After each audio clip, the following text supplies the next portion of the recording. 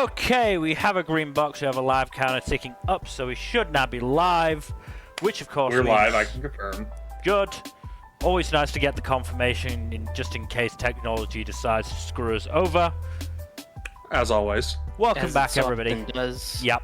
Welcome back, everybody, to the Storytime Network.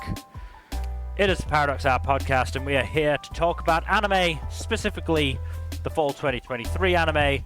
Specifically, it is the 3+ episode check-in. We have 47 fucking shows to talk about. That's a lot. It is a lot. Should be 48, but we decided, Pluto, we're gonna save for the mid-season check-in. Probably for the best, because every single episode of that series is an hour long. Yeah. On the plus side, we will be losing, at least on my front, I think 3 shows I've dropped, and... I've dropped one show for sure, and a few others are, I'm a bit iffy on, but yeah. And we'll definitely be losing Reign of the Seven Spellblades, because that has now finished, so we'll be at least some shows down. We're still going to be down at very least to 40 shows. Oh, if you think this and the mid-season are gonna be bad, wait till the awards. Oh no! The awards on their own generally take about an hour, so let's see how we do here. We are so boned. The wrap up at the end is probably gonna be over 4 hours at the very least. It could be close to 5. It might get past 5. We're unlucky. We will have to see. Anime wasn't good. This is too good of a season, damn it. It kind of is. Could they not have, put some of these shows in summer, or sent some of these shows to next winter? Because No. Yeah. Anyway. No, because we can't have nice things like free time. I mean, we're gonna have to bring this down to 10 to 15 shows for the year-end stream. That will be easier since we have some of these shows are carryovers from last season. Not that many of them. I know. We are boned. Anyway, let's get started with our first show. It is 16-bit sensation, Another Layer. This is so fun. It's very fun, but Konoha is kind of an idiot, so... Kind of an idiot. She's a total idiot. She has no idea how to time travel. I don't know why she's encouraging Mamoru to, create a dystopian future where Windows isn't used, but that's what's gonna happen apparently. You have experience with computer programming, Nmbr? It's just no, I just like Windows.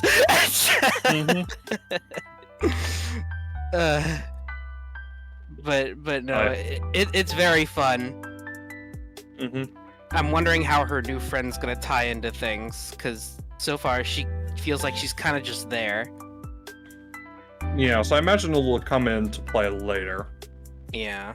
But we do have an idea as how the mechanics of her time travel work, at least in the going back portion. Yeah. I'm not sure what triggers her returning to the future, though. Yeah, just seems to be set to a time limit or something, or a game being made, I guess. I don't know. Well, the mechanics of her going back... Is she going back and forwards, then? Yes. Okay.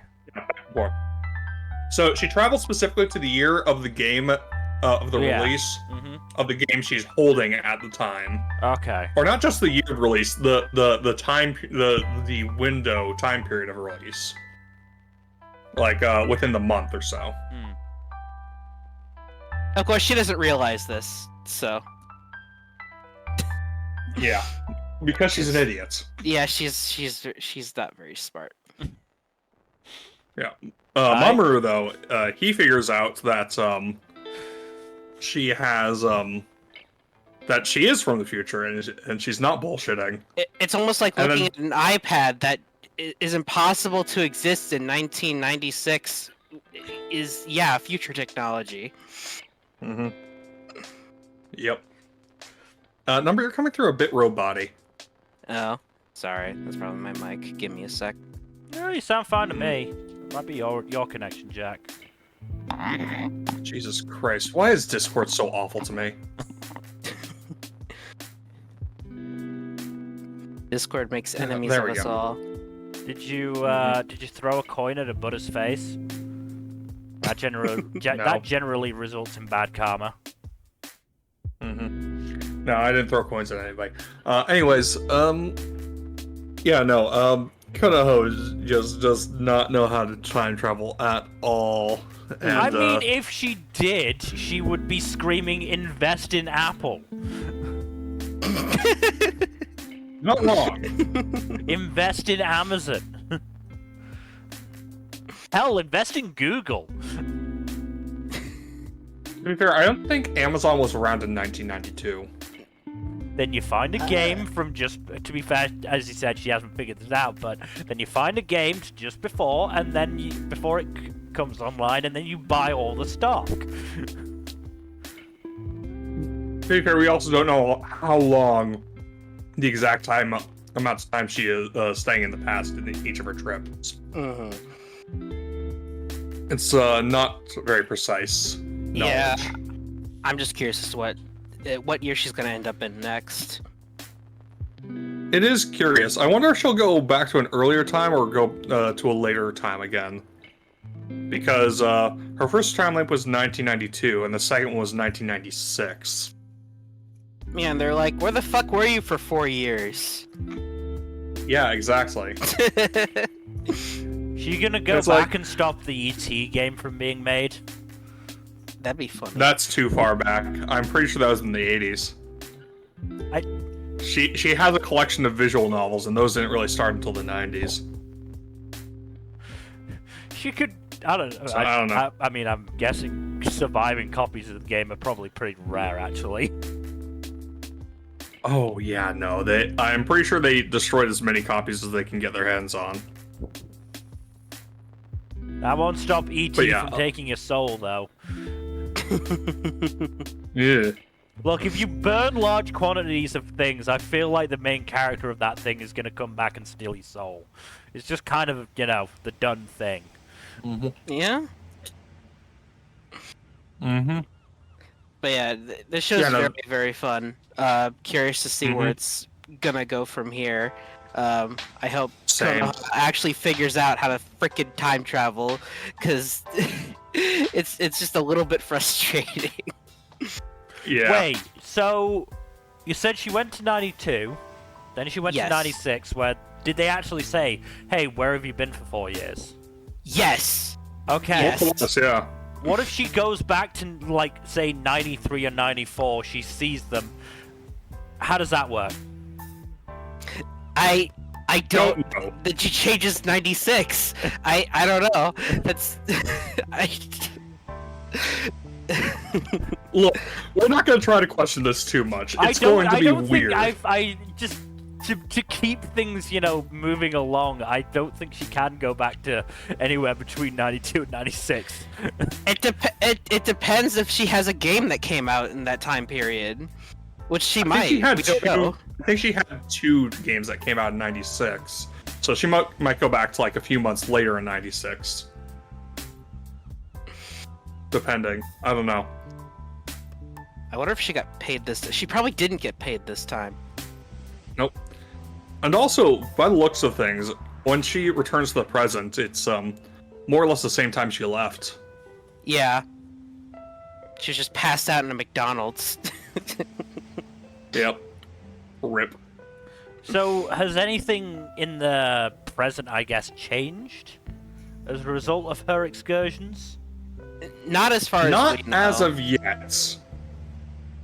We will see. We shall see. We'll probably see soon, because they took a picture at Comic-Con in 1996. So if she just finds that picture online somewhere, then there we go. That's proof that she time traveled. Yeah. I mean, yeah, this could just all be in her head at this point. Maybe. Mm-hmm. Possibly. Maybe the McDonald's burger she had was just, kind of off. Yeah, rancid McDonald's. Yeah. Yeah. Lots of various cameos from various visual novels of the 90s. Very curious as to see how they're going to handle the time traveling aspect for the rest of the series. If they're going to just keep jumping to the 90s, or if they're going to get progressively later and later. Oh yeah. But yeah, no, this has been a fun one. I can't wait till she starts going into the future, and then we start seeing, and then she'll start making visual novels that haven't been made yet, and then those visual novels will come out in real time. They'll be like, "Oh shit, this is from that anime I watched." That'd be wild. I obviously don't think that's gonna happen, but it'd be funny. Oh yeah. Aniplex can make it happen. Aniplex could make it happen. They got a lot of money. Yeah. Anyway, not to cut you off, but we should probably move on. Yeah, just of course. Yeah. The amount Jesus of shows, Christ. like I said, I don't want to cut you off, but I feel like we should. No, we're about done anyway, so let's move forward. We have to, yeah. Moving on then to our next show, it's the absurdist comedy that is The 100 Girlfriends Who Really, Really, Really, Really, Really Love You. So we're on number 3, and Shizuka is just an absolute precious peach. She's very much the quiet bookworm type, to the point where she kind of almost sort of has selective mutism. She has an extreme difficult time talking to people verbally. So she brings along her favorite book everywhere and points to specific lines in the book to say stuff to people. And that's how she talks. So she and Rentaro meet, and they do the love at first sight thing, and the whole third episode is dedicated to them developing a relationship, with her showing him her favorite book, him reading the whole thing in a single night, and just falling in love with the story, and also just talking enthusiastically with her about it. And they eventually reach the point where she's like so happy to interact with him, even bring the sequels for him to read, because he had expressed interest in reading the sequels and all that. And then she realizes, oh, he's already in a relationship and is heartbroken about it. And he talks to her and is like, "No, this is a poly relationship. Would you be okay with joining this?"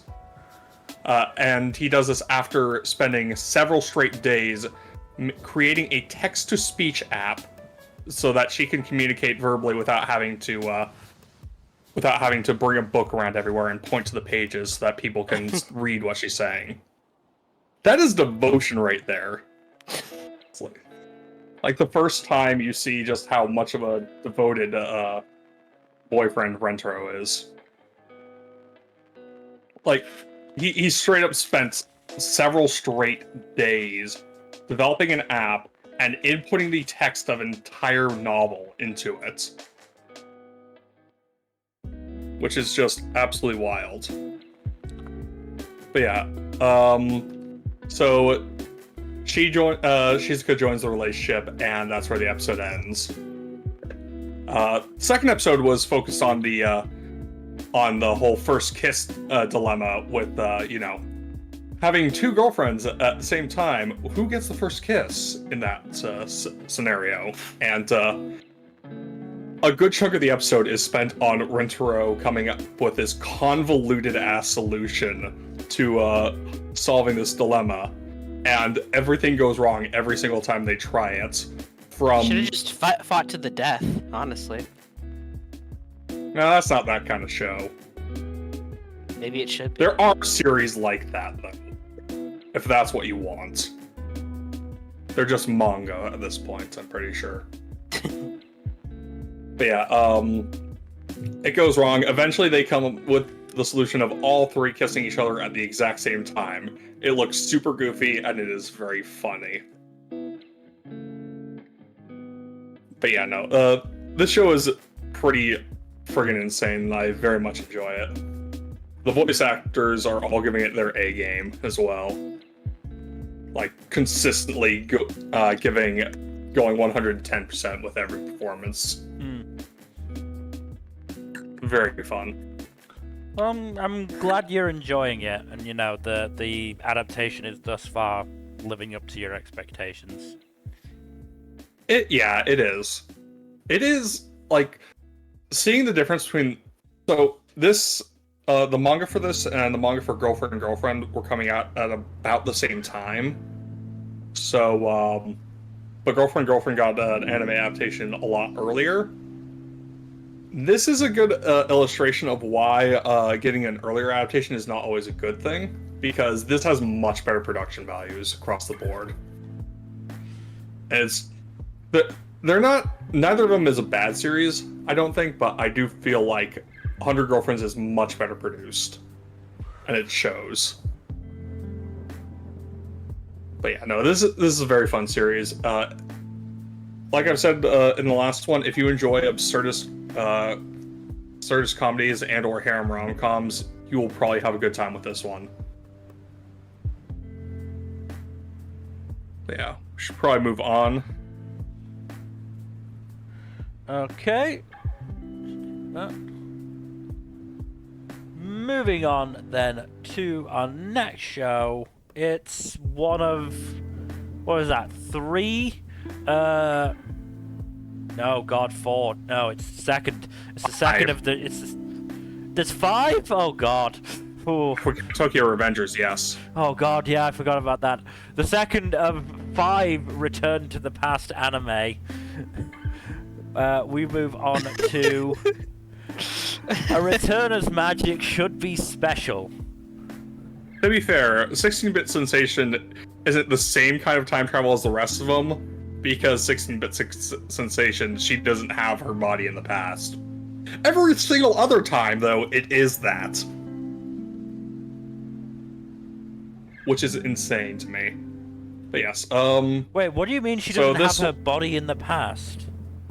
As in, she doesn't have a pre-existing body in the past. Okay, I was just wondering how that worked. Was she a ghost? Was she just like in the computer? Phrase that poorly. She just stays there in the present. So. Okay, yeah, no, I get what you mean now. Yeah, okay. Yeah, no, every other case is like a mental time travel thing. Konoha just bodily travels to the past. Yeah, every other case, the person goes back to their body in the past, whereas this one, the body in the present goes back to the past. Okay, yeah. Yeah, and 16-bit is and Tokyo Revengers are the only ones that really have back and forth time travel, whereas the other 3 are one-way trips. But yes, so this one has kind of won me over a little bit with the 3rd episode, with the introduction of the 3rd and final of the main trio of characters. Let me just pull up his name because I forgot his name. It's been a hot minute since I watched this one, and I have not watched today's episode yet. I was gonna say you really like this character if you're going to this much trouble. Mill, I have been watching 30 anime episodes per week. I know, I'm sorry. I'm being a shit. It is information overload, man. But yes, so Dejir has made his trio of pro tags with his maybe not love interest Romantica and his new friend Pram, who is a swordsman of sorts. But so a lot of these past 2 episodes have delved into the classism that is basically rampant in this setting, which is one of the main sources of conflict here. And believe it or not, the upper class people are utter douchebags. Who'd have thought? Shocker. The only upper class person who isn't a douchebag is Azest, who is more of just a stoic, aloof type. But she's also one of the main, leading rivals in the in Dejir's enrolling class. But yeah, so the different they are segregated, the enrolling class, by their social class, unsurprisingly, with all the nobility going to the A rank class, and all the commoners going to the B rank class, basically. To be fair, it's not what I was worried about when you said the word segregated. Mm-hmm. It's not racial that I know of. But yes, yeah, no, they treat the nobility, unsurprisingly, treat commoners like shit because they're assholes. But yeah, Dejir is trying to basically train up all his friends and comrades to get to the point where that he can survive the upcoming disaster that happened in the first episode. And to do that, his main priority is starting with his team with Romantica and Prom, and getting them all up to snuff.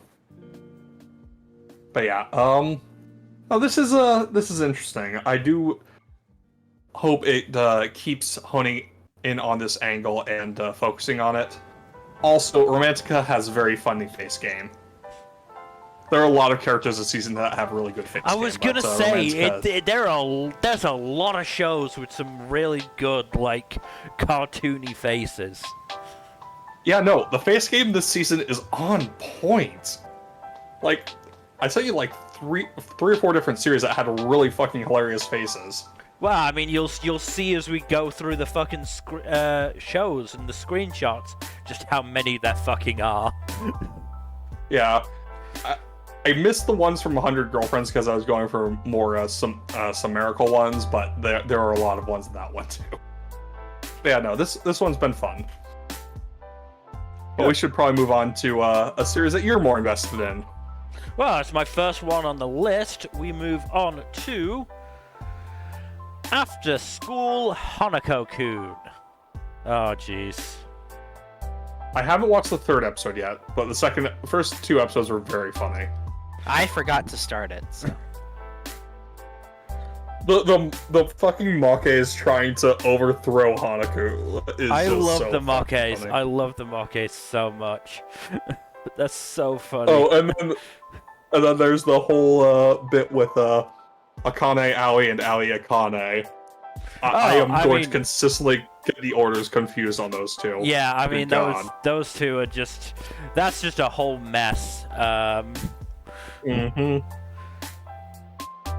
And considering what I know from the manga, it's very interesting that Boy Aoi was there. Mm-hmm. And even started the whole thing, but I won't get into that. Episode 3 was very funny. Lemon just gets roped into all this shenaniganry. Yeah, I mean, I seem to recall, I can't remember off a massive amount of it, but basically how Boy Aoi and Lemon became friends was also it's completely fucking stupid. I'm shocked. This is my shocked face. Because I think it was something like Lemon is a delinquent and Boy Aoi just started like beating the shit out of him because Girl Aoi was like friendly to him, I think. And they somehow ended up friends. Oh yeah, isn't Akane like kind of a yandere? Yes. You have no idea, but to what extent. I think I get the gist. But episode 3 was also very good. I won't go into anything, but I will say that this screenshot is from episode 3.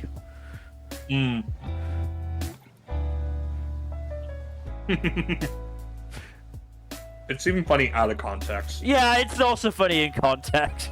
It's very funny in context.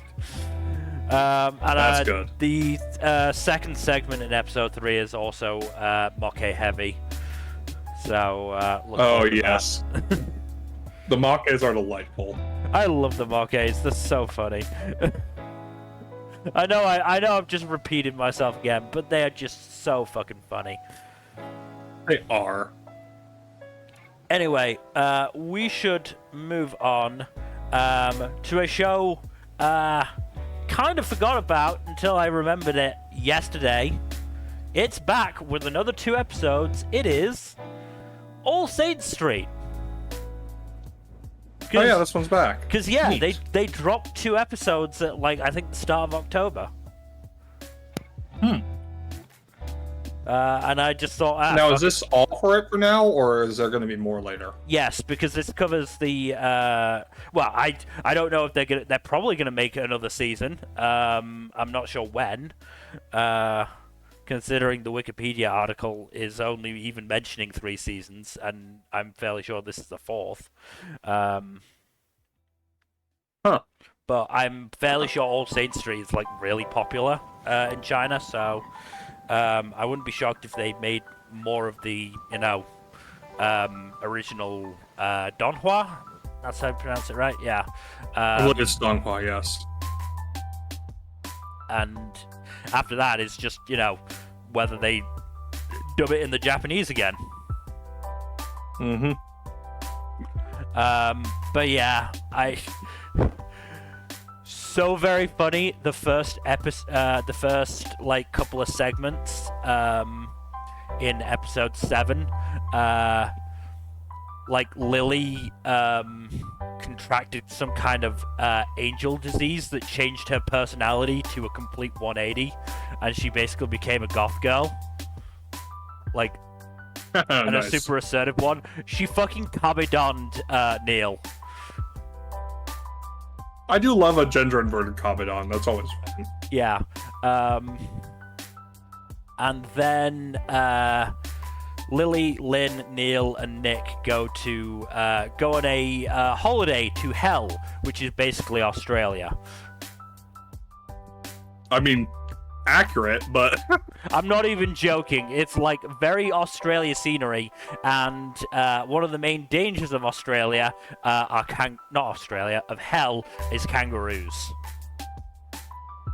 again, shocking. The kangaroos even kidnap Lynn, and they have to rescue him.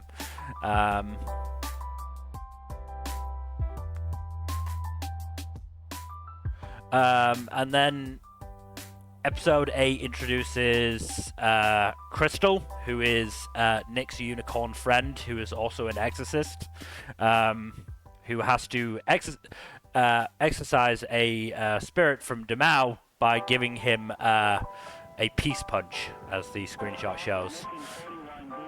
Mm-hmm. I mean, what was funny about it was she dropped a bag holding all of these blessed weapons, and like, you're not gonna use these, are you? No, it's fine. These are for something else. These aren't part of the exorcism, and then just punches him. This is fine. It's fine. And then the main story for the second half of the episode was Lynn saved a CEO and got amnesia from the resulting accident, and becomes the new CEO, and so the group has to get him back and get his memory back, which Nick eventually does by just, I think, hitting him over the head with like a bat or something like that. And they were like, That's a reasonable way. That's a reasonable approach. dude, we were gonna do it, gradually, showing him all of our happy memories. Why not just do it by force, though? Clearly the best approach. Yeah. But yeah, I love All Saints Street. Mm-hmm. This was just more of what All Saints Street is. So I was very happy to get a chance to watch it. But moving on to the show, we weren't able to discuss in the premiere stream because it hadn't aired yet. It has now aired, and we have 4 episodes to talk about. It is the Apothecary Diaries. Mao Mao is such a fucking good protagonist. Alright, easy front runner for anime this season. It's easy. It's easily up there, yeah. And Mao Mao was very much in the lead for best protagonist. Yeah. Like, it's not a very hard competition. She's just so expressive. So expressive and so interesting, too. Yeah. Like, Nmbr, have you watched episode 4 yet? Oh yeah. Like, the way she just dresses down, that's just completely that ignorant the ignorant servant who is just like so focused on maintaining the consort's beauty over like literally listening to anything that was said by anyone else over like, this makeup is poison, do not use this makeup. I'm gonna keep it anyways because she wants to stay beautiful, doesn't she? Yes. It's like, I mean, it wasn't and really Mao Mao addressing... just tears her apart. It wasn't really. It Like, wasn't as holy much shit. of a dressing down as it was a beat down as well. Like, Honestly. Mao Mao Yeah, I know, slapped the taste out of her mouth and dragged her over for dumping the poisonous powder on her. Yeah, no, it's like Mao Mao is normally a pretty just fun, chill character, but she takes medicine seriously. No, she was super pissed. Understandably so. This woman ignored instructions and her charge was dying because of it. I mean, there may also be an element of her wondering if that's why the kid died as well. Mm-hmm. Like, that particular servant, was the one to throw out the note. I can't remember if it was servant or if it was. No, the it was concubine. the courtesan who threw out the servant who threw out the note. Yeah. Not the servant, the Concubine. consort who threw out the note. Concubine, yeah. Yeah. No, she threw out the note, not the servant. But Mao Mao obviously doesn't know that, so it's. No. She is understandably pissed about legitimate medical instructions being ignored in favor of just like, ignorance. Well, it's Maybe also maybe covering up the person you're caring for is face with poison is a bad idea. yeah. Mm-hmm. what I also love is just how like genuinely kind of repulsed she is by Jinchi. No, that's so It's funny. great. Jinchi's like just hot shit towards 99% of the rest of the cast, and it's like Mao is just like absolutely disgusted by him. And Jinchi likes it. Yeah, this is actually interesting him. It's like, wow, this is new. I like this. Yep. Yeah. This better not awaken anything in me. But yeah, she's He was thinking that. she's just so expressive, and then his fucking servant is just so done with everything. Or his assistant. Understandable, honestly. If Jinchi was my boss, I would probably have that same expression. Yeah, Gaoshun is just like, please stop staring at him like that. He only enjoys it more. Mm-hmm. Yeah. I'm sad they didn't get Kenjiro Suda back to voice him. Yeah. The first 3 episodes that dropped last weekend were really good too. Because we had the premiere episode, of course, with Mao Mao just getting randomly abducted and sold as a servant. That's fun. Again, it's just the way she took it. It was like, well, this is happening. Okay, I guess. This might as well be happening. Fine. It's only a couple of years. I'll get through it. She's trying her damnedest to not be noticed, and she is noticed anyways.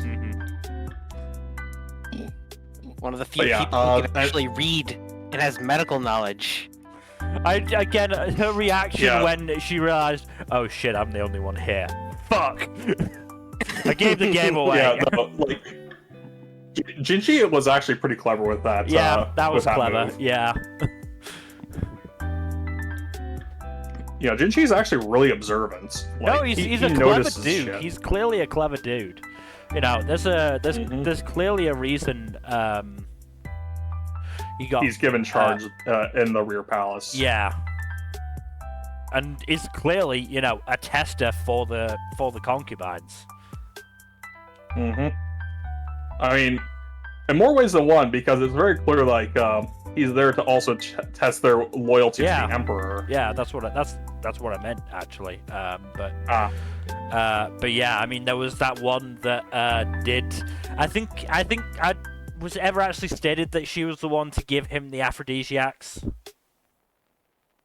I don't think so, but she did proposition him, and he was like, that's not kosher. The implication was certainly that she was the one to do it. Yeah, it's very interesting also seeing the politicking involved in the rear palace. And Mao Mao wants absolutely fucking no part in the politicking at all. Look, she just wants to get through her 2 years and fuck off back home. I don't blame her, honestly. I feel like it's not going to be that simple. No, probably not. I don't think. Oh, of course not. I don't think Jinshi is letting her go now. No, she's clearly extremely valuable. And hell, I don't think either Gui Yuan or Liu Hua are gonna let her go either. Especially if Mao Mao keeps giving Liu Hua sex tips.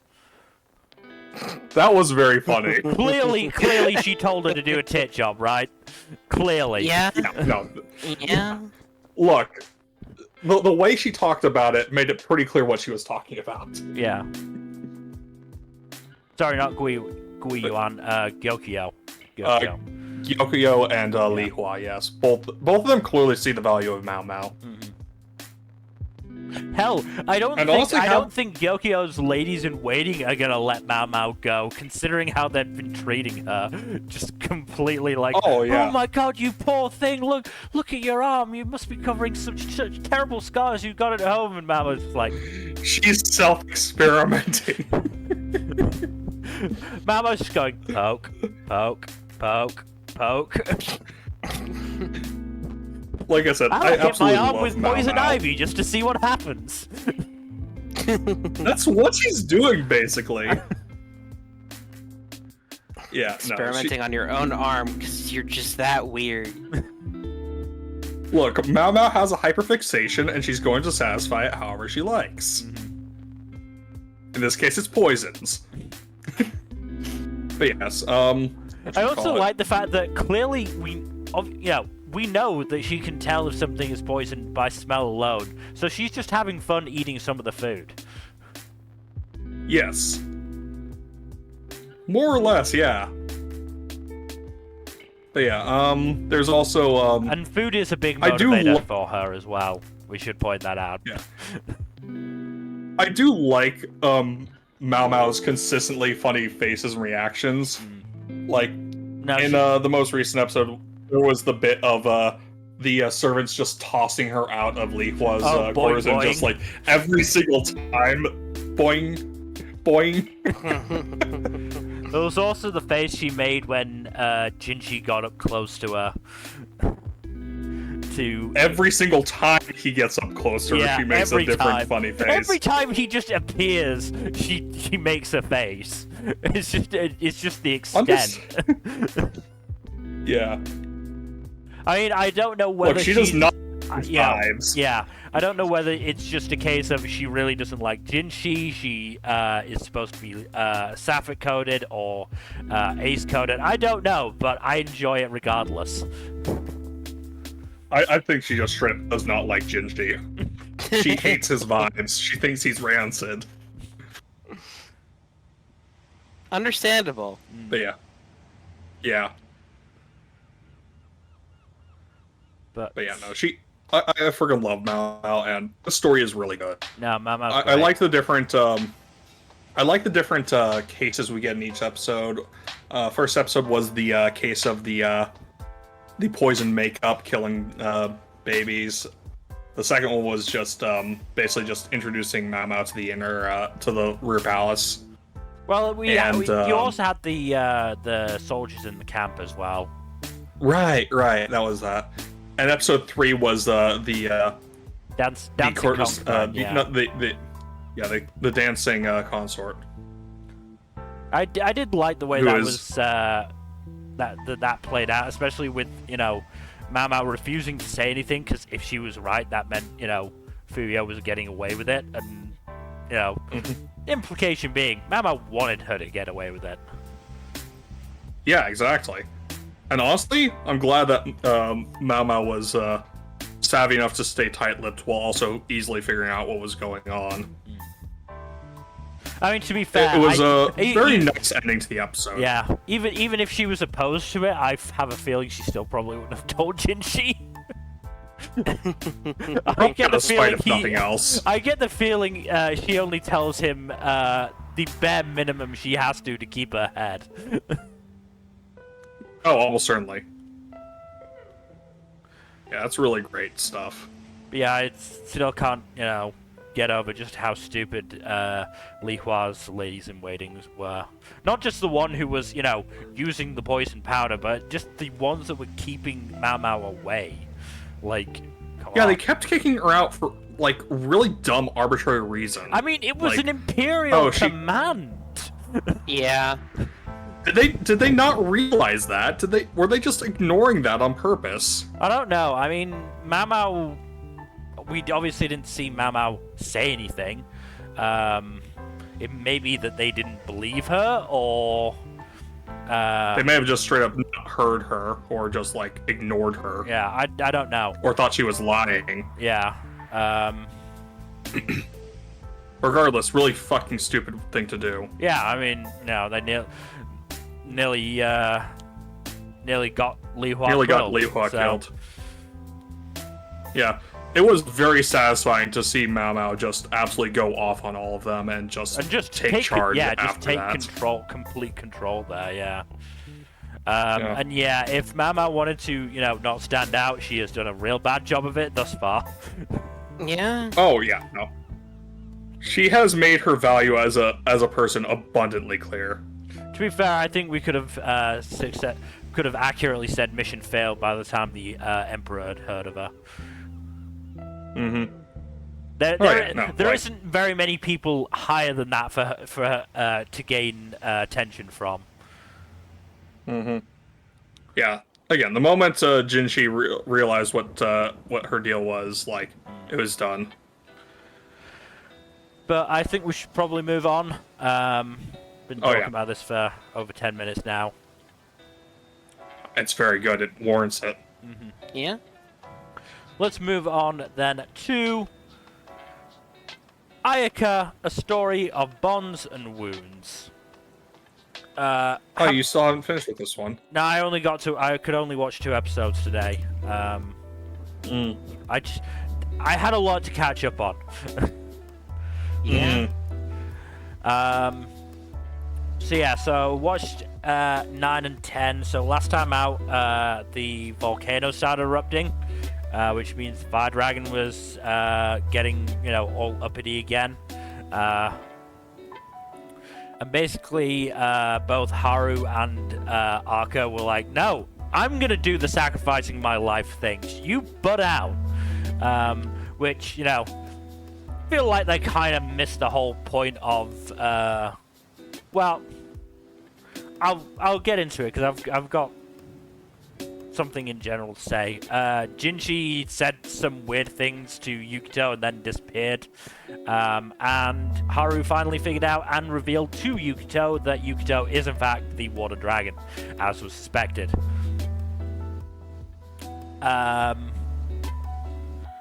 But Yukito, Ibara, Chataro, and Yako all head to the volcano as well, despite, the 2 sacrificing idiots saying not to. They get involved, they do their best to help.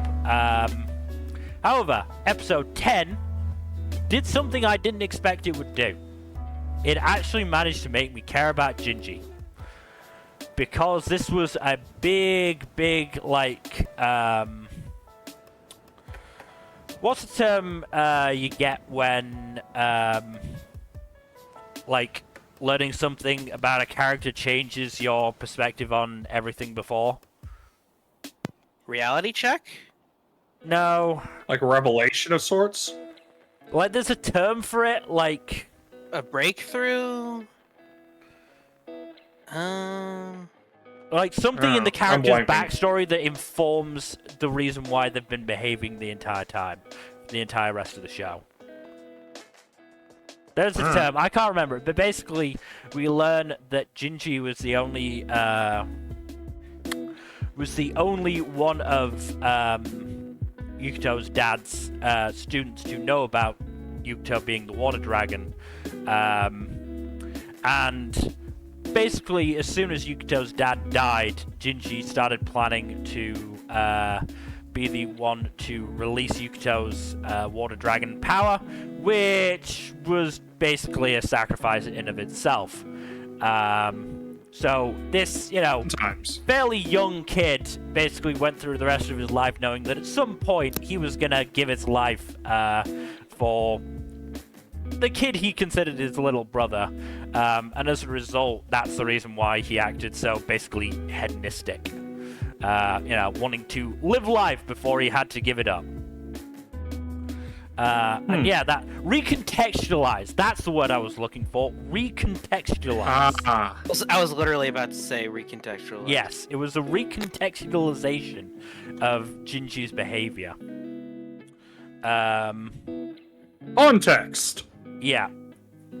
So, yeah, and then, he went through the process of casting the spell, giving his life so that Yukito's power could be unleashed, and that's where I stopped. I kind of really wanted to watch the next episode, but I knew that I didn't... I also kind of didn't want to be left with just the finale, so... But, yeah, the show managed to get me to care about Jinji, which impressive. But, I mean, what is really clear, especially from this pair of episodes, is kind of just how badly Jinji, Ayaka, and Haru have dealt with the trauma of Yukito's dad dying in the way that he did. Haru and Ayaka have definitely gone, different ways about it, but they're both clearly horribly dealt with it. I mean, Ayaka has gone the, he who hunts monsters route, which has gone very badly for him. Whereas Haru, again, did not seem to learn from the fact that, his master dying really fucking hurt him. And yet he tried to do it himself anyway. Just very bad decision. And obviously Jinji had his whole thing. Even before that, you could have said that his, drinking and messing around was as a reaction to the dad dying and, losing Yukito for the best part of, 10 years, I think. But, then knowing that he was planning to sacrifice his life all the time, yeah, it becomes, more understandable and more kind of tragic. But we will see how the last two episodes play out in the mid-season check-in, because I am absolutely going to try and finish this, because I'm absolutely invested now. And the dub is still good, so let's move on to our next show, which is Berserk of Gluttony. Oh god, not the edge! Ow! I've been having some fun with this one. Yeah, this is actually fun. kind of surprised. Yeah. Faye and Roxy have a pretty good chemistry there. Oh yeah, no, they have great banter. Yeah. I do love the whole posing as a significant other thing. That's always a fun trope. Oh yeah. But of course, what's even better is just Greed being a shit. Oh yeah, no, he is 100% being a shit there. Mm-hmm. So now Fate has to basically feed his gluttonous desires. Otherwise, he's just gonna go berserk and just slaughter everyone. Which is not ideal. No, absolutely not. Especially when he's trying to live a peaceful life. He just wants to live a quiet life. Yes, that was on purpose. Yeah. And now he's getting fed up. The goblins aren't satisfying his gluttony anymore, so now he has to go outside of the local area. He's not happy. His gluttony isn't happy with goblin slaying it. No. No. No. Also. Oh yeah. Didn't the most recent episode end with that little cliffhanger of oh yeah, one of the shitheads is confronting him? Oh yes, it did, and I'm excited for that. I didn't think they were just gonna jump right over to that, but sure. I hope he gets bodied. Oh, the shithead, that is. Yeah, of course. Yeah, I hope so too, because those holy knights are all shitheads except for Roxy. Roxy's literally the only good person in that entire organization, which is insane. Yeah, it's pretty fucked up. But yeah, that'll be really satisfying, and hopefully satisfy the gluttony as well. And also, greed can turn into a magic bow, which is cool. Oh yeah, that never missed this. Also, he can turn into a cannon as well. Yeah, a big old magic cannon. You know what they say? They just love cannons, and so do magic talking weapons. That's how the saying goes, right? Yeah. That's how it goes. Very fun. I'm enjoying this way more than I expected to. I thought there's just edgy generic trash, which in some ways it is, but it's more fun than that. It also doesn't exclusively rely on the brutalization of people for shits and giggles, so no, it does. No, it doesn't. Fate is a character that you want to root for, and you don't want to see him suffer, and he's trying his best not to. And you know, his dynamic with Greed is fun, and he has a nice little relationship with Roxy that you wanna support. Yep. So. Also, we do get the introduction of lore, which is fun. Oh yeah, lore. Like that one civilization from way back when that got wiped out or some shit. Gallia or something like that, yeah. Yeah, and that one chick with a giant fuck off axe who is like, oh yeah, she has that she has the ethnic stylings of someone who's from that place. That place was wiped out a while ago as well. Yeah, I mean, if gluttony is a skill, what's to say the rest of the 7 deadly sins aren't? Yeah, that too. I thought we weren't talking about that show. No, we're not. We're you not. brought that up. No.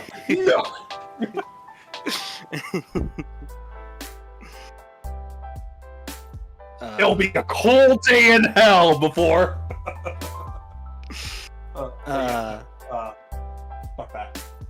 Yeah, this is lots of fun here. Curious to see.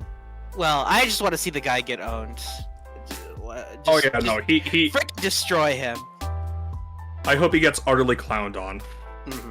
I'm just a bit more worried for what's going to happen to Fate when Roxy and everyone else finds out that he's the fiend they've labeled Corpse. Certainly a fun label. Yeah. That'll be interesting. No, fun little fantasy romp. Oh yeah. It's not nearly as edgy as some other shows we've seen this season. Which we'll get to. Alright, you ready to move on? Yeah. Yep. Alright, moving on then to Bullbuster. I got dragged into this. If I'm brutally honest, I did come into this thinking, I'm probably going to drop it after 3 episodes, but it got a 4th out of me. Oh, okay. So right when you thought you were out, they dragged you back in? Yeah. I mean, not even that. To be fair, of the 2 episodes, it was enjoyable enough that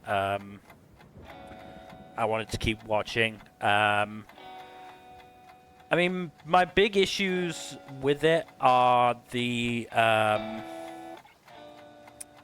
the encounter Kintaro. No, sorry, Kataoka, who is just mostly, not great, because he's the bean counter. Bean counter. Bean counters are rarely good, honestly. I mean, the bit that I got really kind of like irritated by was Okino basically got a friend of his to do basically planning to help the company rebrand, and it was at a massively discounted rate, and the dude still took issue with it, like going like,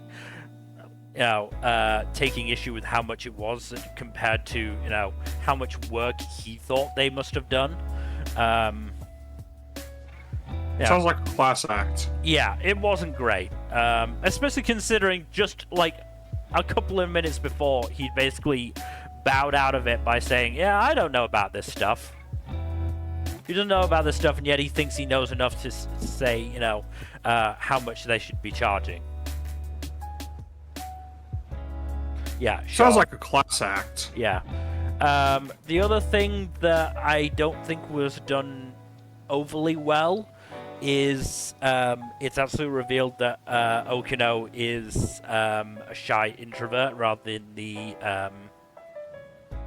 extrovert he's been thus far portrayed as,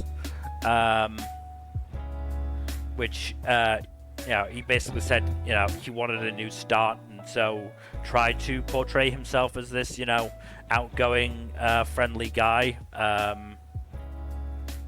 and then as I said, I guess revealed I think episode 3 that he's not, and it feels kind of out of nowhere. Yeah, like I don't think it was set up as well as it could have been. Like obviously, yes, he's putting on a persona, and therefore it shouldn't be obvious. But I don't feel like I saw enough to have gone, oh yeah, that makes sense that he's like this sort of thing. Persona. No, that's Tuesday or Thursday next week. I mean, in terms of the plot, it is actually starting to get interesting because basically they take the corpses of these beasts that they kill to their parent company, who is like a biotech company, I think. Who have always the most ethical of companies. Oh yeah, and they've been refusing to say anything. Which is especially telling considering they, just prior to these creatures turning up and the gas that drove everyone off the island, just prior to that, they happened to build some kind of, engineering, sanitation plant. I can't remember exactly what term they used. But they built a building that they were doing stuff in, and then this shit happened. Mm-hmm. Also telling is the fact that they realize that these beasts just aren't coming out of nowhere. They are actually mutated animals. Oh. Because they end up trapping one, which turns out to be Nikaido's long-lost dog. Which is... Yeah, it's not great. It's not great. Like there's a bit where after they trap it, she crouches down and looks at it, and then you get the overlay of the dog, and yeah, that's rough. Yeah. But they have a live specimen now. Let's see what if the biotech company actually do anything with this, because they I don't think the guy actually ever said it, but the implication was that he was saying that they were stalled because they didn't have a live specimen, which is why they wanted to trap one in the first place. So it's going to be interesting to see if they actually do something or if they make another excuse. And as much as I did complain about Kataoka, he did have a pretty good moment when at the end of episode 4 when Okino tried to go out and help Nikaido on the island, because he'd previously been on, what was it, administrative leave for being dumb and posting a video that he shouldn't have, revealing the existence of the creatures on the island, which they're trying to keep hidden because they don't want the government involved, because that will take like ages to sort out. It's like it. At first, it looks like Kataoka is going to stop him from going because of the administrative leave thing. But eventually just makes him wait 10 seconds until the clock hits midnight and then goes, hey, your leave is over. And then it's revealed that actually he was bullshitting and it was actually 11:45, not 12 o'clock. So, yeah, it's a nice, pet the dog moment from him. But yeah, this show has gotten me now. We'll see where it goes. I'm still not. It's still, not the highest up on my list by any stretch. But it has definitely survived this check-in. Well, that's good. To be fair, it's mostly because they have sort of stopped focusing on the bean counting as much in episode 3 and 4. Like, there's obviously still an element of it, but it's not quite as bad. But yeah, let's move on to another one of our carryovers. It is Dark Gathering. Boy, oh boy, what a fright. I love Imprisoned Martyr. Oh yeah, no, Martyr is so fucking cool. The soldier ghost, such a Yeah. badass. Yeah. He's also just Sugimoto, so Sugimoto, oh my god. yeah, he's just Sugimoto, though they gave him a sword. I mean, Sugimoto is great with a sword. Yeah. But yeah, no, it's really great. The tunnel ghost is scary as fuck, though. No, that was horrifying. That was probably the creepiest shit so far. Cause oh my god. Just that level of horrific dismemberment is just ugh. Yeah, and ripping off faces. Oh. And the worst part is like straight up torturing people until they're like willing to turn on other people and fuck them over too. Mm-hmm. That is some terrifying shit. Yeah, which almost happens to Eiko, but she gets a lucky break on that. And then turns the tables, and now apparently has some messed up plans for what was her face? Whatever her Anna. face was. Yeah, Anna. So curious to see what happens with that, because she turned Anna into a very durable doll now. So that's gonna be fun. The next one's going to be a very not fun time for us.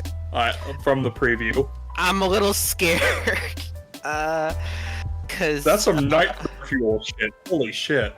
Yeah. The description that dude gave, like, of what happened is like fucking A. God damn, they're really pulling out all the stops in the horror here. Tis a season for it, I guess, but still, holy shit. Yeah, it's certainly appropriate for this season, but wow. Also, Keitaro's just a drained dude right now. Oh yeah, no, he's all emaciated and shit. Yeah, someone feed him and get him some water. He's out of it. Girlfriend taking up too much of his time? No. Okay, that's Only. very funny. That's very funny. It was actually the imprisoned martyr that did this to him. Because whoever steps into his magic field, gets completely drained. So It's a consequence of his domain expansion. yes, exactly.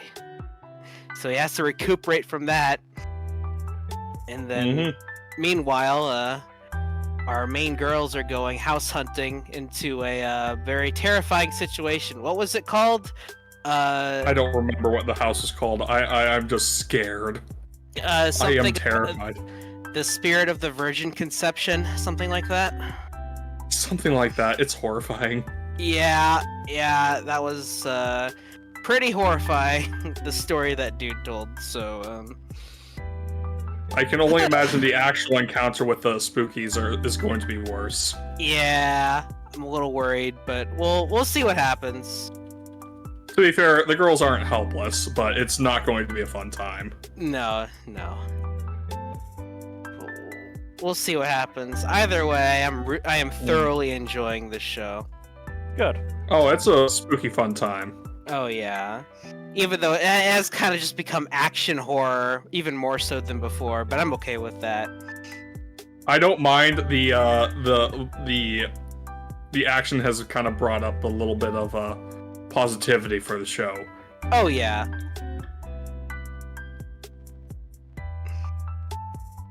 Oh, Yeah, also, no, Aiko's near-death experience kind of gives her a new perspective on everything she's been doing, so that's nice. That's neat. Wonder how it'll affect her character going forward. Yeah, I actually am pretty curious about that, but I guess we'll see. Yeah, very, very good show. I like it a lot. All right. Oh, right. Also, before we move on, also the freaking the god that's inside I is summoning the same spirit that took Yayoi's mom. So there's that. That's going to end well. That's for sure. What the fuck is happening? Okay, yeah. So there's also that. But yeah, good stuff. Cool. Yep. All right. Moving on then to our next show. Its sequel. It is Dead Mount Deathplay Part 2. So have you caught up on this one yet, Nmbr? Not yet. I haven't had time. You can blame Spider-Man for that. Yep. That'll do it. Yeah. That will do it. How close are you to catching up?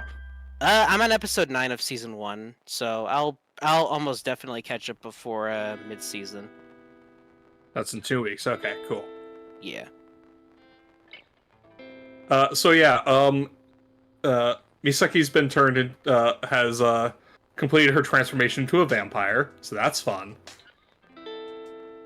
Fangs and bat wings and everything. Also, the creepy lanky tall dude, and his nondescript partner have captured everyone's favorite information broker and are trying to torture him into turning on Polka and Co. So that's also that's less fun. That's much less fun. But in more fun news, our boy Phantom Solitaire is back. Fucking love him.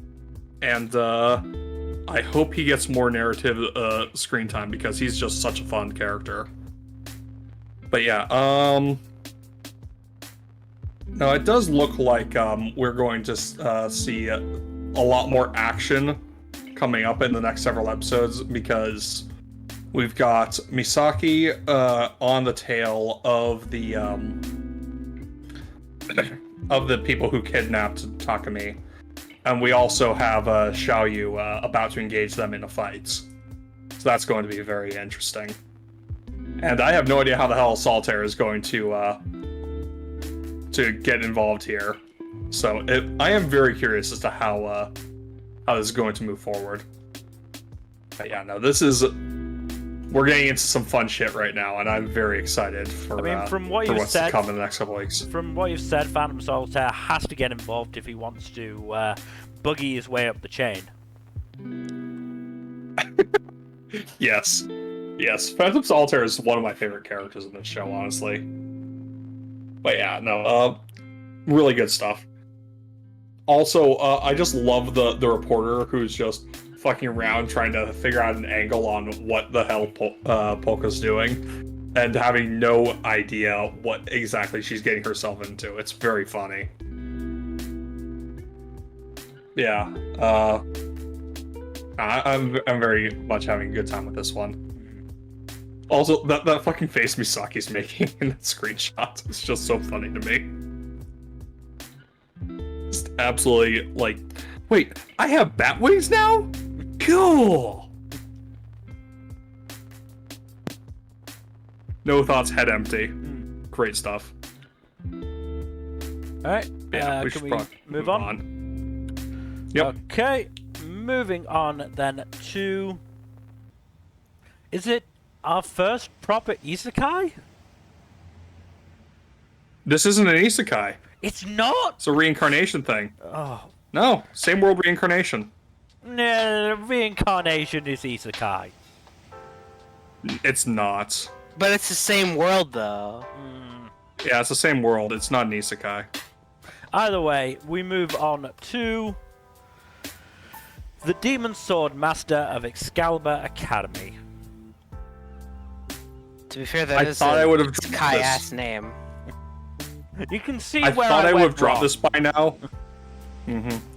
I thought I would have dropped this, but I'm actually enjoying it. Oh no. Yeah, I know. Raise your standards. Also, no.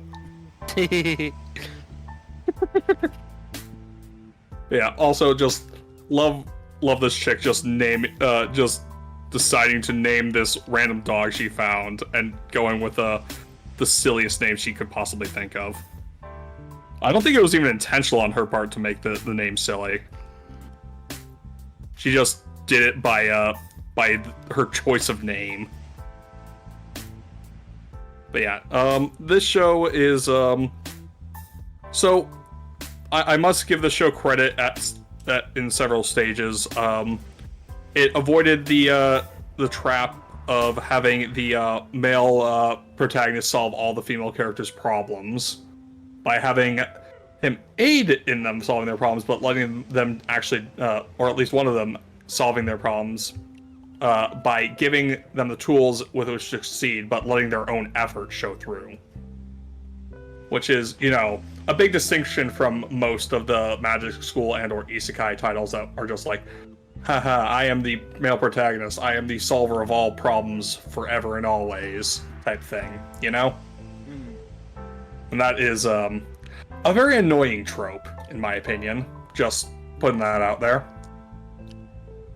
But yeah, Celia has basic confrontation with the Wait.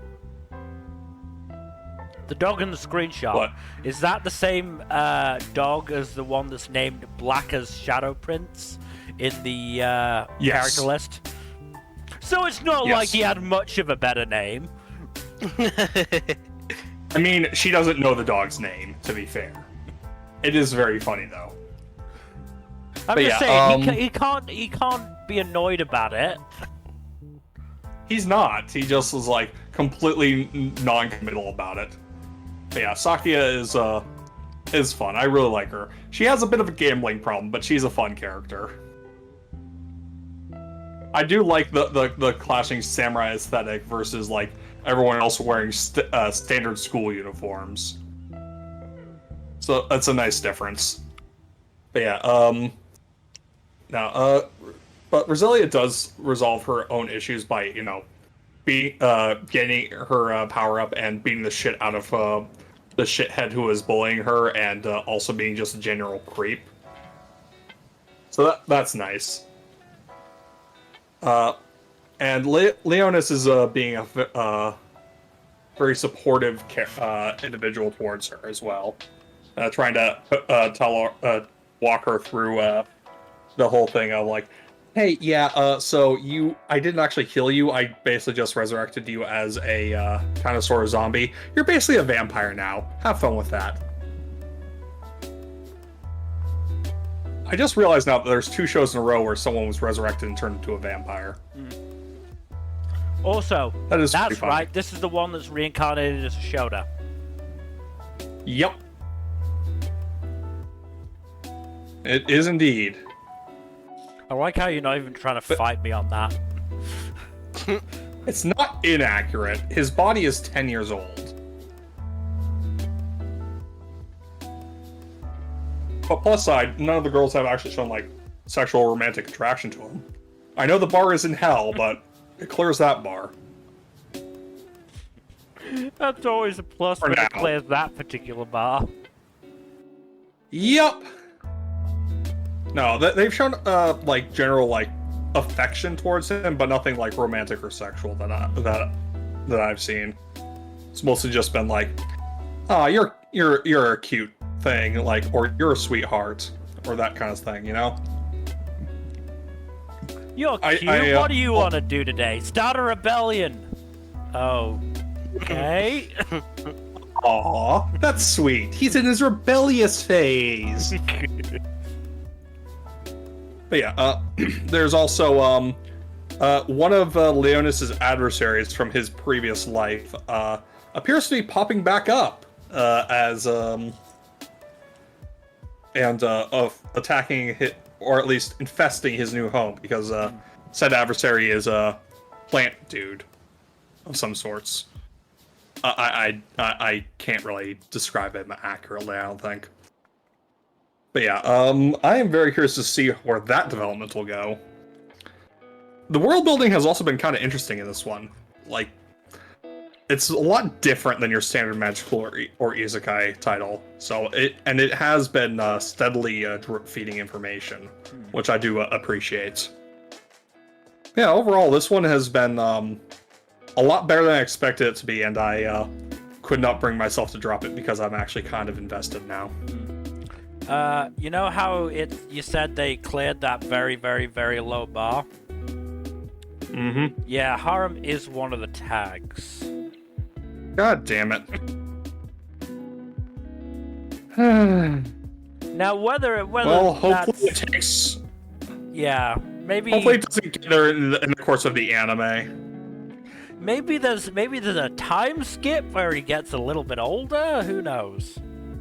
Maybe. Or maybe it's just like they add that tag. They do just like... The people on Mal do tend to just add that tag to anything that has one male protagonist and several female protagonists. I did wonder if that might be the case.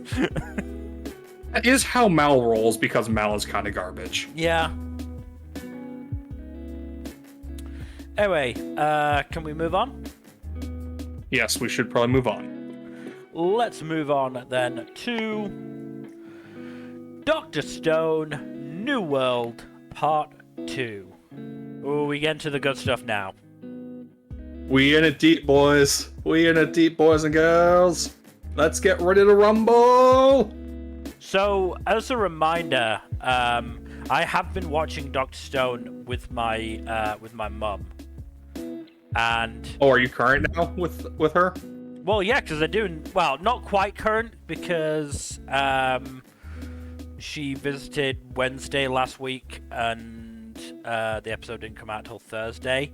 But we did watch the first 2 episodes the week before. Including the one where Kohaku got petrified. Well, I was more thinking Ginro getting fucking shanked. Oh yeah, no, Ginro got fucking skewered. Wow, way to forget about him. He'll get better. I mean, I was saying Kohaku because you have her in the screenshot. I know, because it was a big moment. Yeah, for Kohaku. And apparently not Ginro. To be fair, yeah.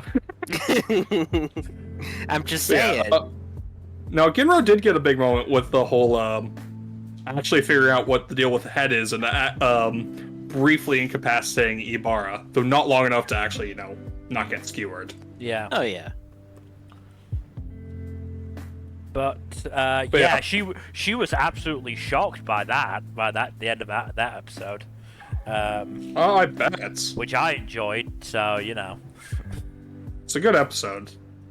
And also, last week's episode, or rather the most recent episode, was the one where we had Gen's talk with Mose, which is one of my favorite chapters in the manga. I do love the head game stuff, and this was one of my favorite examples of it. Yeah. Again, proving why he is an invaluable part of the team. Yeah. Yeah. Just really good stuff there. But yeah, now they have tentatively acquired Mose as an ally to help deal with Ibarra's regime. Also, Ibarra, absolute piece of shit. To the shock of no one. Yeah. Yeah. I mean, we sort of knew that already, but yeah, it really takes a new turn knowing that he petrified the old head of the island. Has been speaking as he basically launched a very quiet coup. Yeah. To be fair, it was a successful one, so you can't fault his efficiency. What you can fault is him being an absolute fucking creep with his authority. Oh yeah, 100%.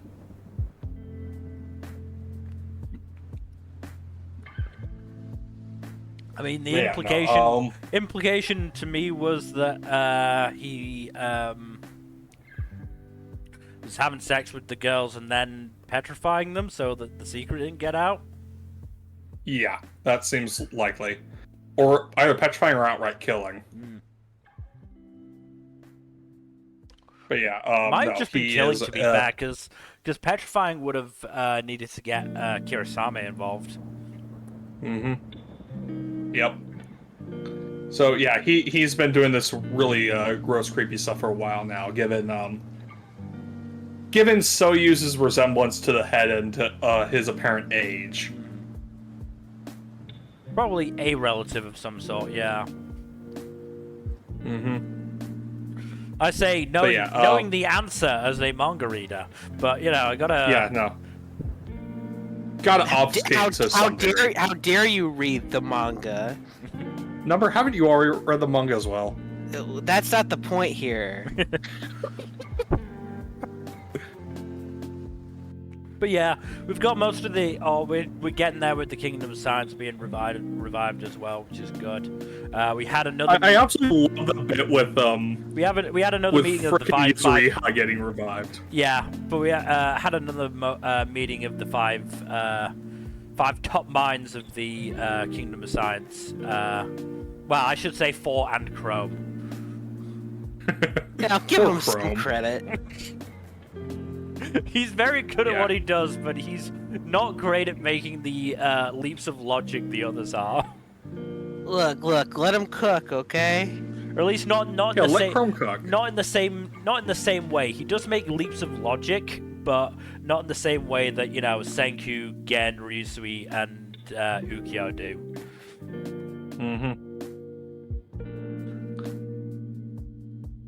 That I will say though, might just be a lack of life experience as well, compared to the others. Oh, almost certainly. And also education, because he spent his whole life in the stone world. So. Yeah. But yeah, no, I do love Yuzuriha just getting revived and immediately going to work on just absolutely. She knows what she's there for. Yeah. She is she's insanely good at what she does.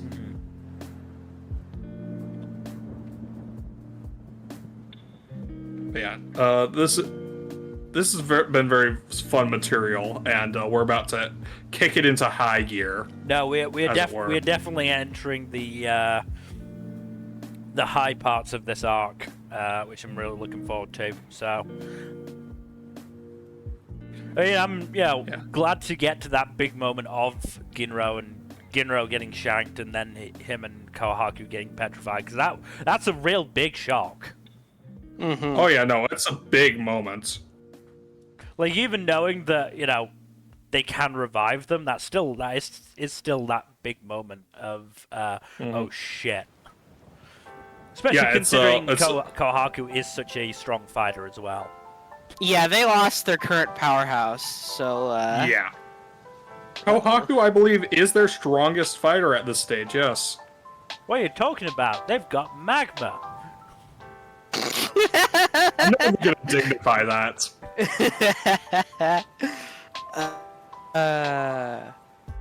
They are fucked. Imagine Or at relying least- on magma. They would be fucked if they didn't manage to convince Mose to tag along. Yeah. Yeah. But yes, this will be very interesting to see what happens next. Well, we should move on to... Say it's a manga reader. Yeah. We should move on to another sequel. It is The Eminence in Shadow, Season 2. Fucking love this bullshit. And now we have John Smith, the best character. Oh my god. I didn't expect economics. I love his bit where he's just like, oh shit, she's figured this out. I need to improvise. Is that what you really mean? Is that what you really mean? That's what you really mean. Fucking Sid is a riot.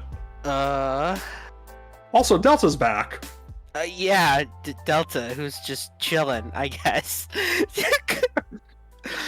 I do love her just riding on Sid's shoulders while Yes. they're walking along.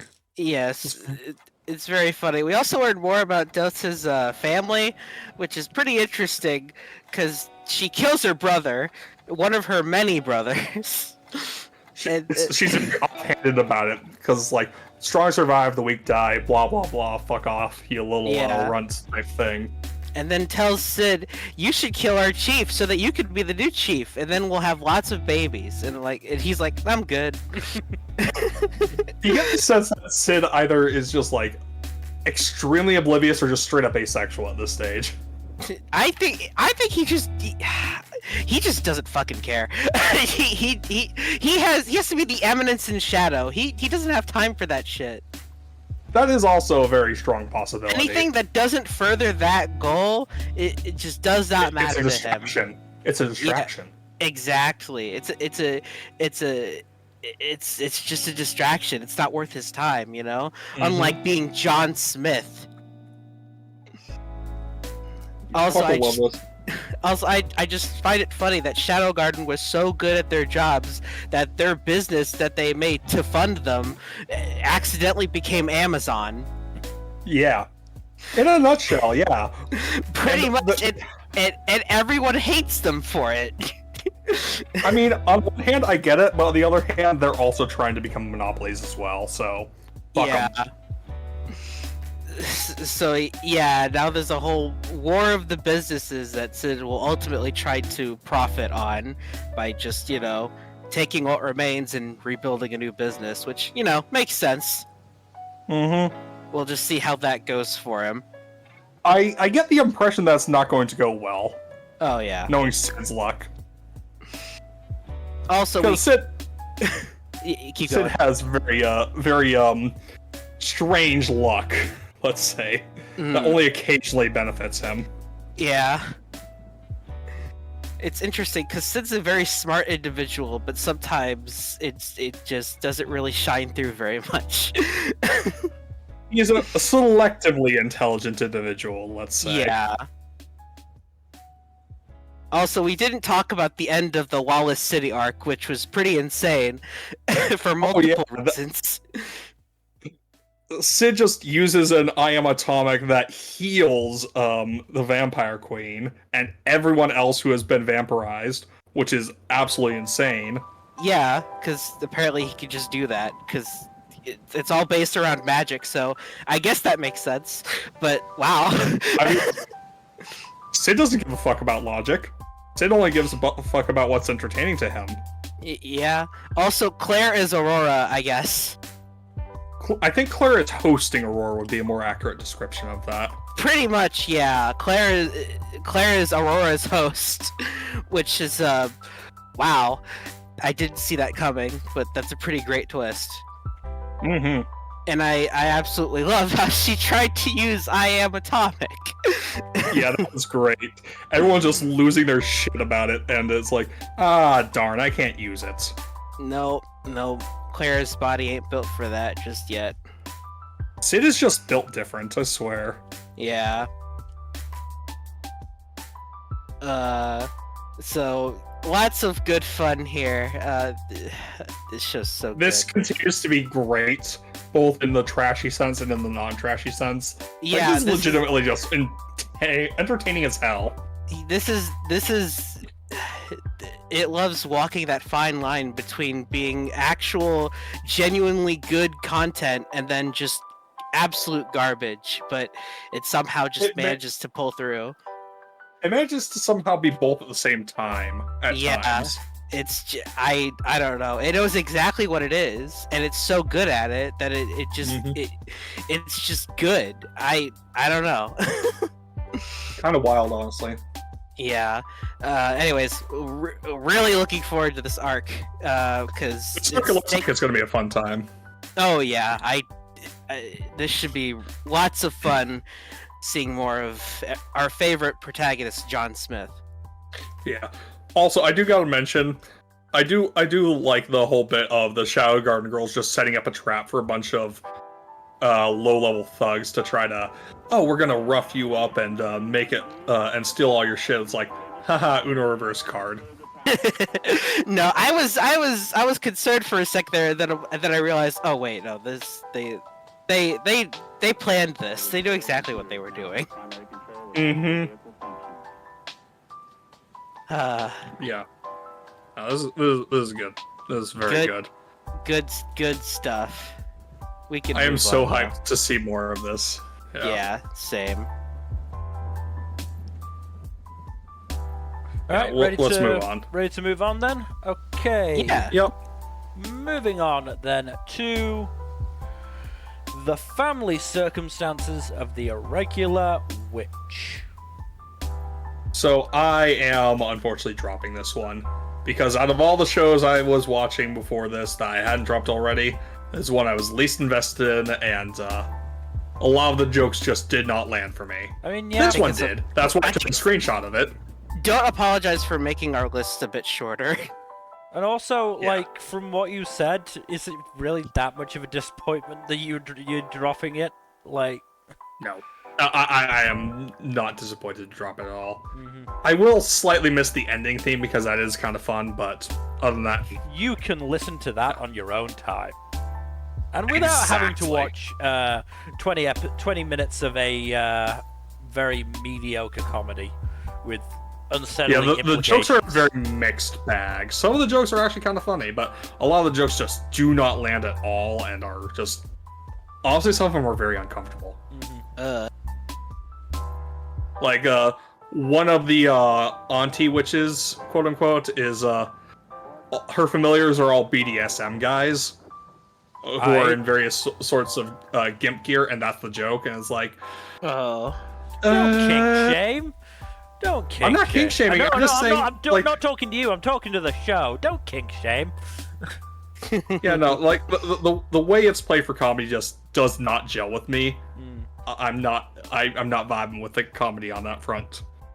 But yeah, no, I just couldn't get into a lot of the jokes with this one, so I just kind of stopped watching after the third episode, and I could not be asked to watch anything else after that. No, that's fair. That's very fair. Ready? Yeah. All right, to move on then. Just leave it at that. Yeah. Yeah. All right, moving on to something I know you're going to have much more fun talking about. It is the Faraway Paladin, the Lord of Rust Mountains. So, the third... I haven't watched the most recent episode, today's episode yet, because I have been very busy.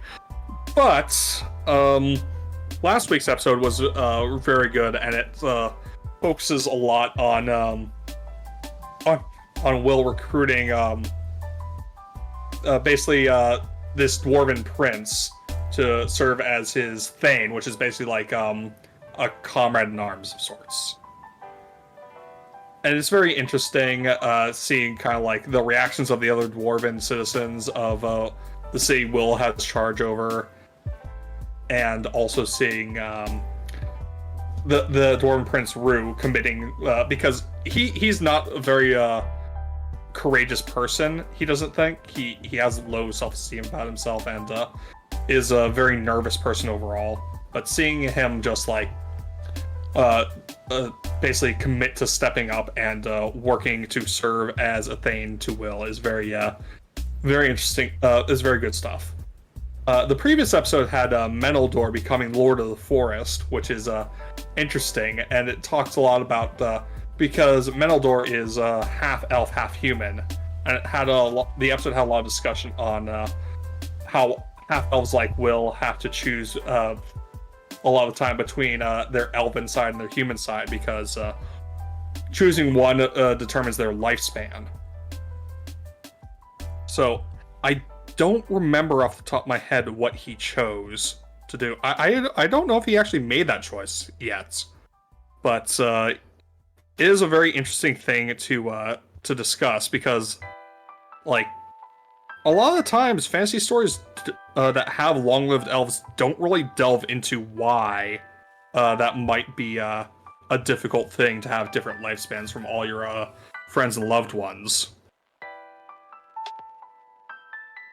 But yeah, no, this has been doing some interesting stuff, and I do need to watch today's episode after this stream and see what they do with this one, because they do seem to be getting into the lore of what Rust Mountain is, and what they're going to be doing with that material. So I'm very curious as to how they're going to handle the rest of the season going past this point. But yeah, no, this has been good stuff. Alright, if you're okay to move on. Yep, we do gotta make some of these things quick. Yep. And oh, don't worry, next one would be fairly quick, because we move on to my first drop of the list. It is Firefighter Daigo, Rescuer in Orange.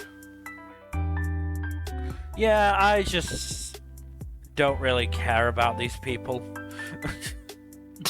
Wow. Damn.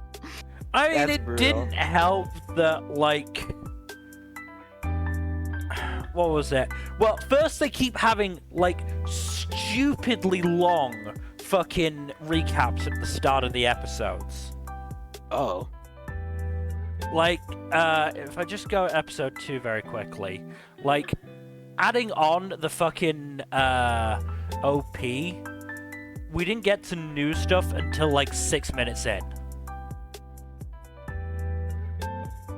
Everything else was recap, basically. That's some, like, Dressrosa shit right there. Yeah.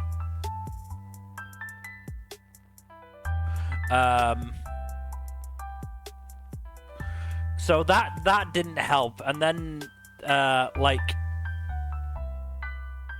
the rest of, like, pretty much the entirety of episode 2 and half of episode 3 was devoted to one training exercise where the three main characters, Daigo, Shona, and Yuki, work together to save a doll from a burning building.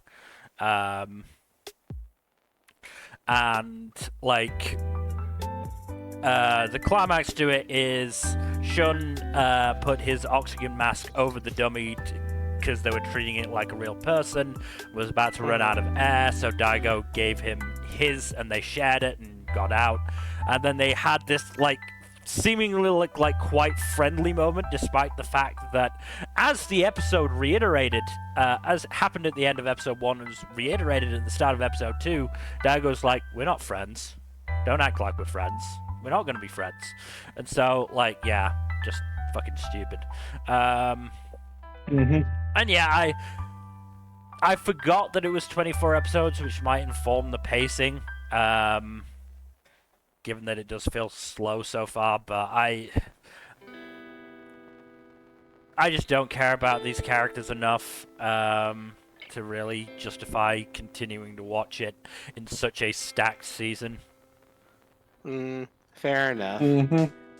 Yeah.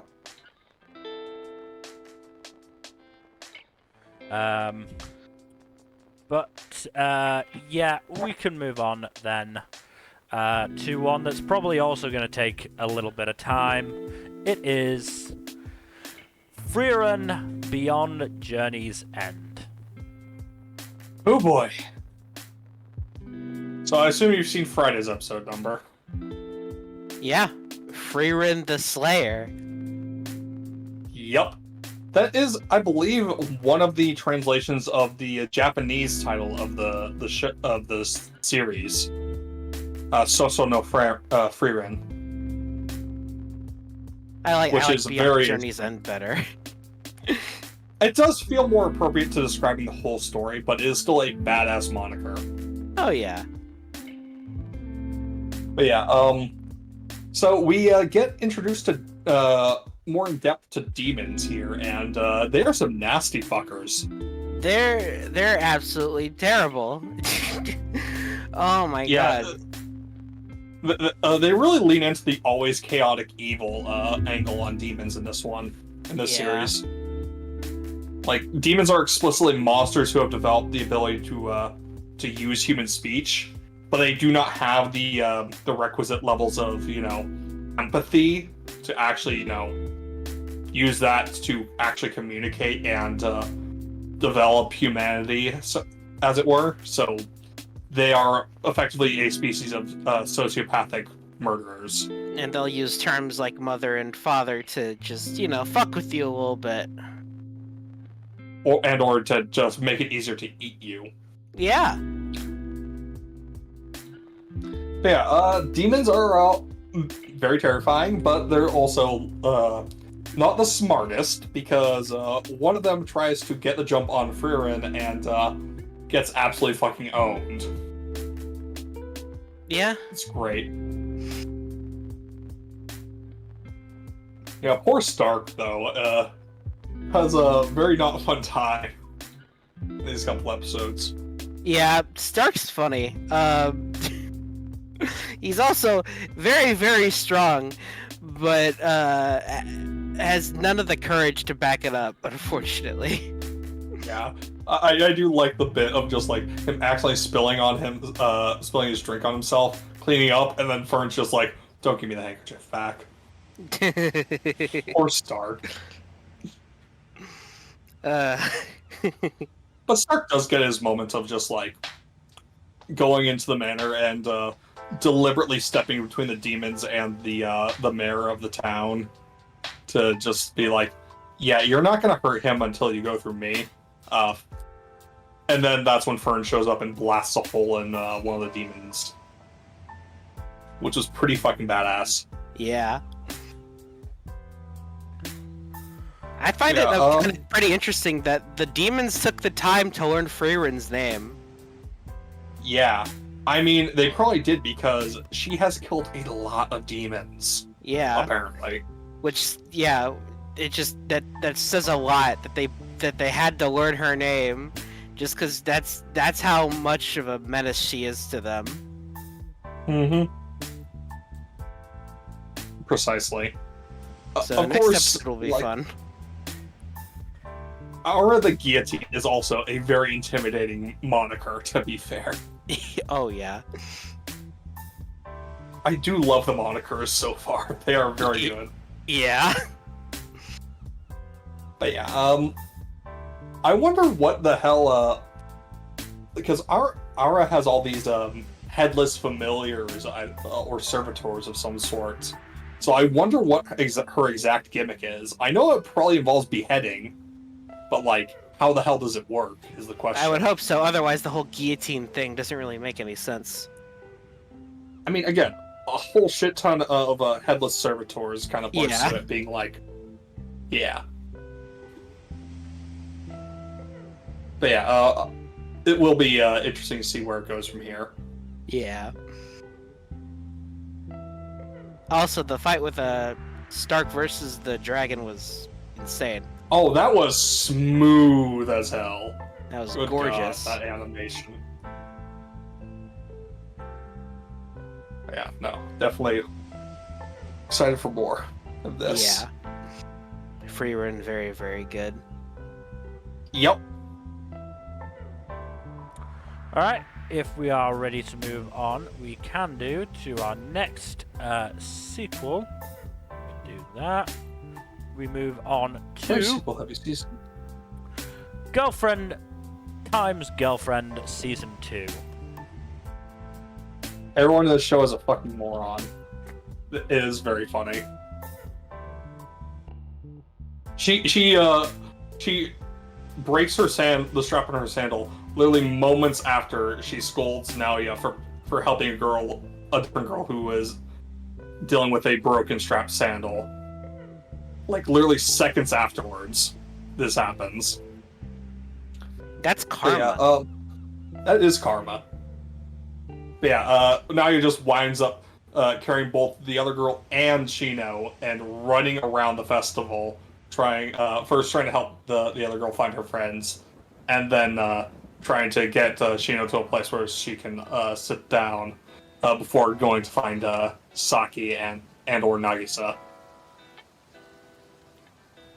But yeah, it is very there is of course the shouty humor, but this is just like Friday's episode or the episode that just aired. That one was focused mostly on Naoya's time at the fireworks festival with respectively Nagisa and then Saki, and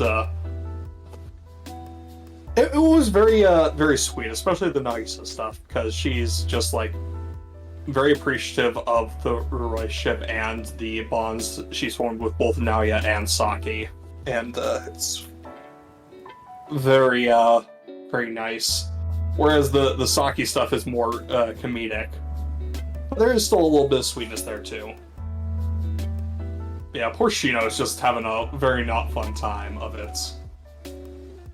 She's trying to get over her feelings for Naoya while also trying to get him to break off the poly relationship in favor of just being in a monogamous relationship with Saki. Unfortunately, she doesn't realize what kind of show this is. Nope. She does not. And as a result, she is having a bad time.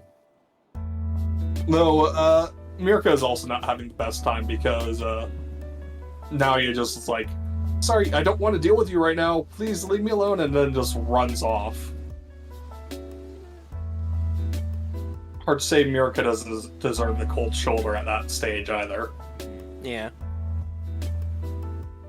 Because she's just been pestering him nonstop. She straight up bought an apartment right next to his house. Oh, just so she what the could. fuck? Yeah. That's crazy. Yeah. Everyone in the show is insane, an idiot, or both, to be fair.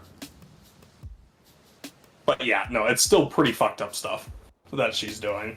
She's basically outright stalking him. But yeah, I'm not surprised that he is very much the coldest towards her out of the four main leading ladies. But yeah, no, this has been very funny overall. I am enjoying the shenaniganry, even if the production values are not the best.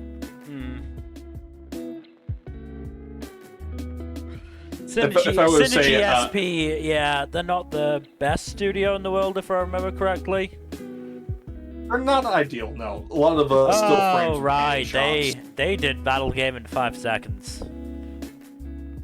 There's a lot of still frames and panning shots in that one too. I mean, that one was badly animated.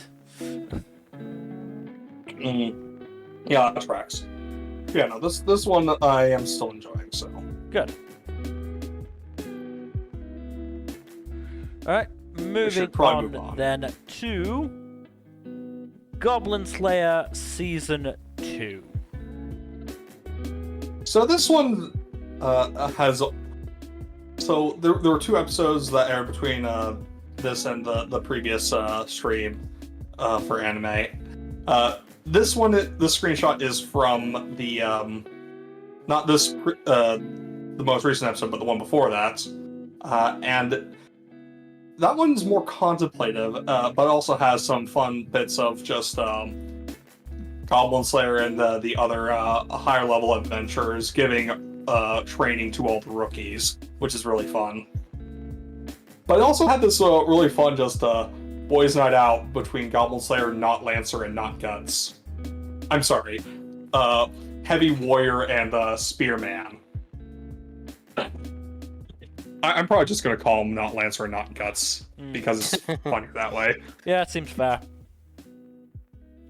To be fair, a lot of characters in this series are visual and or character XPs of characters from other series. But it's all in good fun. But yeah, no, they have the three dudes have this really interesting and cool talk about their dreams and their original goals in life when they were younger, and how the reality of the world has kind of made those difficult and or kind of impossible to achieve. But they found new dreams along the way to still strive towards. It's a very neat talk on just life and how that affects and how that interacts with your dreams. More and more, it's seeming like that first episode in the first season was a real wild decision. Yeah, no, it is. It really is. Like, it seems like a normie filter almost, except worse.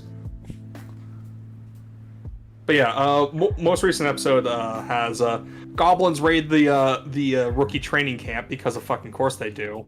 And Goblin Slayer and the other high-level adventurers most of the other high-level adventurers go to raid the goblin nest, while Not Guts protects some of the rookies and Priestess helps lead some of the others.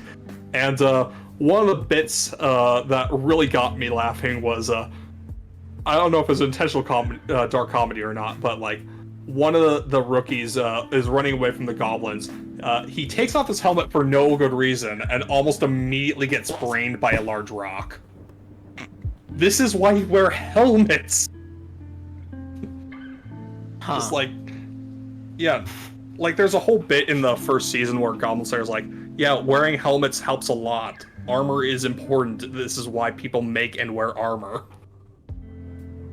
But yeah, no, it's just straight up. Rookie takes off helmet and immediately gets brained by a rock.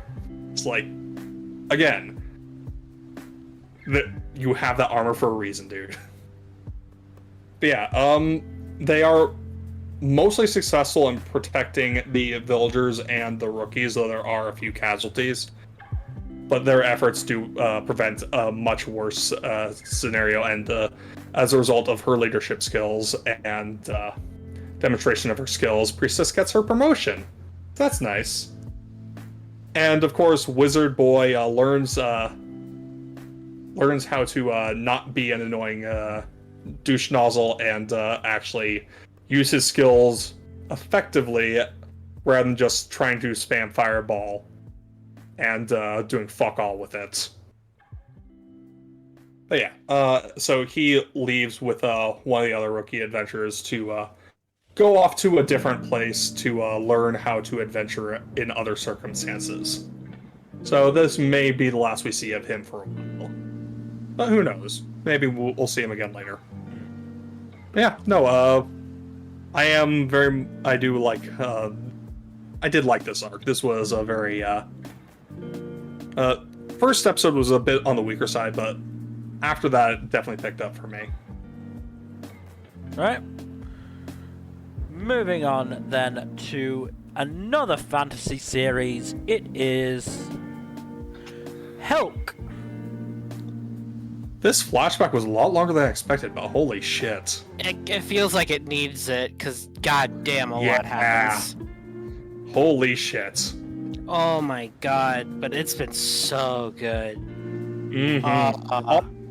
Also, fuck all those nobles.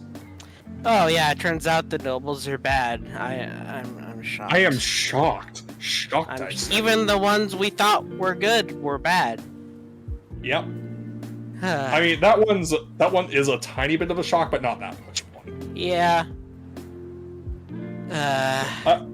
I do love the gag though of Azadora just like seeing Helck off, and then Helck hears him screaming in the distance because he set off his own traps. It's like he must have given me a cheer to see me off.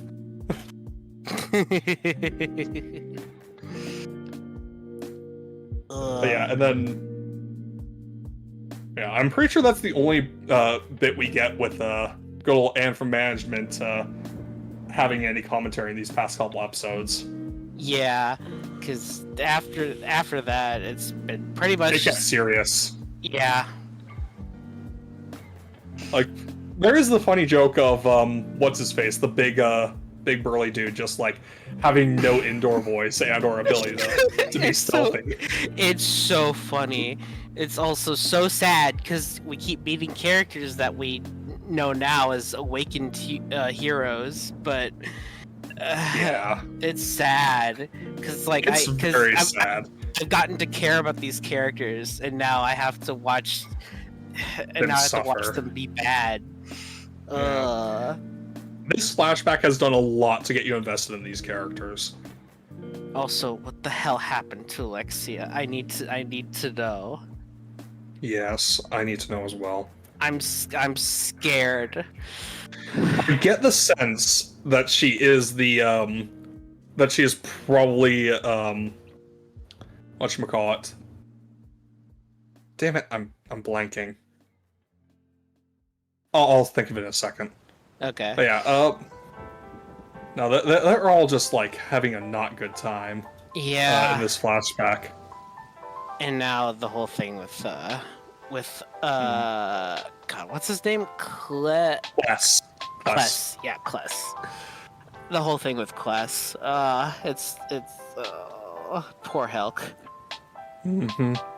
Yeah, I think Alicia is probably the female awakened warrior.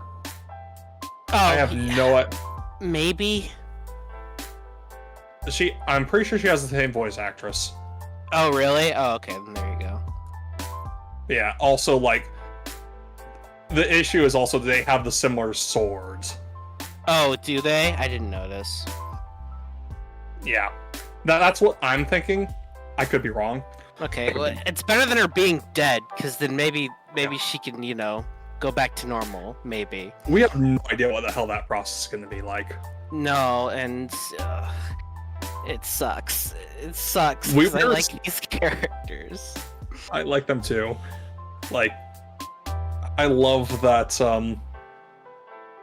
Edel is trying his best to just like stand out and keep up with Helck and Alicia. Alicia with her trying to be a good leader and her adorable crush on Helck that Helck is completely fucking oblivious to. I think it's pretty funny because Helck's not completely oblivious to that kind of stuff because he was totally shipping Kless with that one girl.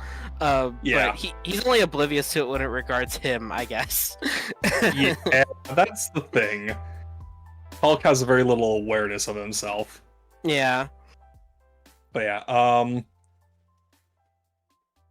I get the feeling we're in for one or two more episodes of this flashback before we cut to the present. Probably, yeah. And after that, we'll have like a good 6 episodes left of the series. Yeah? Wow. I don't know if it will adapt the full manga, but it might. Yeah, it might. If it does, that'd be pretty rad. Yeah, I hope so. Mm-hmm. I'm too invested now. I need to know how this ends. Yeah. Yeah, no, Helck is very good. Also, the Human King is just even more terrifying than I realized. He is creepy as fuck, Jesus. Yeah. Also, like, all the regular people are very, very disturbing in the degree to which they hate demons. Yeah, I feel like there's some magic bullshit there. Almost certainly, yes. Especially since that one sorcerer dude is like behind the whole awakened humans thing. Mm-hmm. But yeah, fucking hell. Poor Helck. Poor Helck. Yeah. You ready to move on then? Yeah. Yeah. Moving on then to something hopefully a little bit cheerier. It is... I'm giving the disgraced noble lady I rescued a crash course in naughtiness. This has been very cute and funny. I love this show. I've been absolutely loving it. It's so cute and funny. Mm-hmm. Poor girl doesn't know what to do. So the dialogue in this fucking show, they know exactly what they're doing. There's no bones about it. There are so many double entendres. Yeah, it is absolutely. Just so... I can make her weak in the knees with my techniques. I'm like, okay. Alright, okay. Oh, he's teaching me naughty things every night. Yeah. We spent all last night learning naughty things.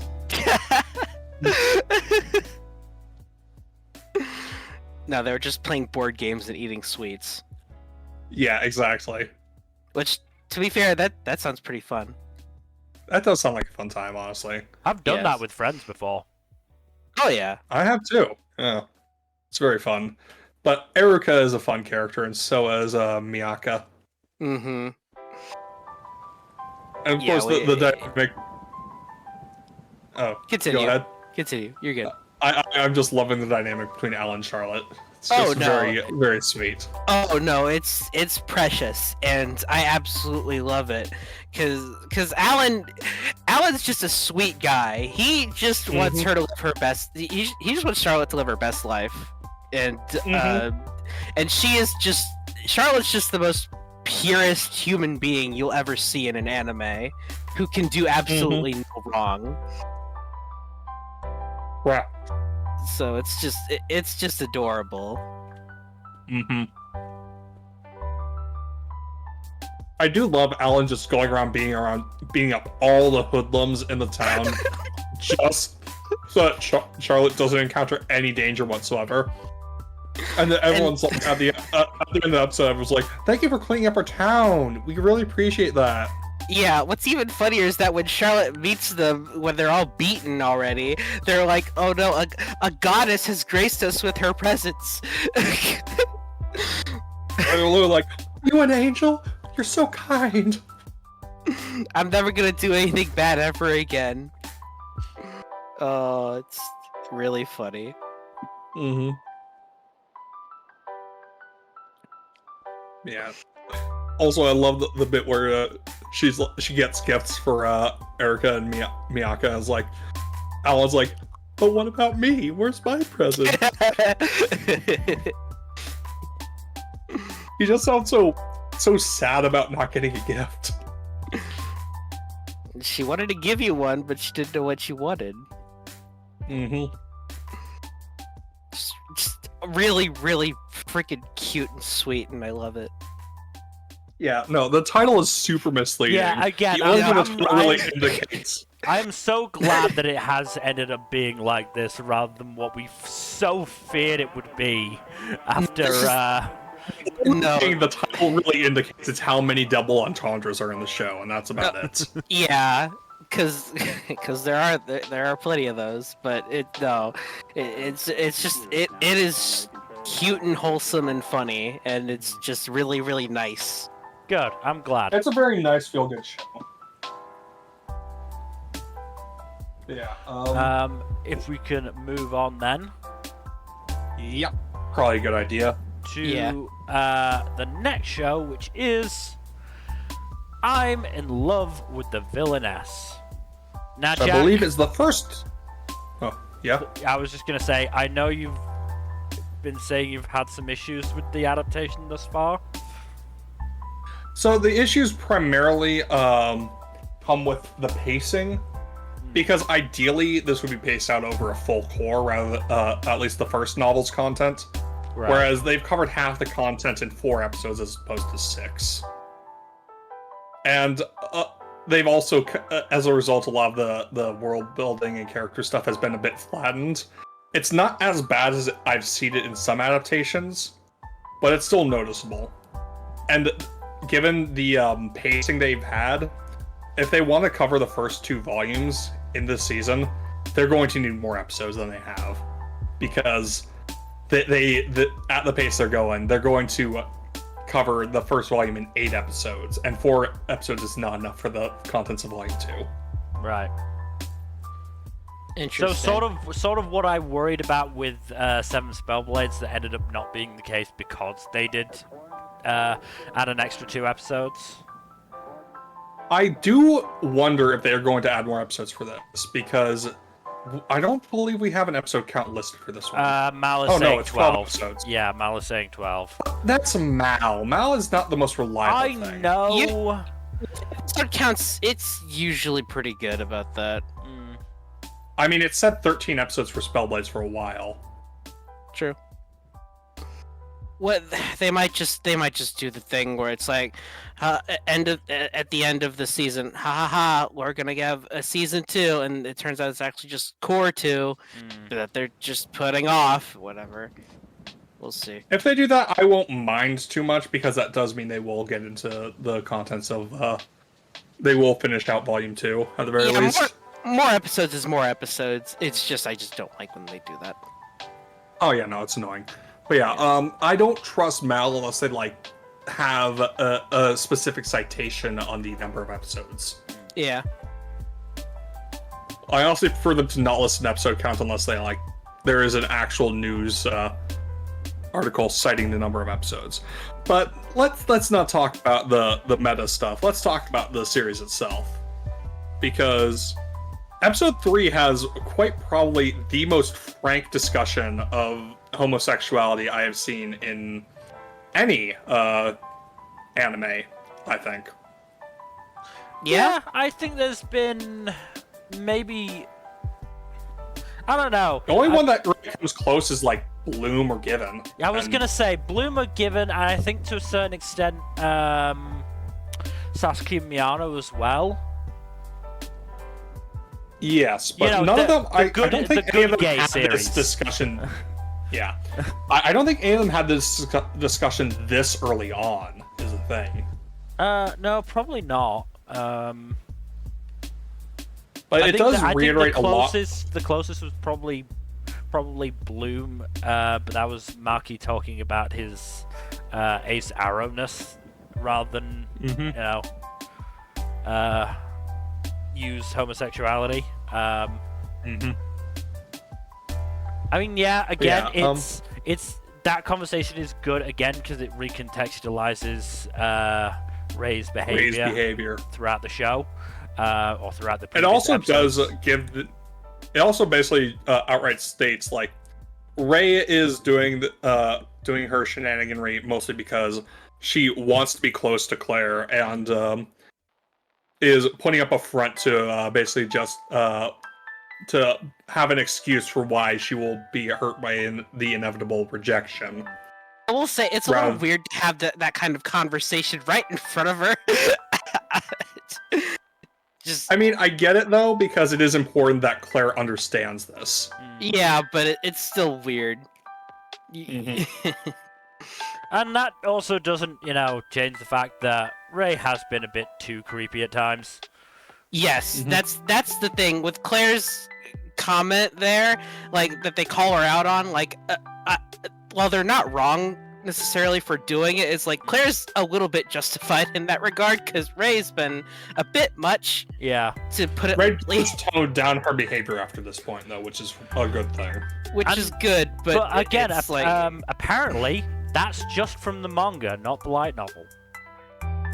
The light novel does a lot more to make Ray's behavior seem make it a lot less creepy, and also just give a lot more rationale behind why she's acting this way. Because in the light novel, they actually there's actually a bit added to the monologue that basically says that her internal monologue actually, where Ray basically says she is aping the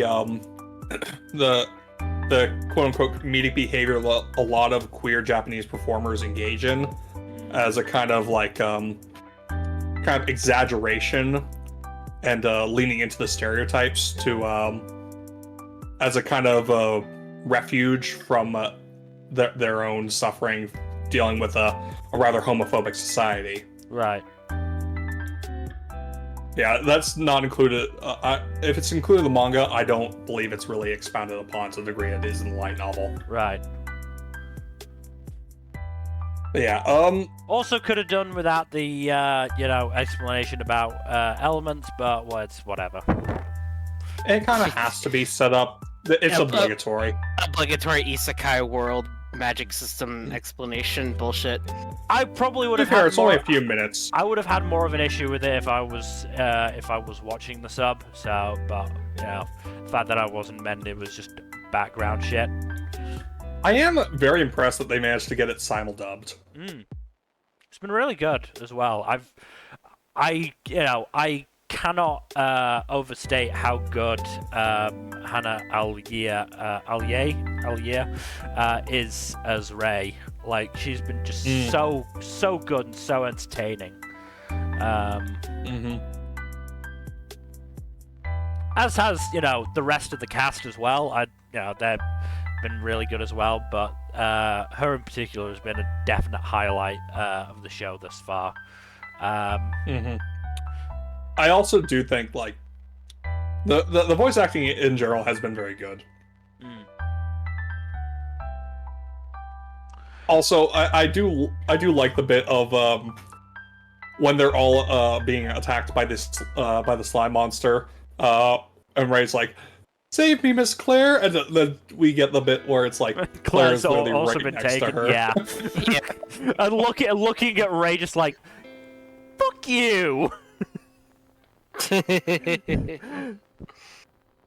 Oh, it's so funny. Also funny was just Ray's complete like, no, I have to pick one of the guys. No, don't make me do this, game world. Yeah. I mean, just in general, like, just her... Again, it's similar to Apothecary Diaries with Mao Mao. Just that complete, like, disdain for, in particular, Rod. Like, who is clearly intrigued by her. Just like, no, I don't want to know. I don't want to know. Go away, please. Leave me alone. I just want to be with Claire. I do like that Rod just takes it in stride, honestly. He's just so nonchalant about it. Yeah. Good for him. Yeah. The princes in general are much better characters than you would see in like the stereotypical Yuri, which does not have male characters or just has shit people as male characters. That's it. But yeah, also, I do appreciate that we get the sense Ray is very deliberately trying to help Claire get with her crush, Pain. Yeah. And we also see that is very much causing Ray pain. Yes, that was a good scene. That was definitely a good scene. Yeah. Even if she then, ruined it by stepping on she the branch. She didn't do purpose, to be fair. I know, but it was just that, oh no. Oh, great. Also, Claire shows concern for Ray for the first time at this point. Yes, she did. She definitely did. She's just too much of a tsundere to admit it. I get the feeling she kind of feels like it would be giving up if she was to actively show she does care at this point. Yeah. It's kind of too late for her to do it. Yeah. The development of the relationship is very good at this stage. Like, they are taking steps to show an actual complex and evolving relationship rather than like the stereotypical immediate insta-love or like the slow burn will they won't they type thing, but rather a more complex and nuanced relationship than that. Yeah.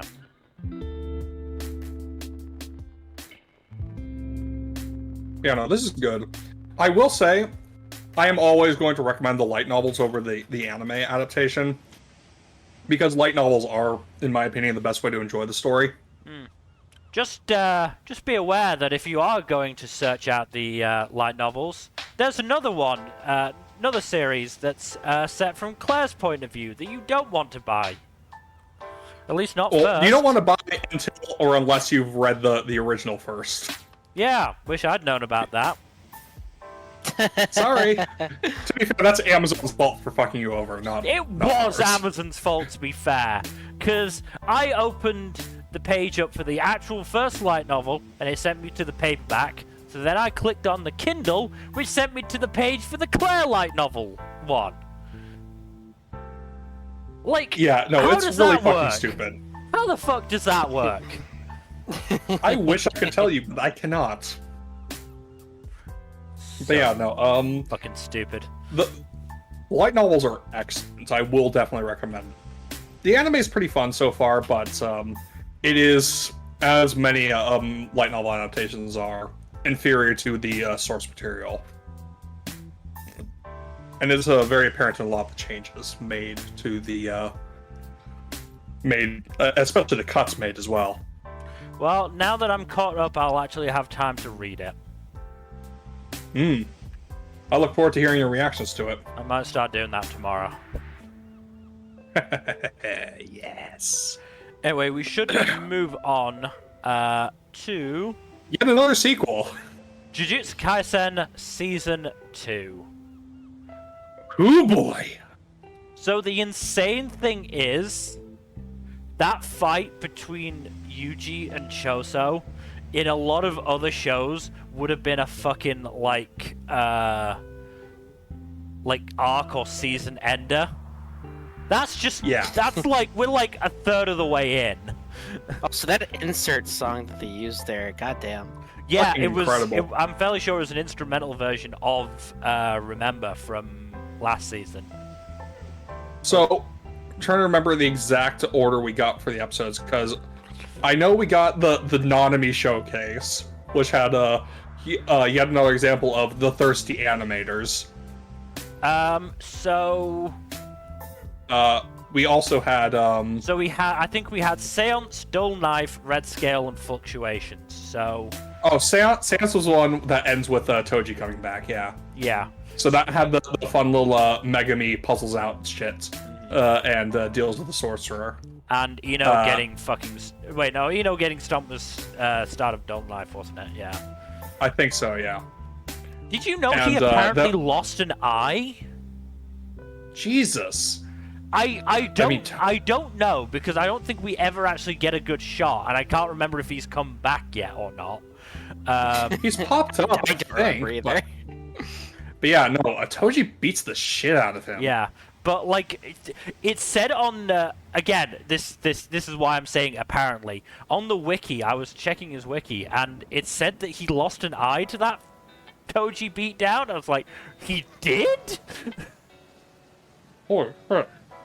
I said I don't know, because I haven't seen him. I don't feel like I've seen him since. But like, Jesus, if he did.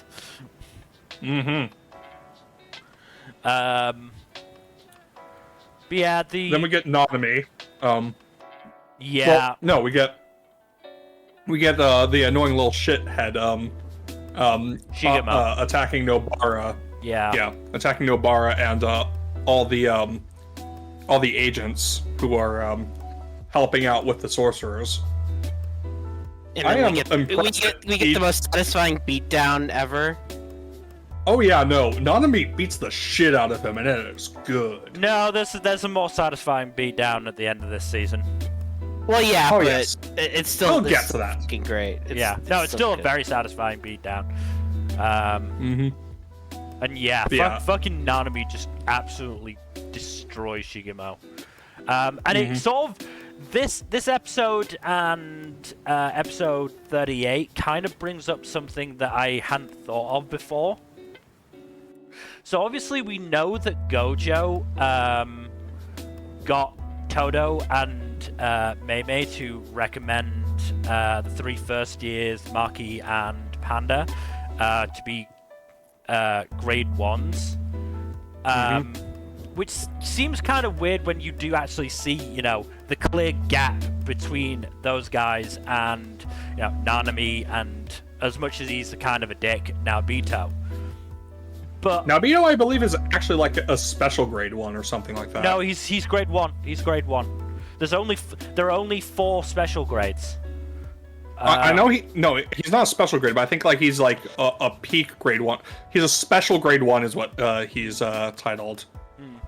Either way, he's grade 1. But the point is the reason Gojo had them do that is so that because they would have to have a sorcerer with them to watch them to see if they should be grade 1. They would always have a supporter, unlike when they went to the prison in season 1. Yep. That's just something that didn't really click for me until now. Obviously, it didn't help Yuji because he fucking lost to Choso. Yeah, that fight though was absolutely incredible. My God, it was really good. Out of curiosity, has there ever been a shonen MC who takes as many losses as Yuji? I don't know. I don't think so. Yuji loses a lot. Honestly, that's a good thing, though. It's good to have the main character be able to lose. Yeah, I like it. I'm just saying, it's a surprising amount, and probably more than any other shonen main character out there. Thankfully, he got out of it because Choso went crazy. Oh yeah, no, he had those weird flashes about Yuji somehow being his brother. Yeah. I don't know what that's about. Definitely not going to be relevant later. No, I mean, I did snicker when I saw in the review for that episode. Like, hopefully they explain that in the next, this season. I'm like, good luck. We barely have an explanation now. And we're current on the manga. Yeah. Which is like season 4 material at this point. We have inferences and assumptions. Yep. And you know what they say about assumptions. All we really know is that Akutami has said that it's not Yuji's curse technique. Yep. But yeah, the end of the episode also sees Geto's 2 followers approaching Yuji ominously while Yuji is unconscious from getting his ass kicked. Surely they're gonna nurse him back to health. Yeah, that's definitely him. Heal that hole in his liver. Yeah, that was fucking brutal. Like, holy shit. I do appreciate Yuji using the environment to his advantage. Not that it wound up winning the day for him, but still. No. Again, I like when shows do that whole building up to a crescendo as the hero lands their final blow. Oh, it didn't work. Nope. Like, I just like that. It's just playing with expectations really nicely. And yeah, and then we got Nanami Maki and Naobito versus Dagon. We also got the Mei versus the Plague Curse, but that was a pretty quick one. Yeah. That was a quick one, so it doesn't really bear much discussion other than being pretty well animated and also the animators clearly love Mei. I can't blame them. Like, she got some real good stuff back in the movie, and now she's getting some really good stuff now. The animators seem to love her almost as much as they love Nanami and Gojo.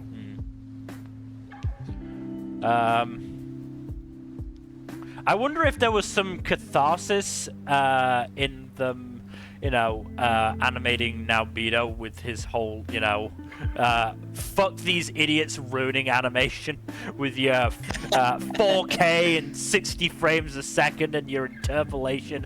How dare TVs have that on by default? Yeah, absolutely, just like so funny. And also Naobito's just cutting in on Dagon's rant while he's ranting about that. Completely nah, I don't care about you, dude. You just another spirit to me. Fuck you. You're not special. He's kind of right. Yeah. I mean, he has, he took the advantage because he managed to find 3 people who didn't have a domain. Which, fortunately, Megami comes in with his own domain. I mean, obviously we know Maki doesn't We know Nanami doesn't, because otherwise he would have actually, tried it against Mahito last season. It feels surprising that now Bito doesn't have one. Yeah, no, it does. He might have one. It's just like it probably has like a long windup or something. I don't know. But his curse technique doesn't seem to lend itself much to a domain. No, it probably doesn't, to be fair. It is a pretty busted-ass curse technique, to be honest. The only reason Dagon got his own domain off is because he managed to trick Naobito into thinking that he'd blocked it. Yeah. But yeah, speaking of Dagon's domain, it's pretty fucking cool. I love a good beach battle. It does provide for a nice change of scenery, to be honest. See, every anime has to have a beach episode. This is our beach episode. Honestly, it is hilarious that this is Jujutsu Kaisen's idea of a beach episode. Yeah. Well, no, we had some beach segments last season when the cursed spirits were hanging out here, and it is clearly here. That's right. That's right. Yeah. I forgot about that. Yeah, all those bits with the disaster curses on the beach, that was in Dagon's domain. Yeah, when Kenjaku and Mahito played football with Jogo's head.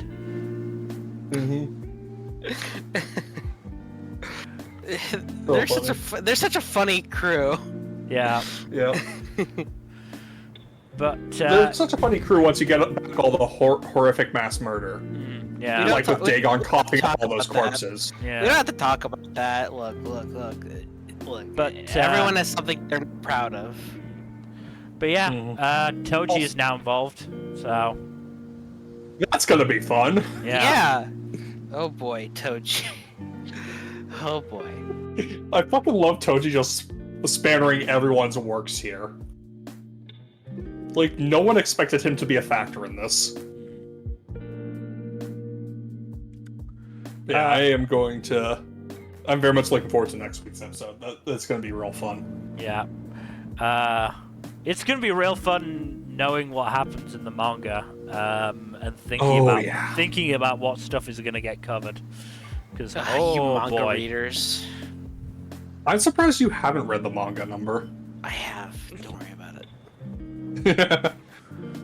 She is just japing.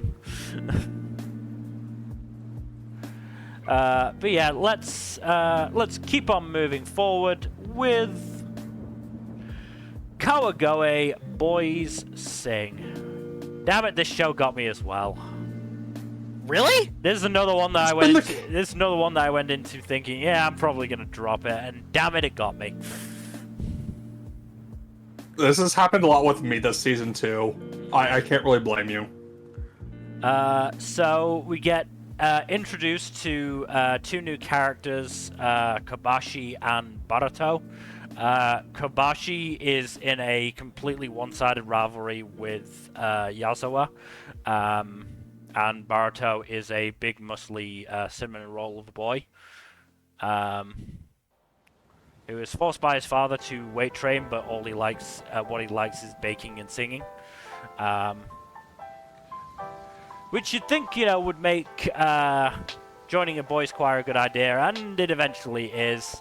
Kobashi is basically suckered into it by the principal, who is doing her best to get basically shove boys into this choir. Because she basically tells him, it would be a shame if nobody else joined and Yazawa had to be the ace of the choir.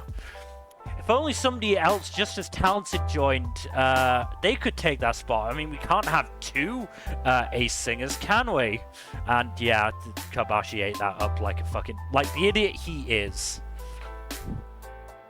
Naturally. Yeah.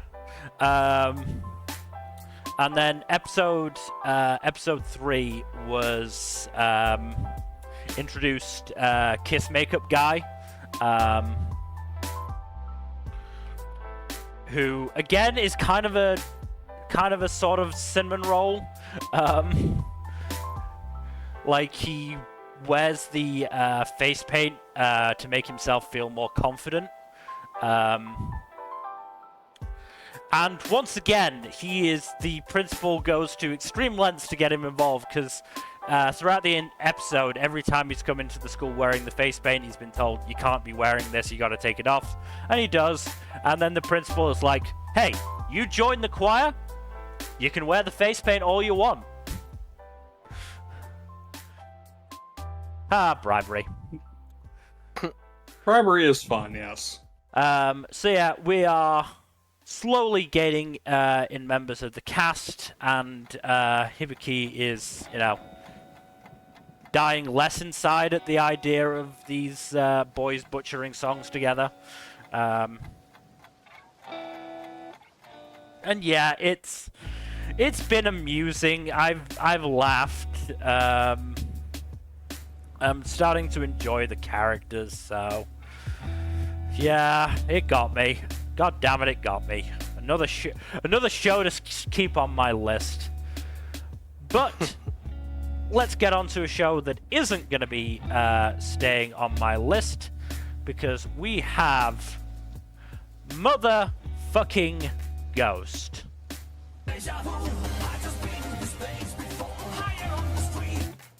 Yeah, I'm dropping this. Why? I just don't really care about these people. Not to mention, it was kind of... Kanata was kind of offensively dumb that he didn't realize that it was Ren who slapped him. I mean, Kanata is an idiot apparently when it comes to anything besides cars. So I'm not shocked. He said he only knows three women. Process of elimination.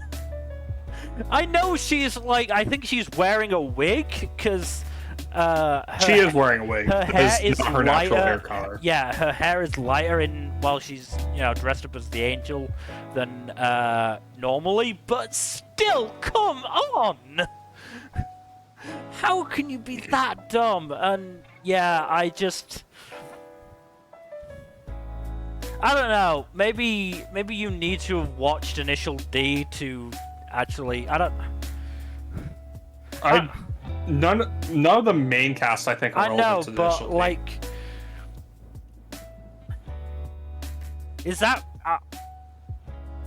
Is that really sort of the best they could do in terms of the racing, or I don't know, it was okay, I guess, but I can't help but compare it to another racing show that's slightly further down the list, and it really comes up short character-wise.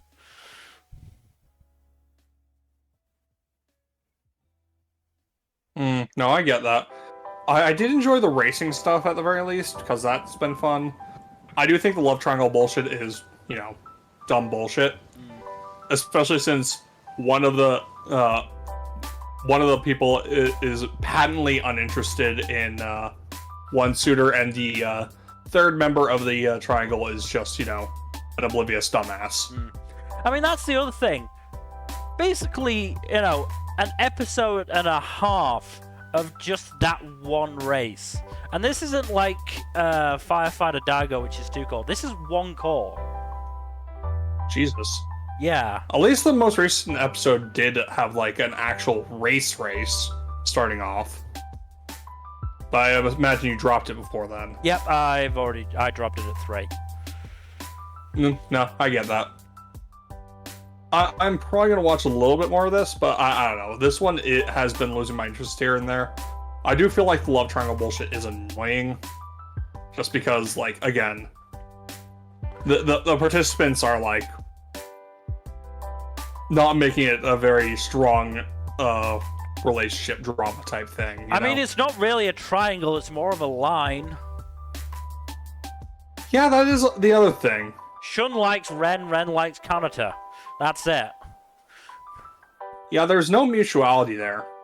Kanata is an oblivious dumbass, and Ren just wants nothing to do with Shun. As she is right to do so, because he's a creep. Mm-hmm. Yeah, he's kind of a stalker.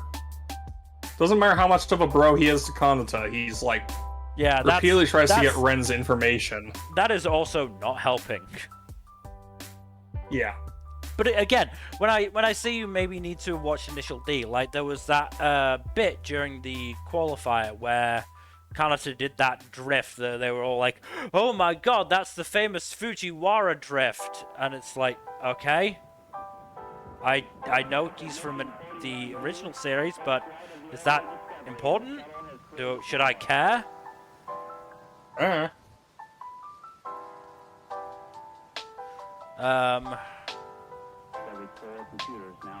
This isn't the lowest show on my list, but it is the one that has lost my interest the most.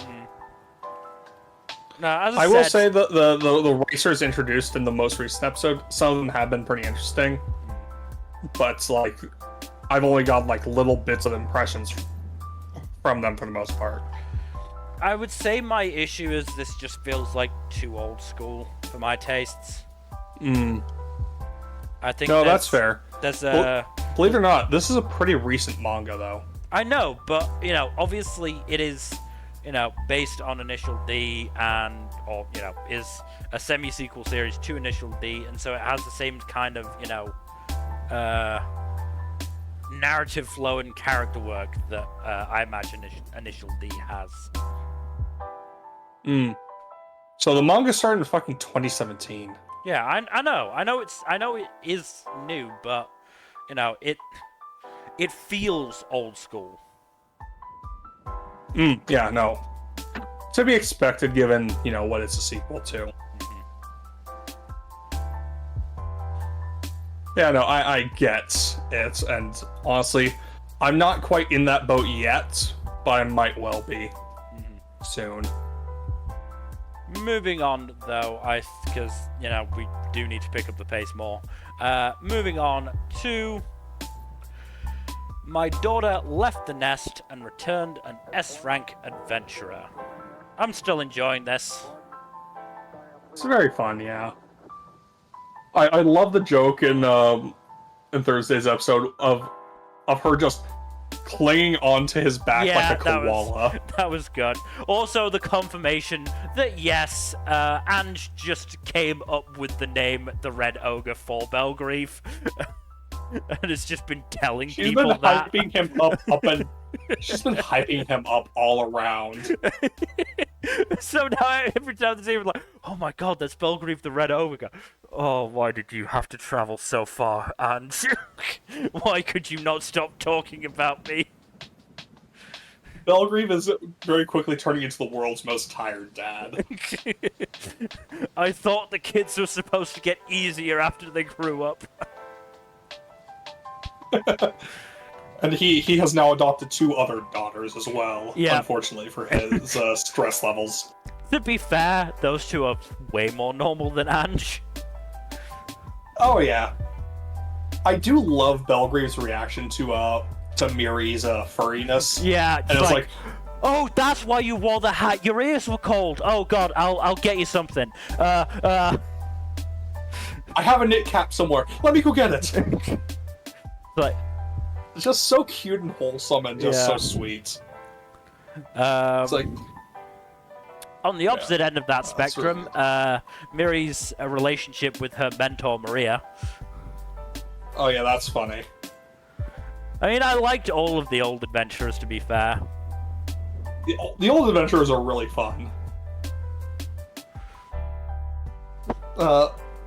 There is also just like a real interesting sense of like how much the experiences shaped these old adventurers, and how most of them are just like, it's good to be back and stretching these old muscles. I miss being able to beat the shit out of things for a living. Very Garp-esque, yes. Chaeborg especially is just that. I miss punching things. Yes. So funny. But yeah, that demon thing was weird. Yeah. But, we also met the 2 of who are probably, at the very least, going to be the villains for the next few episodes, if not the entire show. Charlotte and Byaku. Yes, Ilya Light and what's his face?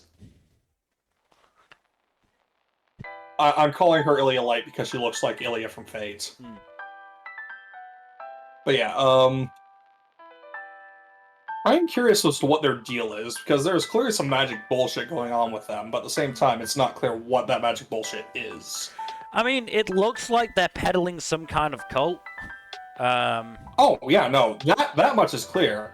The question is, like, what kind of magic are they using? Are they using magic, like, empowered by their by the cultiness, or is it, like, something else? Like, is the cult a scam, or is it a genuine, it depends religious thing? It depends if the cult is actually, you know, real, or if it's just a scam for somebody. Yeah, exactly. But yeah. Also, I do love the trio of the Countess and her sisters. Just absolutely love Sasha just being so enthusiastic about training with Belgrave, and just not both of the younger sisters being absolutely tired of Helvetica's bullshit. Yeah. I mean, I'm looking forward to Belgrave absolutely massacring Ashcroft next week. That'll be fun, yeah. Like, for all that he downplays his abilities, Belgrave is a very skilled fighter. He just, like, isn't, like, operating at, like, superhuman levels like Anj does. Yeah. And, you know, as much as it was, the way he did it was harsh, you know, it was nice to see how much he still cares about Anj and, you know, going through all that, trying to be the bad guy. And the fact that, you know, Anj did eventually pull through. Even if, you know, she she then didn't let go of Belgrave for probably a good day or two. Again, doing a good Koala impression. Yeah. Yeah, no, this has been fun. I've very much been enjoying this one. And they finally dragged Belgrave out of the village. Yep. I do appreciate, I'm willing to bet that he probably won't be able to return there for a while now. He's probably out there for... Oh yeah, no, he's left. He's left. He's gone for a long time. Yeah, he's not going to be allowed to return for a while now. He's going to be stuck with his daughter Koala. Yeah, no, this has been a very nice show. But we should probably move on. Yep, we should move on to the next show, which is... My new boss is Goofy. Yuck, yuck. Yuck, yuck, yuck. I meant to So have you bothered to watch this one? Did you say my name? Yeah. Yeah, I have not had... Have you watched this one, Bill? I have not had the time to start anything new. No, that's fair. I mean, it does seem like it'd be right up your alley. Especially since episode 3 has a tsundere kitten who is very much having a hard time admitting that he is happy to be taken in by the titular Goofy boss. Yeah, no, as seen in the image. Yeah. No, I have definitely not had time to start anything new. I don't blame you. Been a busy season and probably have a lot of busy work as well. But yeah, Shirosaki's been very funny. Like he's the very classic comedic stoic character whose non-reactiveness to silly circumstance definitely works really well for comedy. He's just so earnest too, despite him being so stoic. And we get bits of Momose bouncing off him. And surprising moments of earnestness too, like Hakuto the cat being happy to be taken in, and Shirosaki just reaffirming that he is going to do his damnedest to take care of the former stray cat. And the previous episode also had a bit with Momose admitting to Shirosaki that he was inspired to apply to work for the ad agency at which he currently works because of something, some of their work that he saw on his commutes. And I was like, you know what, I'm going to quit my shitty old job and apply for them because they seem to know what they're doing, and they have put out something that really emotionally affected me. And it turned out that Shirosaki was the one who made that ad that affected him. Okay. So yeah, it's really nice. Mm-hmm. It definitely has a vibe I think you'd like, for sure. But it is a very the comedy is good, and it hits the wholesome moments really well. That's all that really needs to be said. All right. When you're talking about a pure comedy like this, it's really hard to discuss it in detail beyond like jokes, funny, wholesome moments. Wholesome. All right. Yeah. Then. Let's move on then to another pure comedy. It is One Piece. Oda was absolutely fucking goated for making Buggy an emperor. I'm so happy. I remember in the run-up, we were all like, it would be funny if Oda did that, and completely in character, but he won't. He can't. And then the Madman did it. He planned on doing this for like ever too. That's the insane thing. Buggy said he was going to aim to be an emperor when he first became a warlord. Like right before he became a warlord. I'm pretty sure. But yeah, no, this was great. Absolutely love this. Meet your new 4 emperors: Shanks, Blackbeard, Buggy, and Luffy. You know, just a silly little guy. Yeah. I mean, Kid was not happy about that. I do love that bit where Kid's just like super angry and Luffy just grabs him and pulls him and like, hey, we're toasty! Come join us!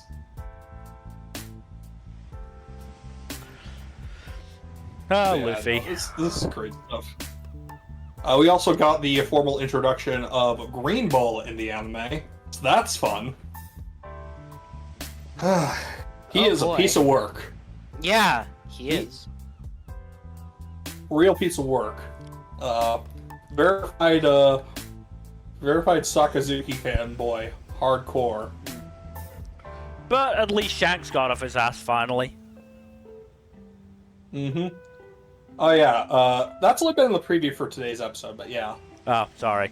We're gonna see more of that. I don't know where the anime got to. The anime got to like the most recent episode ended with Green Bull approaching the Flower Capital. Right. Okay. But Shanks was in the next episode preview, so it's not a spoiler. I just sort of assumed that since you mentioned him, there'd been more with him. They'll probably be in the next couple episodes. Yeah. But yeah, did we also get bounty reveals? Just for Luffy, Law, and Kid. Yes. Yeah. Remember, the rest of the bounty reveals are after Wano. I remember. But yes, we did get bounty reveals for the 3 captains at least. Yeah. Also, I am so excited to see the process by which Buggy became an emperor get animated as well. Mm-hmm. It's gonna be so funny. Buggy just keeps on failing upwards, and it's just so good. He does.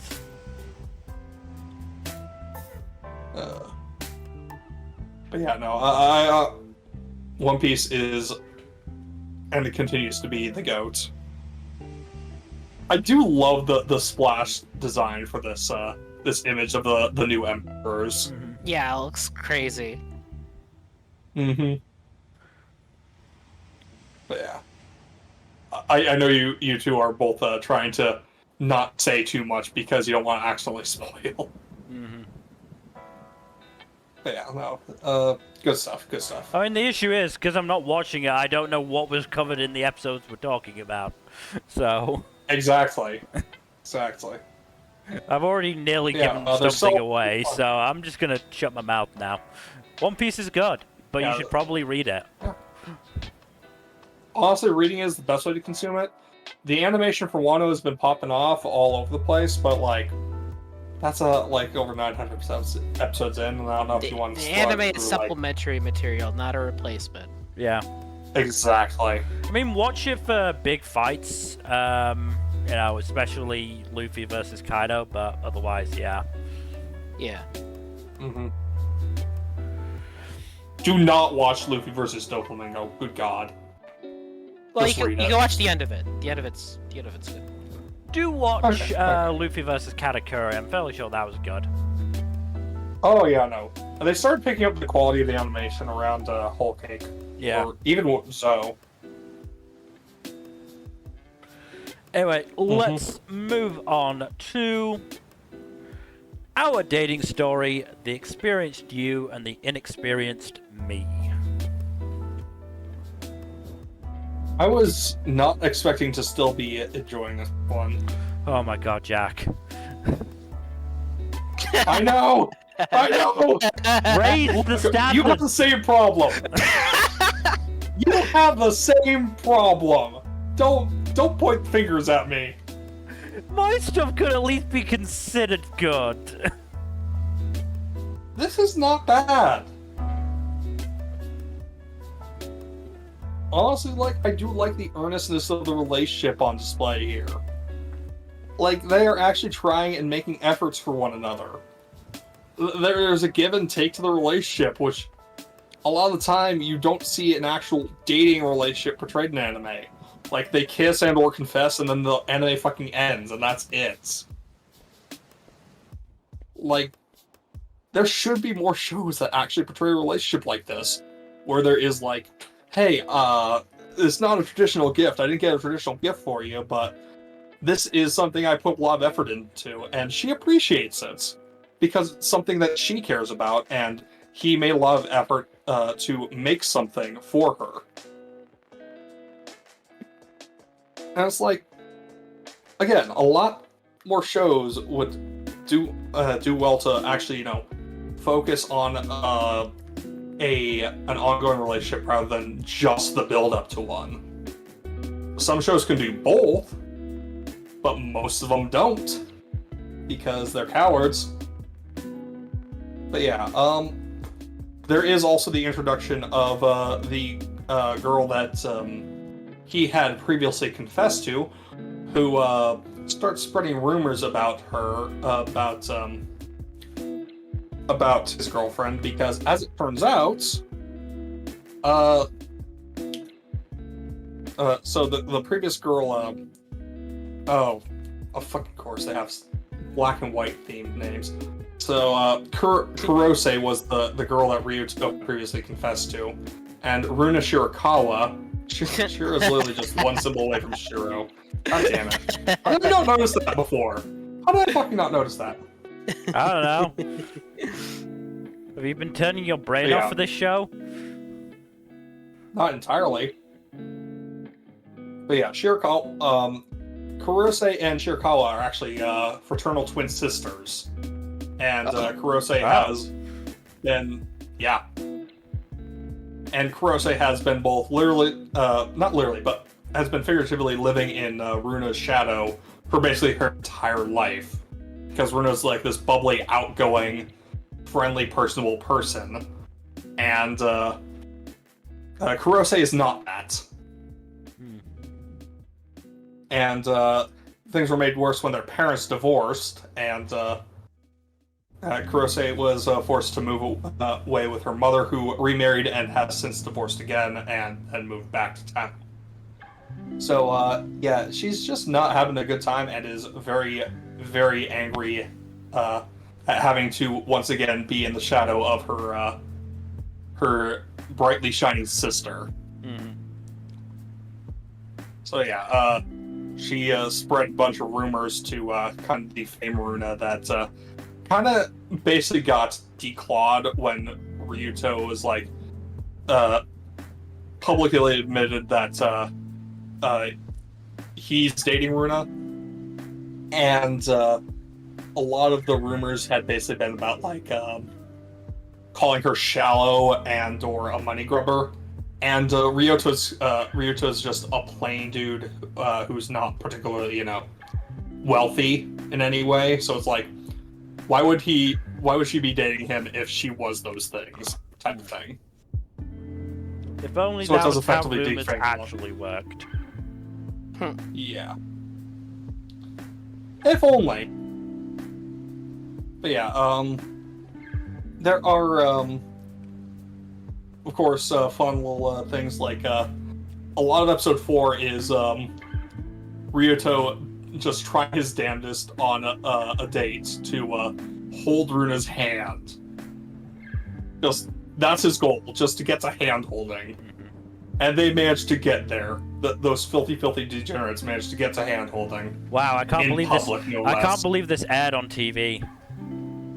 I know. It's filthy. Absolutely filthy. But yeah, no, she says he's sweet, kisses him, and then they hold hands after they got off the boat ride they were on. Also, woohoo! Daylight savings just kicked in. Nice. Get an extra hour of sleep. Fucking love daylight savings. Yes, an extra Yeah, hour of sleep, but not an extra hour of staying up. I'm sorry, Mel. But yeah, I am enjoying this one. I hate to say it, but I'm enjoying it. It's actually kinda good. It's you who has to fit another episode into your week, so. I am not a quitter unless I hate something. Look, okay, I'm enjoying it, and again, I do appreciate that this series is actually, having a dating relationship as its central relationship. Out of all the romances we see in anime, like maybe 10% at most are that as the premise rather than just being, the chase. Yeah. As it were. So I appreciate it when we get shows like this along. But yeah, we should probably move on. Move on to one of my favorites of the season. It is Overtake.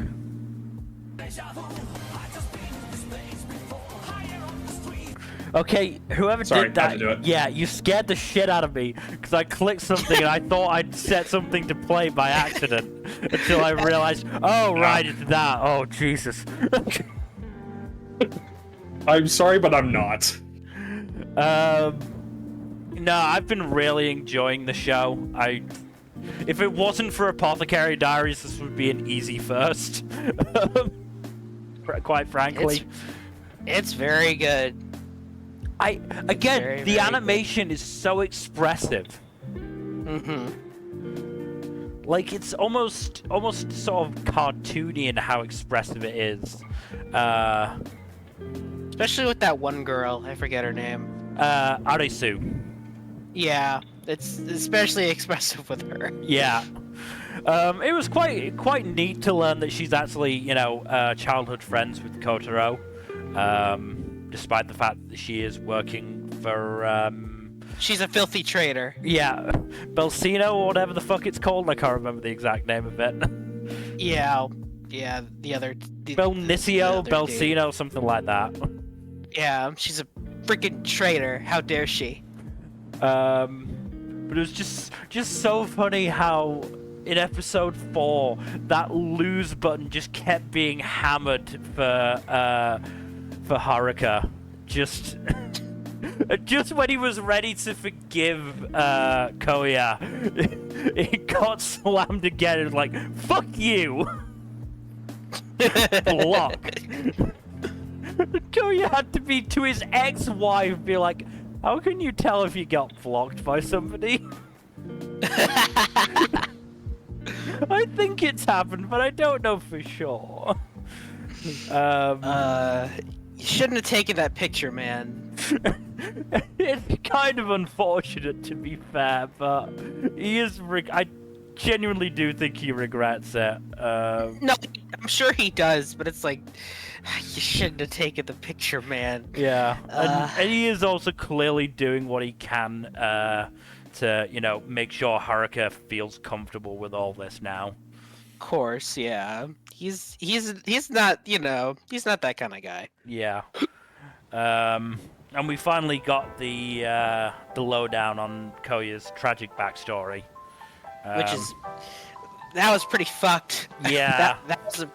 that was pretty fucked up, man. You can't do that. Yeah. Why did you do that? I know you shouldn't. You know you shouldn't have done that, and you regret it, obviously. But like, why the fuck did you do it?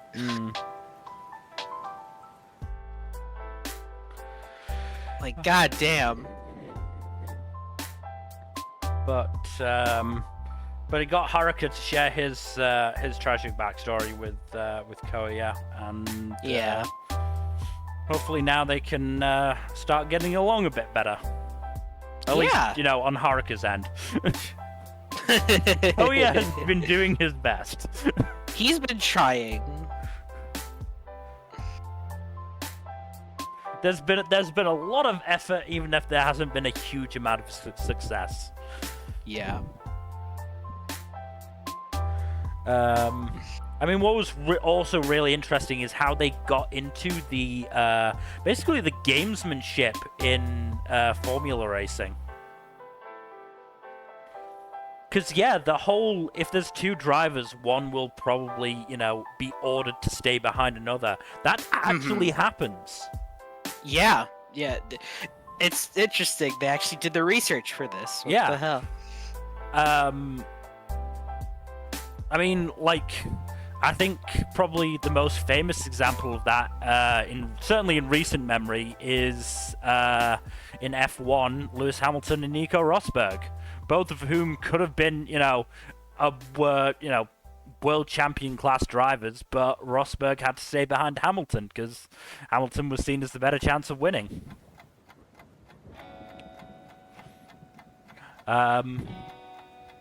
But, you know, again, it makes, you know, Tokumaru's behavior that much more interesting.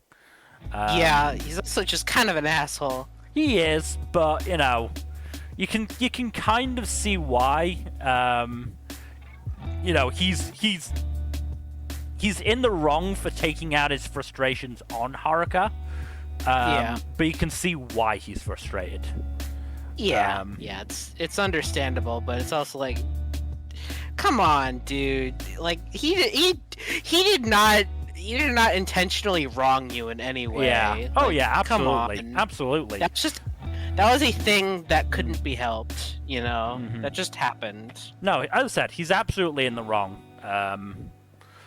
But yeah, it makes him a more interesting character than just him being a dick for no reason. Yeah. I also loved the way the Kamakis were just like completely on board with the ad campaign when it meant they got free food. Like Haruka is just like trying to work himself up into a fury over the picture being used, and they're just like, "No, come on, have some of the free food. It's fine." Yeah, I mean it's a nice photo too. You know, everyone likes it. You know, hey, have some free food. And it really embodied the you know, the theme they wanted to go for, which was losing. And then just to make it worse, fucking Satsuki turning up and saying, "I'm gonna be doing one about winning." It's just. That's so fucked up. Such an obliviously dick move to do. Oh, I'm really enjoying the show. Yeah, it's very, very good.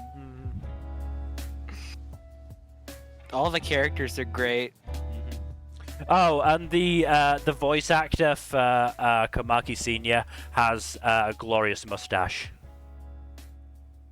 Mustache. Kenta Sasa. Mustache. Da-da-da-da-da. Was also A/the Doctor in Sugar Apple Fairy Tale. Oh.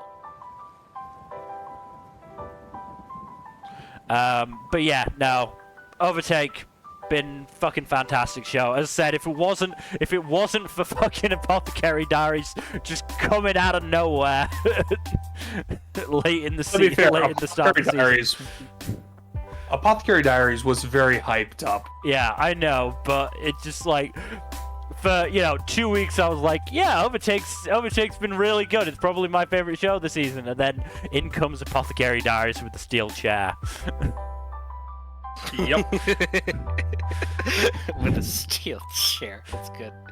But we should move on to the next show. It's another one of my drops. It is Paradox Live, the animation.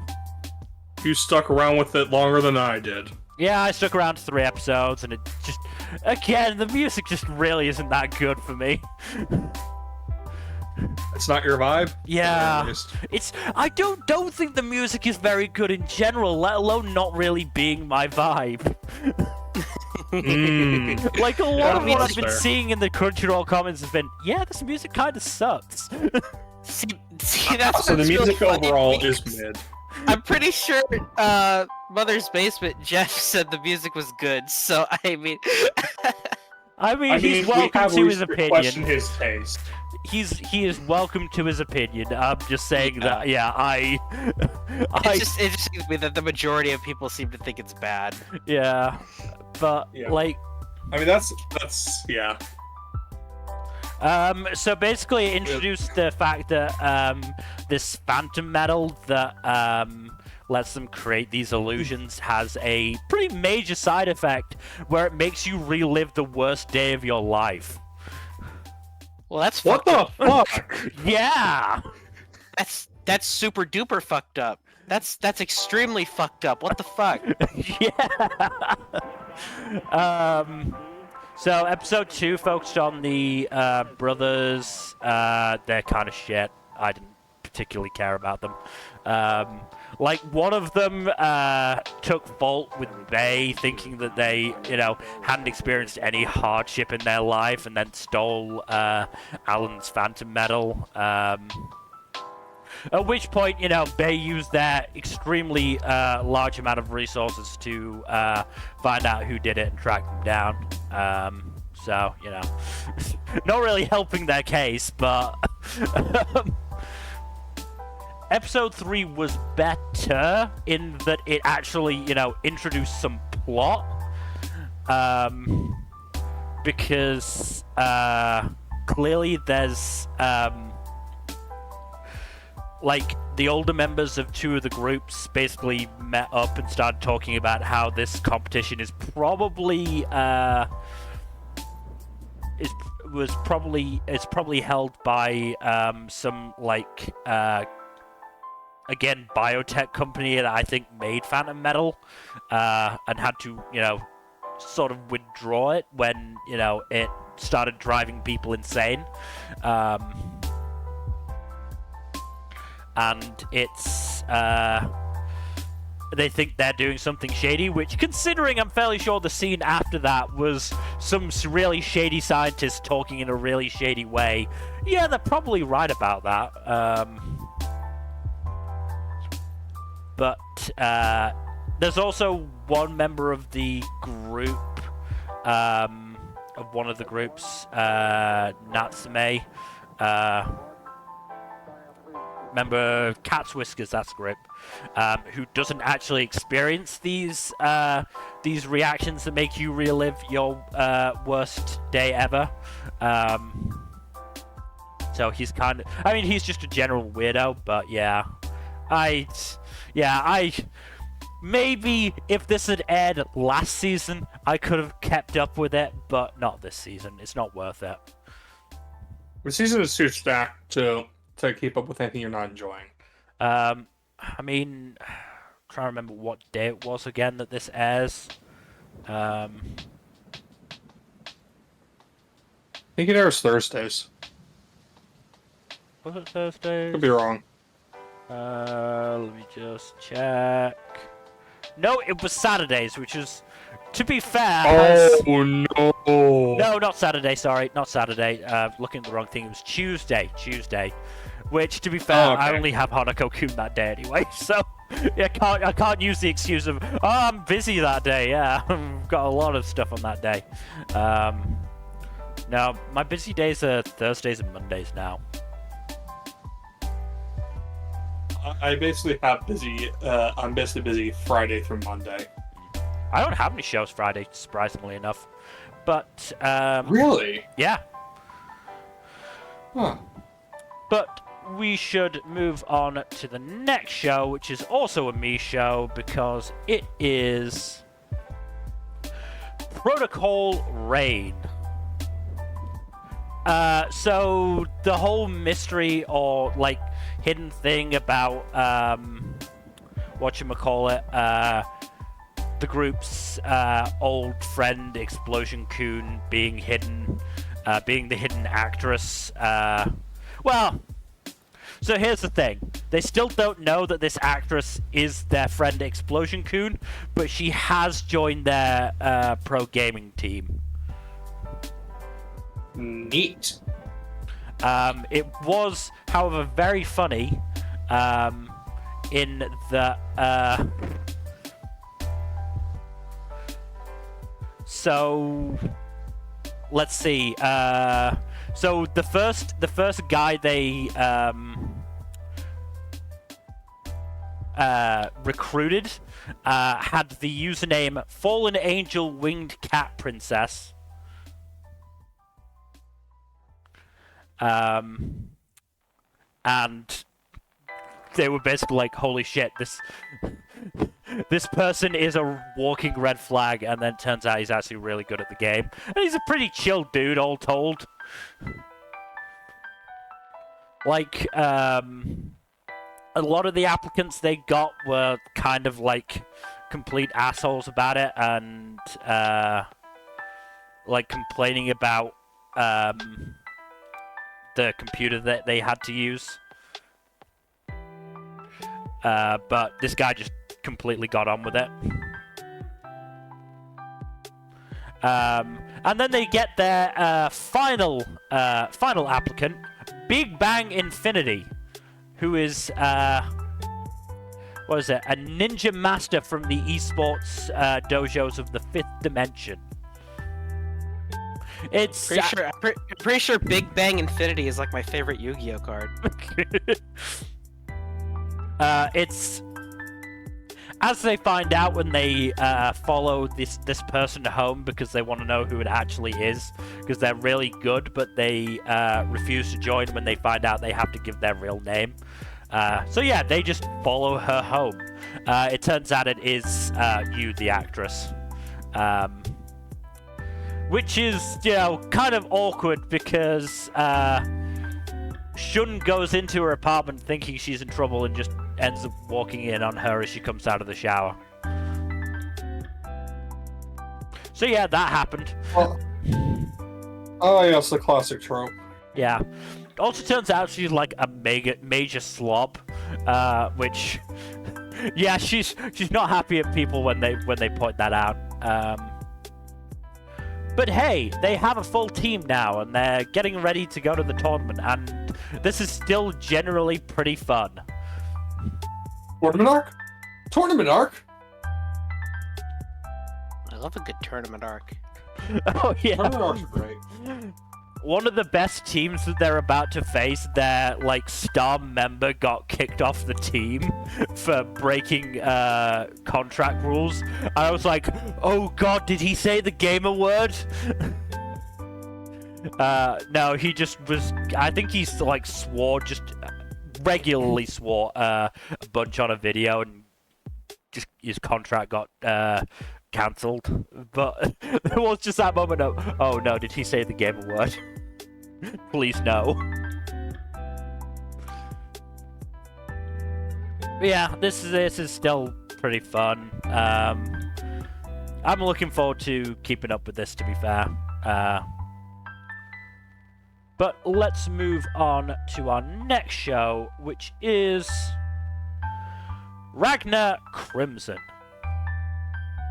So have either of you actually decided to watch this, or? I'm going to. I just haven't had time because, again, Spider-Man. I absolutely do intend to start it before the mid-season check-in. I'll at least start it before then as well. I was thinking about watching it today, earlier this afternoon, but I decided I'd rather watch another episode each of Sacrificial Princess and Ayaka instead. Understandable. And honestly, like, I get it. This is still really good, though. And also, like, past couple episodes have shown Crimson at work, and he's kind of fucking insane. Also, he's immortal, which he demonstrates by blowing their fucking head off and just spawning a new body. Also, I don't think I mentioned it before, but this is actually like a kind of sort of post-industrial world, and they have like actual cars and guns, while also having medieval armor. My guess is that dragons have substantially fucked up technology to the point that it's outright schizophrenic. Fair enough. In terms of its development. But yeah, so Crimson leads a bunch of dragon slayers to take out a very powerful dragon, and does so by taking advantage of said dragon's pride and insanity, and baiting the lunatic into a trap, which leads the dragon to be caught up, to be severely wounded, caught in the sunlight, and then dismembered before being held before the sun to finally die. So yeah, and Crimson just has an absolute blast the whole time. We also get introduced to the leader of one of the leaders of the dragons. So there's 6 dragon clans, and the current clan being confronted is the Wing Clan. Right.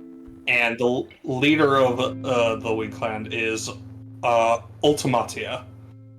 And she's like has this very gentle, soft-spoken demeanor while also being like, oh yeah, my god told me I need to slaughter every single human in the country, so I'm gonna do that. Yeah, no, I'm so sorry I have to do that, but I'm gonna do it. That seems rather extreme. Yep. And she says all this with just the most pleasant, cool, calm demeanor that you can imagine. It's just like a very nice older sister talking to a baby brother. She's telling this to the king of the country that she's trying to slaughter, by the way. So yeah, she's like, yeah, I'm gonna have to slaughter your population. I'm so sorry. Very disturbing stuff. Yeah, I haven't watched today's episode yet. Yeah. Now, this show really nails the balance between edgy action and outright nightmare fuel. Because the dragons are, for the most part, extremely evil, sadistic bastards. Or at least most of the ones that have popped up so far. Crimson is also a dragon, but one who hates all other dragons and wants to, and basically helps Ragna out to ensure that they also die. They just want to die last after the other dragons have been killed. Well, so that's fun. Yeah, if nothing else, I'm looking forward to Murase going ham. Oh yeah. No, Murase just absolutely has a blast with this voice acting. Good. Like, you can tell Murase just had a good time.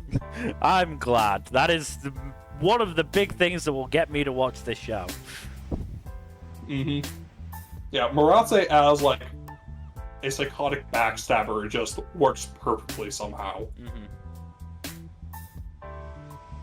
Murase's got range. They should let Murase play evil roles more often. Murase has range.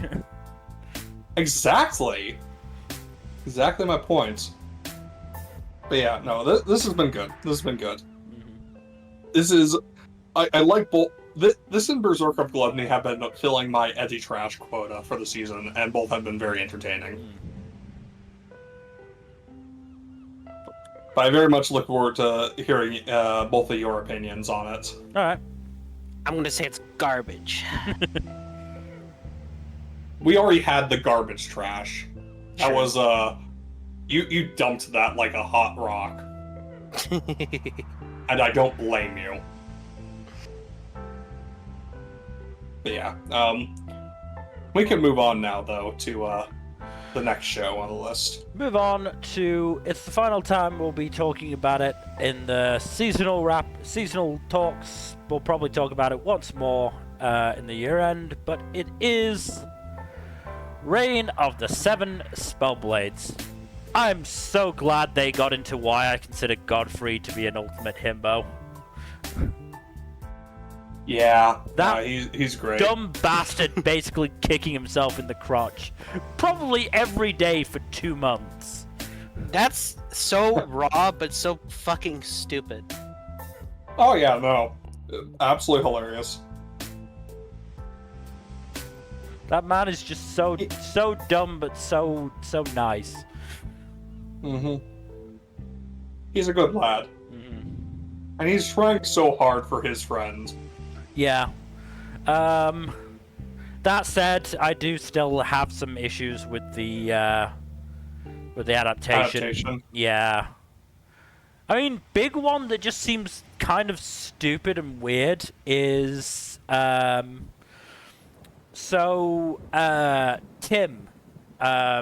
who Ophelia basically, his beating him up was what finally turned Godfrey against her.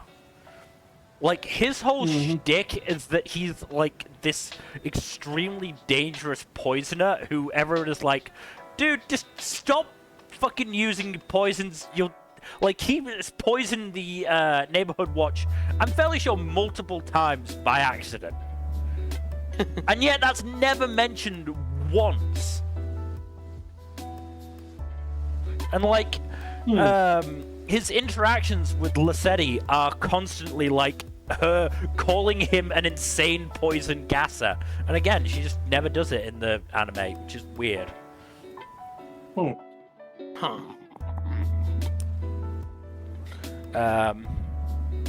So yeah, just a little thing like that I didn't like. They also, rushed some things, but, that's to be expected.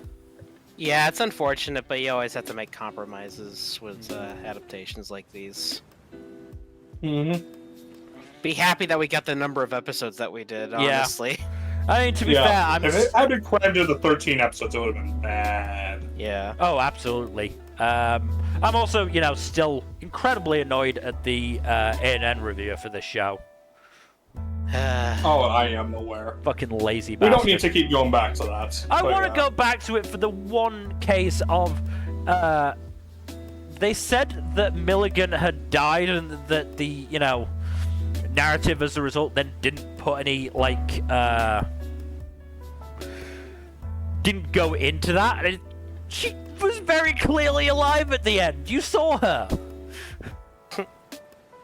And they cited a scene that didn't happen in the episode that they said. It just annoyed me, okay? It just annoyed me. Understandable. I get it. I get it. I mean, what about the two of you? Because obviously, I'm a filthy source material reader for this, so... How dare you? I enjoyed it for the most part. I do feel like it was rushed in some places, but overall it was still pretty good. Yeah. And they did do a good job with the send-off for Carlos and Ophelia. I still gotta read this. I mean, yeah, that was something that really kind of got me when I first read it. Because yeah, they don't shy away from the fact that characters are dying. Yeah. Yep. And it's not just the scumbag shitheads either. Yeah. Yeah, I mean, I genuinely thought they did a really good job at humanizing Ophelia. She just had a really shit life. Yeah.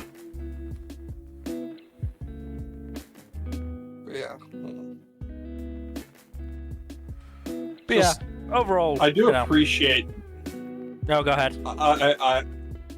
I really like the whole everyone trying to pitch in to win the fight, but ultimately they're not able to do it because Ophelia is substantially above their level.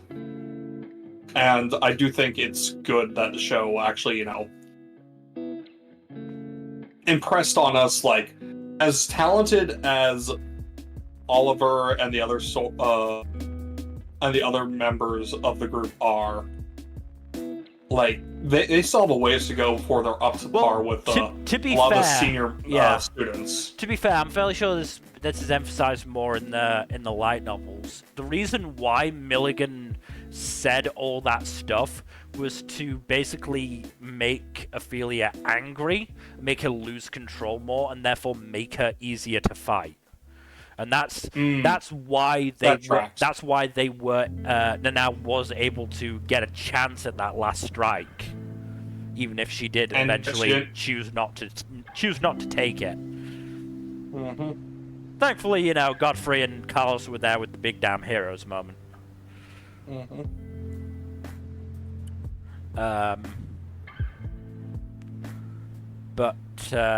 Yeah. I don't see this getting a second season, and to be brutally honest, I'm not sure if I do want it to get a second season, because I just don't know how well it would, adapt the later material, but I think I consider this a success. Also, I've just remembered. Weirder things have happened. Weirder things have happened. Yeah. But yeah, I've just remembered. In a move that made my decision to give it runner-up for OP of the season last season, they changed the OP in episode 14. Oh, right. They did. Because there was a shot of the student council of Tim, Lassetti, Carlos, and Godfrey that then had Ophelia added once we got into the, flashback of her joining it.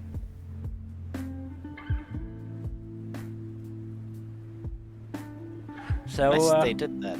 Yeah, I always like when a show changes the OP mid-season. Yes, I believe they also changed. Please. They changed the opening as well when after Oliver killed Darius, I believe. Yes, because they added the shot at the end where he picked up the mask and put it on. Yeah. Yeah. But yeah, overall, good show. Read the light novels; they're very good. I will. I have 3 of them on my shelf right now. Well, that covers basically the first season of the anime, or this. Yep. That covers basically the anime. I have the ebooks, so I'm gonna try to read them at some point. I have a lot of books I need to read. I am just waiting for. Let me just check. Is it that one? No, that one's already out. It's the next one. Where's the next one? I'm waiting for volume 10, which is sometime. Should be coming out soon, shouldn't it? I believe it's in January. I will look right now.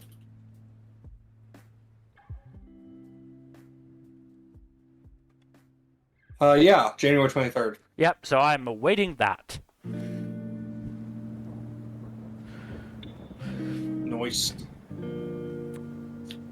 But yes, let's move on to our next show. We are getting towards the end of the list. Slowly but surely. We move on to Ron Kamonohashi's Forbidden Deductions.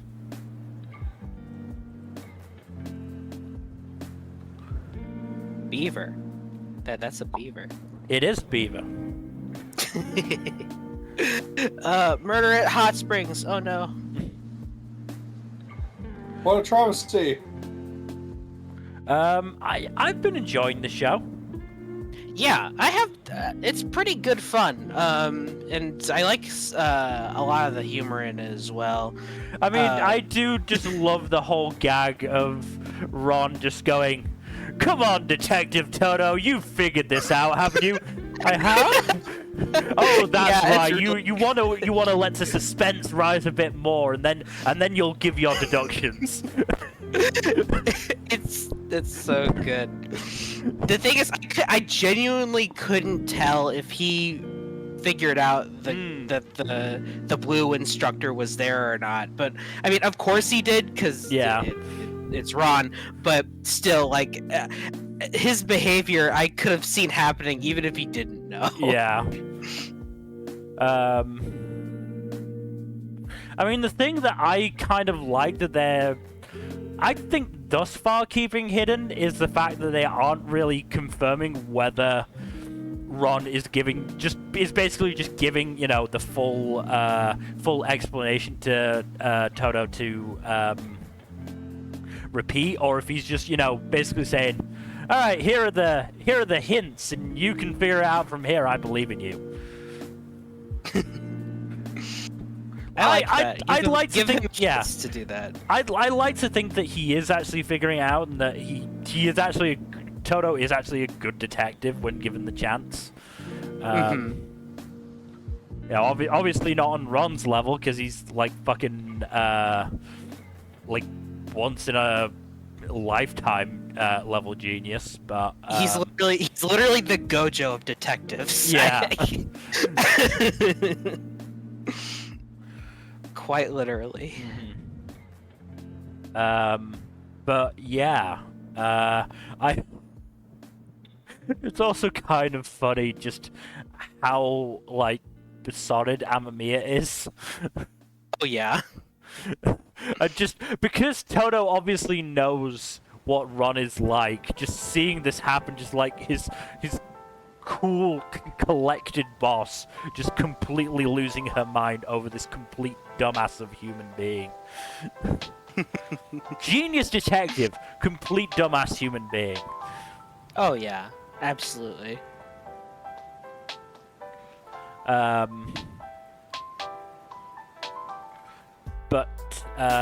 Yeah, and then we're obviously introduced to Spitz, who, as it turns out, actually just wants Ron's help. But we also met the other members of the Blue Staff, one of which is voiced by Kenshiro Suda. Thank Your God. favorite, Bill.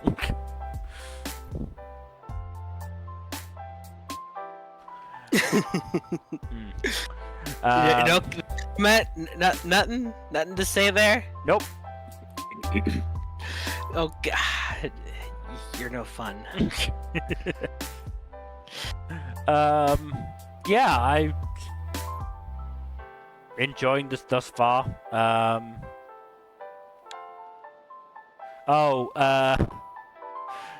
A gag that I really, really liked was, and it's a cruel one, but when Spitz like just completely dissected Toto's personality and the reason why he couldn't have been the one giving those deductions, and Toto's just like, that was insightful, but it sure hurts. Yeah. Poor Toto. Also, the bookend for episode 2, where Toto was shocked into falling twice. The same animation as well, which makes it better. Yes. Like, sometimes reusing animation is lazy, and sometimes it's just hilarious. No, you use that shit for comedy. It works. No, I'm having good fun with this. I want to see more of what Blue is planning to use against our detective here. Yeah. Are you watching this one, Jack? No. My list is already really fucking long. I know. I might watch this as a backlog thing next season. But like, yeah. Fair enough. Maybe you can replace our Look, if I have time between the end of this, season and like the year-end stream, I might binge this.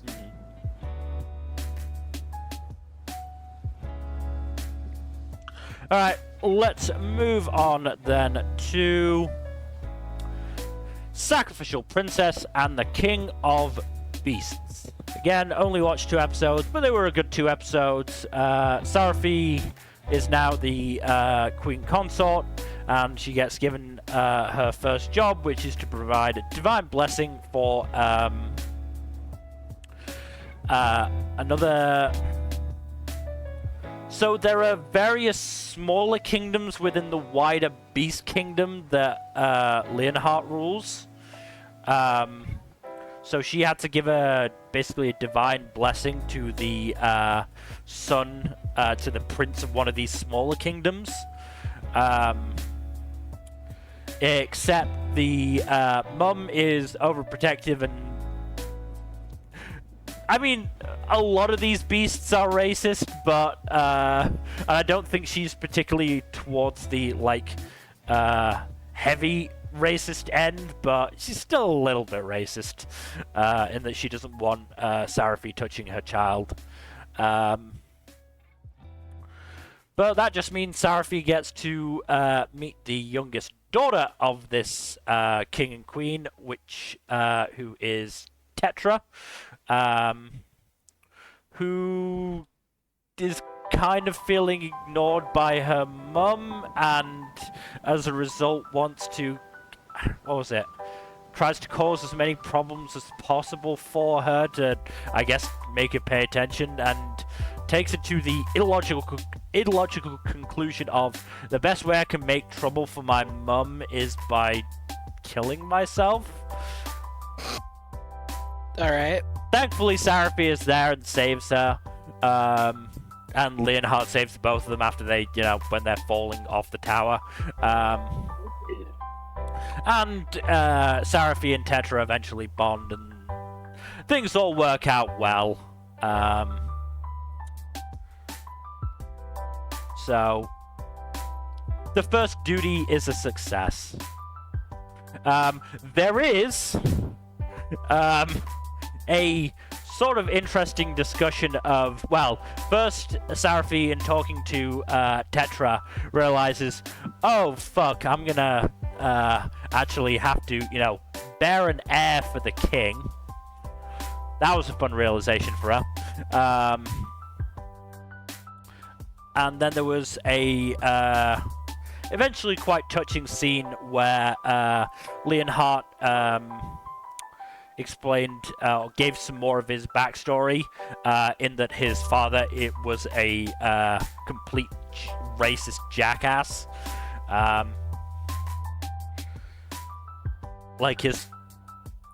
Leonhardt's father was a dick to him, which he thought was just his father trying to, make him a strong and stern ruler. No, he was just a racist jackass who couldn't stand that his kid was half human. Which begs... apparently he was so mad about it that he went insane over it. Like, genuinely insane. Like, they said his mind deteriorated, and Leonhardt theorized that it was because of him. Which begs the question why he, sired a kid on a human anyway. But, because reasons. That'll probably come up later on, I guess. But basically, Leonhardt eventually states that as much as he's seen his human blood as a curse previously, and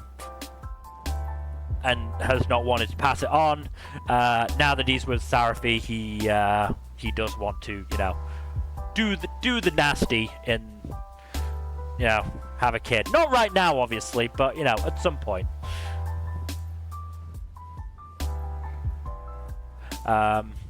Yeah, the show is still good. I need to try and watch it more consistently.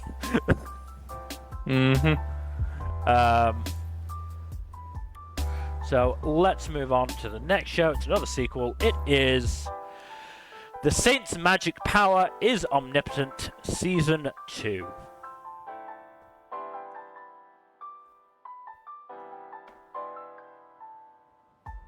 Alright, so, So, say, it turns out Say's actions had consequences, and Actions have country- consequences. Who could have guessed? I know, right? And yeah, so you know how she used a very, very powerful potion to save this random sailor from a foreign country, and it wound up being something that the captain of said sailor noticed and reported to his leaders. Yeah, so one of the princes of that country decided to come over for a completely unrelated scholarship to the Royal Academy, and has been snooping around trying to find out details about the potion and who made it. Shocking, I know. Mm-hmm. But yeah, they did also do a thing where Say is now formally officially announced and declared as the Saint after the whole shenaniganry mix-em up that happened in season 1. Kind of made things awkward and muddied the waters for everyone. But they've cleared that up now, and she is officially the Saint. But yeah, this whole screenshot is her primary love interest is consistently her escort to various events and occasions. And she has now gotten to the point where she's not flustered by his compliments. Good for her. That's good. You keep telling yourself that. Say, you got this. You got this. Yeah, she's definitely gotten a little bit of development in that regard, as well as like just making an effort to play into the role of Saint a bit more. But she's still a dorky goof who loves her herbalist stuff, and very much is saddened that the prince's visit means she can't tend to her plants every day. And she even talks to her plants when she is able to come back and is like, I miss being able to tend to you. I'm so sorry I was gone.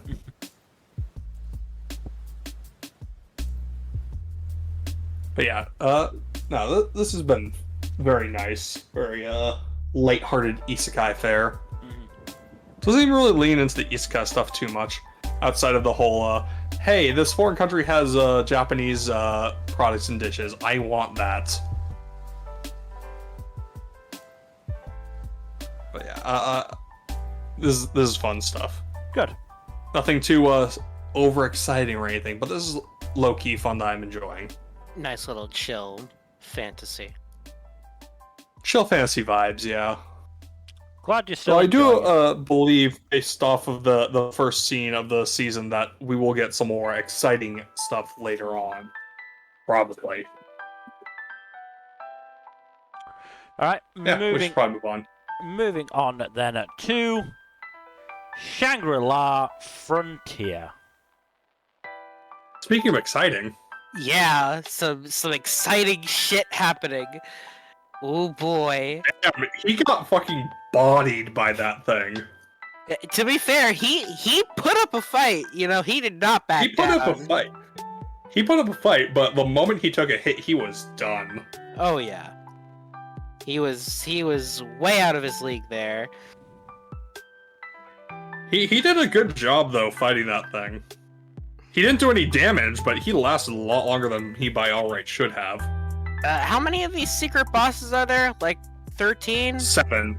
I believe there's 7. Okay, I knew it was either 7 or 13. Yeah, apparently there's only, not even all of them have been, they haven't even figured out all the names for all of them yet, which is wild. Yeah, that's some great game design. Honestly though, like, it's one of those things where it's like, hey, we have this this big mystery that our players can uncover over the course of their playthrough of this game. Yeah. I think that is kind of neat game design, honestly. Oh, yeah, it's just... conceptually, I think it's a good idea, but that's not something that works that great in practice. But, you know... Absolutely not. Yeah, but, you know, it works for this, because now Sunraku has kind of a goal for himself. He really wants to beat that fucking wolf. I don't blame him. The wolf cursed him. Yeah, he also freaking cursed him, which is crazy. He is right to call the curse that he received bullshit. Yeah, of course, it's thanks to that curse that he now has access to a pretty secret event that not very many people seem to know about. I don't think anyone knows about it. At least not in terms of the online forums, no. Yeah. Definitely not. And now he has a new rabbit friend. I do find it very funny that he gets waylaid by adventurers who immediately notice the rabbit friend and are like, "Oh my god, it's so cute! Can you tell us about it?" Why are you a half-naked bird man?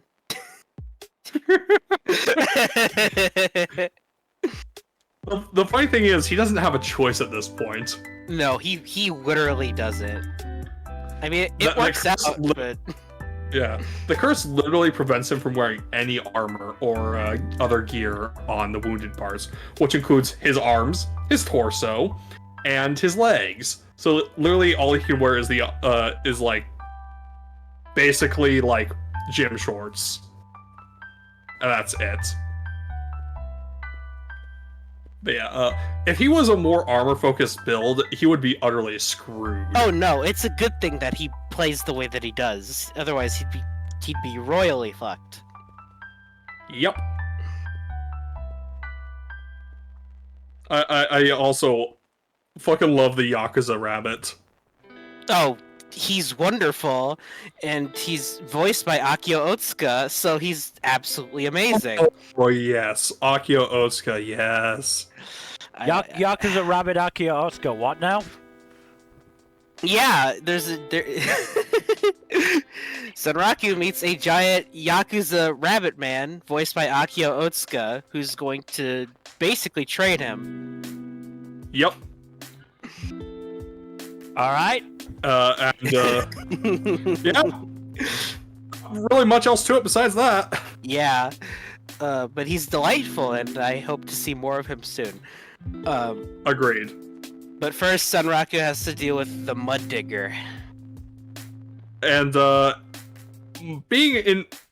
in this game, in Shangri-La Frontier, terrain will affect your movement ability, and Sanraku is very much a mobility build, and he must fight this boss in muddy terrain, which halves his movement speed, basically. Yeah, I'm pretty sure Emil will come in clutch here, because he can't do a lot on his own here. He is really fucked. Yeah. This is very much designed to fuck with builds like his. But yeah, it's. Oh, go ahead. No, I'm loving this. It's a lot of fun.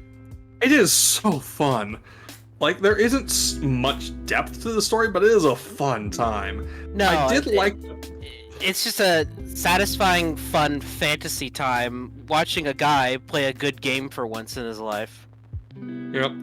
I did like when he jumped into that janky-ass fighting game with his friends. Because, holy shit, that game is broken as all hell. Oh yeah, that's something else I appreciate, having a look at what he normally plays. Mm-hmm. It would be one thing if they just stuck with Shangri-La Frontier all the time, but, having some variety and showing us, how his normal playtime is before he got into Shangri-La Frontier. Really fun. Really good. It's also pretty fun watching him dissect all the game's mechanics and stuff like that, figuring out what works, what doesn't, stuff like that. It's fun. It's satisfying. Yep. And also, Ray has still had no luck in finding him, which is also pretty funny, but also sad. I do like her in-game avatar. It's very. Just the contrast is just perfect. Oh no, the contrast is wonderful. Big armored, just a big armored dude, just a behemoth. And the behemoth is played by this small high school girl. Fair enough. Great. Yeah. Very also, we good. gotta look at a couple other player characters, and one of them is one of the characters from the opening, and they are a player killer, so that's fun. Yeah, I'm pretty sure we also, in the first episode, I'm pretty sure we saw her on the cover of a magazine. She's a model, apparently, so, that's cool. That definitely won't go anywhere, no siree, not at all. No. Why would it? That's silly. But no, I look forward to seeing more of her. We're going to I hope we get more of her next episode, tomorrow. That'll be fun. Yeah, I forgot new episode's tomorrow. And this is Tuco. Yes! Oh shit, yes! Yes! Awesome. But no, I'm this is a excited. great time, having a lot of fun. The animation helps too. It looks very good visually. This series has no right looking this good. Oh yeah. What days does it air? Sunday, did you say? Sundays. Yeah, Sundays. Yeah, Sundays. I might try and add it. Okay. You do have pretty lazy Sundays. Yeah, I've only really got Overtake on Sundays, so I could add it. Yeah. See how I'm feeling. Yeah, I say give it a shot. Yeah, what's the worst that could happen? Yeah. You don't like it and you decide not to watch it, more of it. Somehow it magically destroys my computer, it blows up in my face and blinds me. Don't think that's going to happen. Just saying. But can you guarantee think it it's won't happen? Probable. Can you guarantee it won't happen? No. I can only say that it is extremely improbable.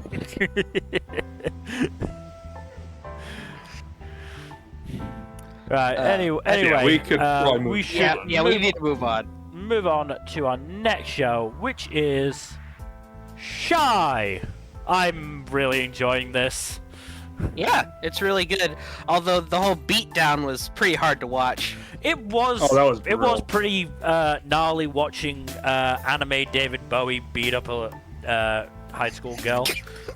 Anime David Bowie. Let's be It's real. not He's anime inaccurate. David Bowie.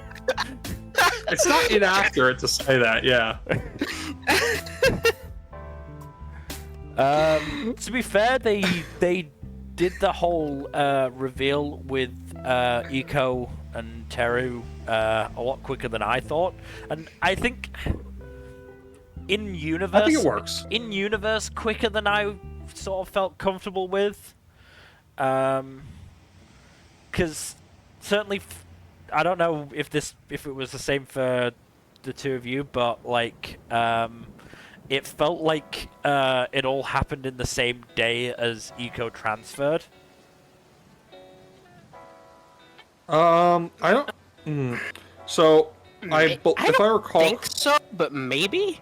It wasn't clear enough. Even if it Yeah. wasn't, it wasn't clear enough that was the case. Yeah, that's fair. And so as a result, it kind of felt weird, how connected Iko and Teru felt with each other. For a climactic, I've got to save her heart thing. I mean, Teru does come across as a very empathetic person. No, she absolutely does, but I would say it's more Iko's connection than with Teru. That Yeah. just seems to come out of nowhere. Like, for all we've seen, like, they've interacted maybe once in the classroom, and then Teru helped her when she was feeling pain on the stairs. I was like, I felt such a huge connection to you, and it's like, when? When did you... From that one encounter? Mil, To there be is fair- another possible explanation. There is another possible Oh, I explanation. mean, the gay is definitely a possibility. I mean, especially considering the omake at the end of episode, what was it, 3 or 4? Yeah. Yeah. One thing I do want to throw out there, though, the gay aside, it's possible that Aiko herself might not even realize it. The resemblance to Shy there might have, given her that sense of security there. No, definitely possible. I did love Teru's very bad explanation for why the infirmary was fucked up. Yeah. Where does that come from? Look, There was a bear. she is. It went raw. Terry disaster of a person. Oh dear.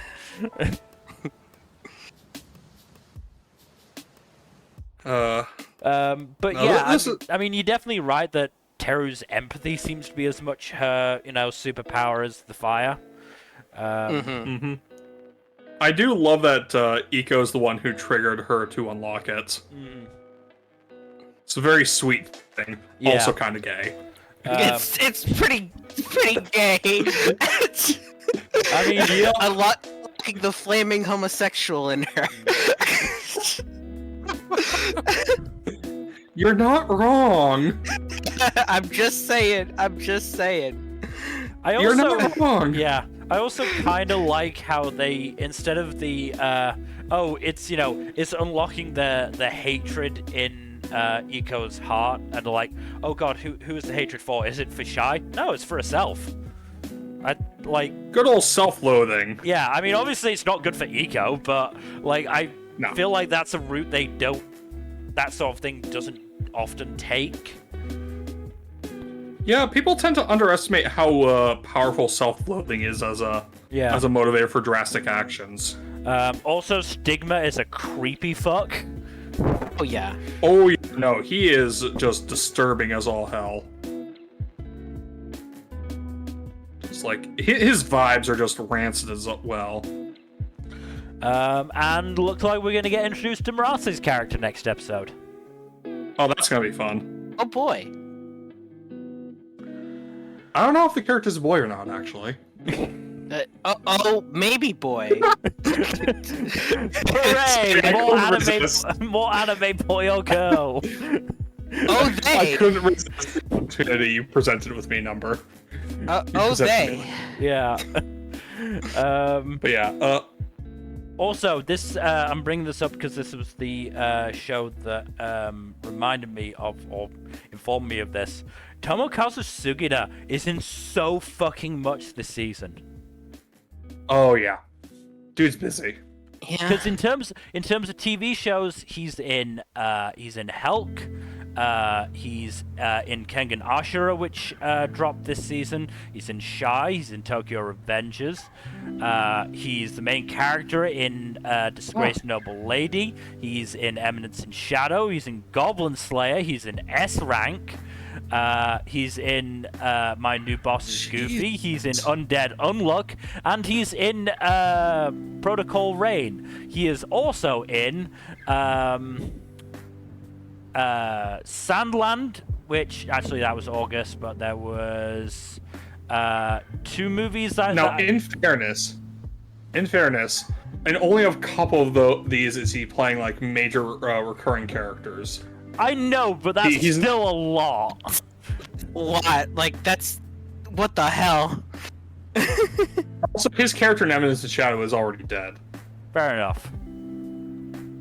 Rip Crimson, all 2 episodes of you. But I Yeah, mean, no, he's doing a lot. the character in Shy is showing up a lot. He's the main character in Disgraced Noble Lady. His character in S Rank Daughter is showing up relatively often, and his character in Protocol Rain is showing up relatively often as well. Well, he's one of the main cast. He should be really, but yeah, he's still in a Dude's lot. busy. He is very busy. He's extremely busy. What the fuck? I didn't even realize. Yeah, I said I didn't realize until I actually had a look and went, "Holy shit, that's a lot of fall shows." Hold on, there's someone else I want to check because I think they are also really busy this season. I'm fairly sure there are like a couple of others who are not quite as busy, but certainly up there. Yeah.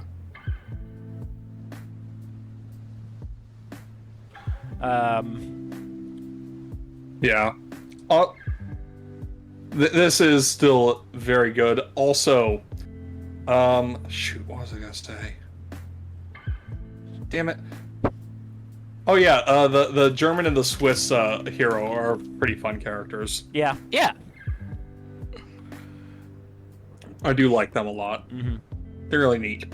I still think the idea of of each country only having one hero is fucking dumb, but you know, It's a lot more practical for some countries than others. Yeah. Like Singapore's just a city-state.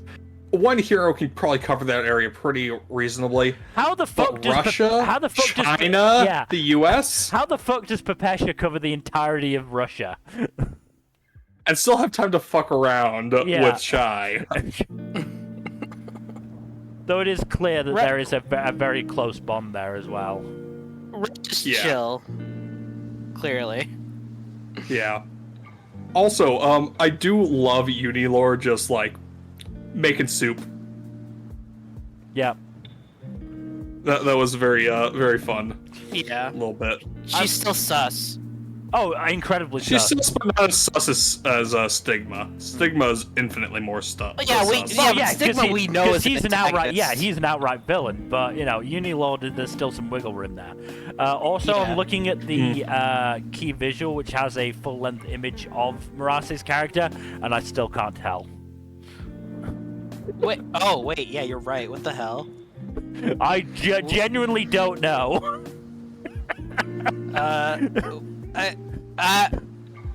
What the hell? Okay. That could be either. They could go either direction, or they could just not go a direction. They could go that secret third route. Yeah. To be fair, I don't know if Murase has ever actually played an unambiguous female character. I don't think he has, no. There's a first time for everything. There is. You're not wrong. And there is a lot of cross-dressing voices going on in anime. Yeah. Oh, wait. He apparently voiced, Sailor Aluminum Siren in, the latest, in A Sailor Moon movie. Okay. Cool. So there you go.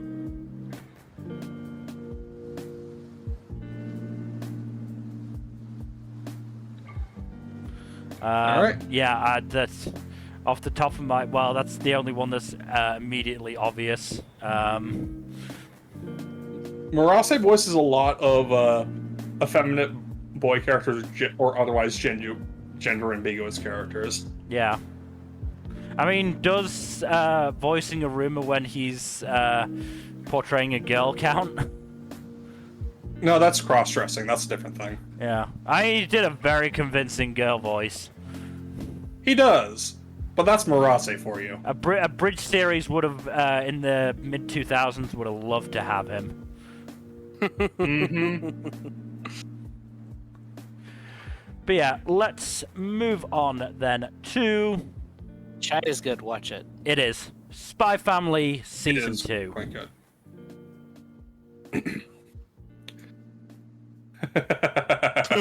Poor Bond. Poor Bond. Poor Bond. Poor Borf. Worf.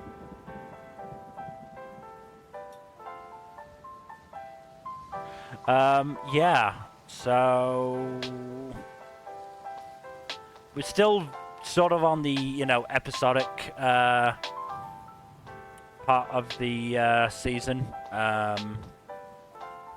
Guess what? We're getting Boat Arc next week. Yeah, we're getting closer. We are absolutely getting closer. No, we have. There is an ad that Boat Arc is next week. Oh, good. I am hyped. Finally, Very boat hyped. time. Yes.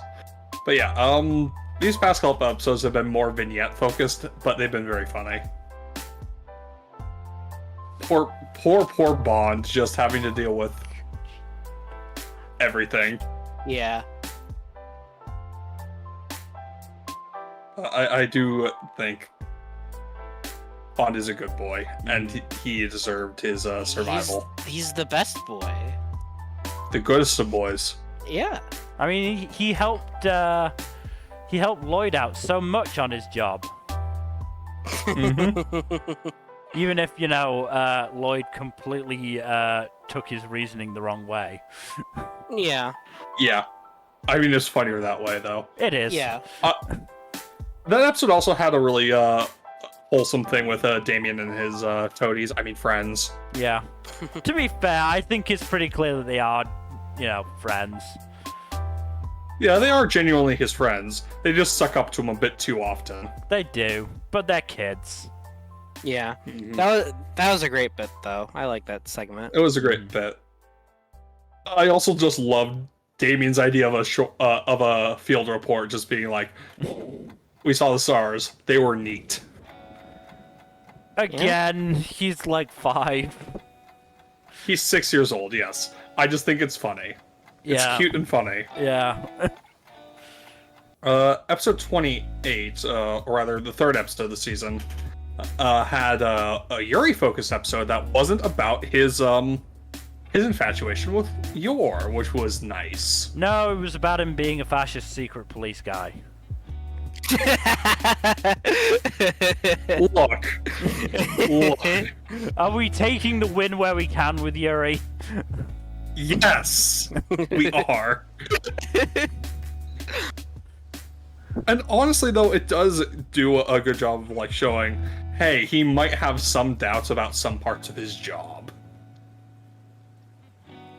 He does make an effort to ensure that, hey, we're going to make sure your father is looked after because that's the reason you've been doing this shit in the first place. So, yeah, our bad. We'll try to make up for that. Even if it is a little too late type thing. Yeah. Also, the fucking Bond Man bit at the end of that episode was so fucking funny. That's so funny. Fucking first, Lloyd's oh. just like, what the fuck is this? He's like, Bond Man's kind of a scumbag. Yeah. Why do you like this? I mean, it's accurate to James Bond. Yeah. It is. It is extremely accurate to the type of character that James Bond is. Just an absolute womanizer. Mm-hmm. But regardless, very funny stuff. Yeah. Also, the two shorts at the end were very cute. Yeah. And today's episode had the card game over the pastry and Yor helps Frankie catch a cat bits, both of which are very funny. Again, off the top of my head, I don't remember that, but I believe you. So the pastry of knowledge one is basically I don't remember the loser kid's name. I do vaguely remember that one, especially when you mentioned the card game. Yeah, they play Old Maid, and Damien lets Anya win because he does not want to admit that he caught feelings, but he's caught feelings bad, and he is not having a good time of it. And the other one has that iconic panel of Yor with a really scary face looming over the cat. If you remember that one. Not really. I'll watch it, it's fine. Fair enough. Yeah, you'll see it anyways. It's no big deal. Also, But, just yeah, going back to Murase for a second, does it count as him playing a female character if the female character in question is a character from Bananya? Sure. I'm sorry, what? Bananya. The hell's Bananya? It's a show about bananas that are also cats. Yeah, Bananya. And looking at the cast, it's like all Murase and Yukikaji. Yeah. They're the only two who are in the cast. Yes. Yes.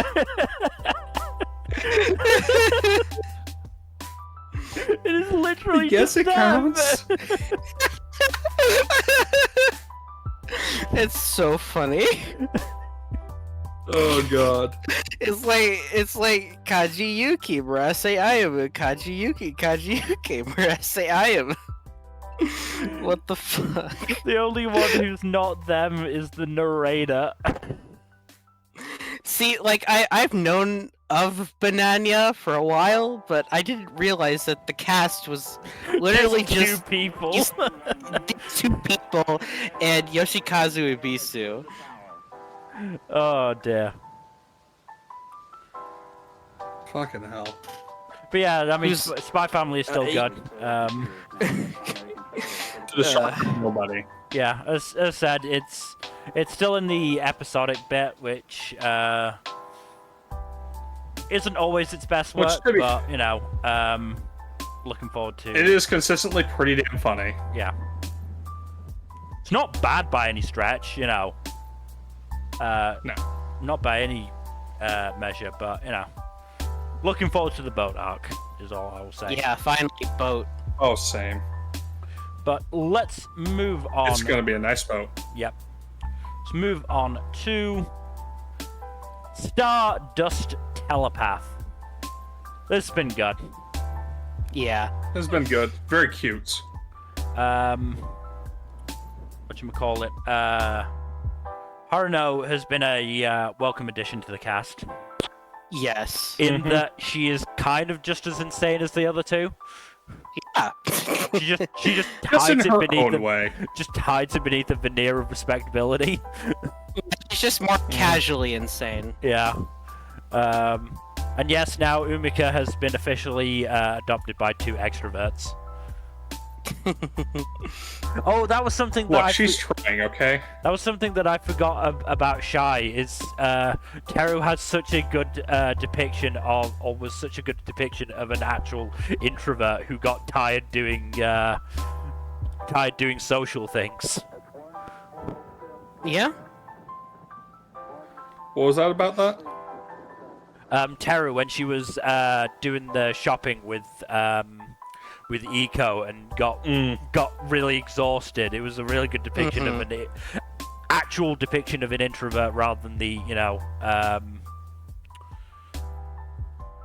sort of like, what's the best way to describe it? Like, general belief of what an introvert is. Yeah. Mm-hmm. Yeah. As a fellow introvert, I can vouch. I also get tired after doing stuff like that all day. Yeah. Same. It's people don't seem to understand that social batteries can get drained a lot more easily than one would expect. Yeah. But speaking of that, Stardust Telepath. So episode 2, just either of you two watching this? Yeah. Yeah, I'm okay. current. I watched all the episodes that are Okay, out. good. Just wanted to make sure. So making the bottle rockets. Well, after you know Umika got over her panic attack about the idea of you being experimented on by government agents. Quite the imagination. I mean, it makes Look, I sense. can't She's blame her. supposedly an alien. Yeah. Also, like, there's so much media out there about aliens being caught and experimented on by the government, so I don't blame her for jumping to that conclusion. Yeah. Yeah. But yeah, no, it's been very delightful seeing Umika just slowly start to gain confidence. I mean, Especially with yeah, with especially Raimon. Yeah, especially with Raimon. It was quite. I absolutely love her just issuing the challenge to Raimon and just Yeah. bolting afterwards. doing it on a piece of paper as well because Raimon wouldn't open the fucking door. You read the piece of paper and now you have to accept the challenge. Okay, And if you decline, I win. Bye. That's not how it works. Damn it. Oh dear. Yes, looks like Raimon will, based on the opening, round out the main ensemble, so we know how this is probably going to go. I mean, Or at least based we know on the gist. cast list on Mal, that's probably how it's gonna go.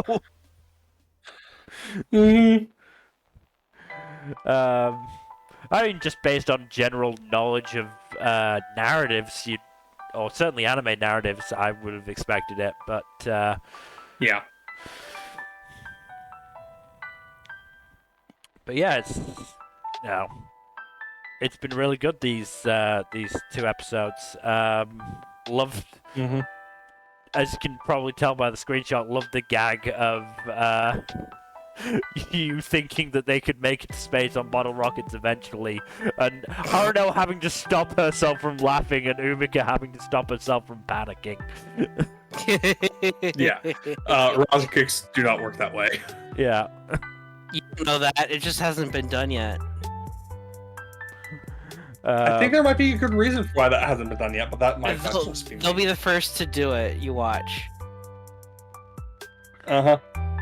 But I also like that Raimon and Umika do have a history. So Raimon wasn't being an asshole for no reason.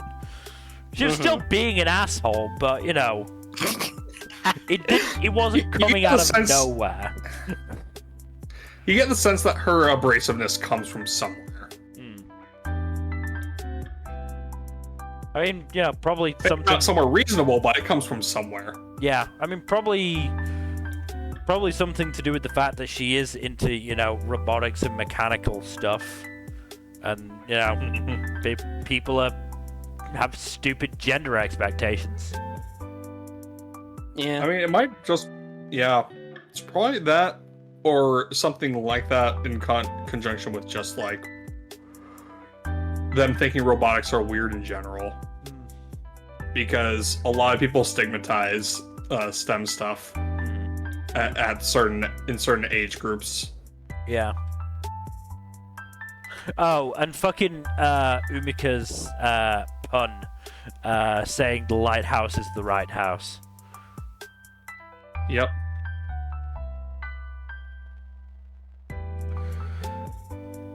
I do. No, go ahead. Fucking Umika trying to cover up the whole lighthouse situation. Yeah, just so funny. Yeah.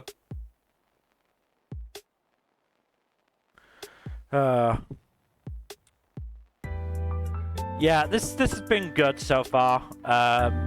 In a worse season, this would probably be like top 2 or 3, but Top 5 easily. Yeah. But in this season, it's so far struggling a little bit. No, I mean, not even struggling, just, you know, not up there. There's just too many good shows, damn it. This season is too stacked for its own good. Spread it out for fuck's And for sake. our health and sanity. Spread out the goodness. Summer could have used some of these. Anyway, I think we can move on. Mm-hmm. To, let me just get that up. To Tearmoon Empire. That's it. I know I started that as if there was going to be a subtitle, but then I remembered that there wasn't. Remember how I said the season had some really good face game? Yeah. This show might be the best, have the best face game. Period. Because Mia in particular just has so many hilarious faces in this. Uh-oh, what happened? What? Number. What? Oh. Number disappeared. Oh, that's not good. Considering she's completely offline, either like Discord went down for her, or maybe her entire computer went down. Ooh, that would be good. Oh well. Hopefully she can come back online in time to talk about Uma Musume. It'd be really awkward if she couldn't. Oh, there we go. Okay. Welcome back. What happened, Number? Are you alright? Did the internet decide to commit Yeah, internet bad. I don't know what the hell happened too. So there's a good chance I'll phase out of existence for a minute again. But for now, I'm good. Just glad it wasn't more permanent, because you know you still need to talk about Uma Musume. Yeah, of course. but we still need to talk about Tearmoon Empire first. So, Yeah. yeah, I mentioned earlier how a lot of shows this season have a really good face game, and this is one of the best this season. In terms of all the shit that Mia does with her very expressive face. This is her plan to avoid interacting with either of these two individuals going into complete and utter shambles. Because she was trying to do a different thing that backfired hard. But yeah, Mia is consistently in the mode of the failing upwards character, as it were. And everything she does is either to make things better for herself in the future, or to ensure that things go better overall for everyone, including her and especially her. But is how it is. Rising tide raises all boats and all that. Bring out the guillotine. Unfortunately for her, she's trying to avoid the guillotine-kun route. And also, unfortunately for her, she is consistently getting a lot more attention than she wants from other people. As well as just, like, getting unexpected praise for things that she is very much not responsible for, because people just keep misinterpreting her intentions. Sorry, her general personality. I was trying to think of a joke about it being guillotine-related attention, and all I could think of was just people just like talking to her, but then like craning around, just that's a pretty guillotineable neck. Oh my god. There are a number of like gags and visual jokes about the guillotine in the show. There was one in today's episode that I would have screenshotted if I hadn't already sent in the screenshots I sent to you. But yeah, it's been very fun. Never feel like you have to stick to the ones you've already sent. Oh, I was just not sure if you'd already had everything with your setup all squared away. I probably would have done, but if it's funny enough, I will put it in. Fair enough. Yeah, Mia's very fun. Her face game's on point, and the show is pretty funny, and also like surprisingly deep at points. Like it has a bit with two princes of the kingdom. The younger one's considered a failure by the older one, who would just like is a piece of shit to the younger one in general, and Mia just steps in and is like, "Hey, this dude, this prince might have forgotten about it because he seems like he's kind of busy, but he invited me to the ball, and by insulting him, you've insulted me. What now, Scrub Lord?" Well, we have this very nice guillotine that's just waiting to be used.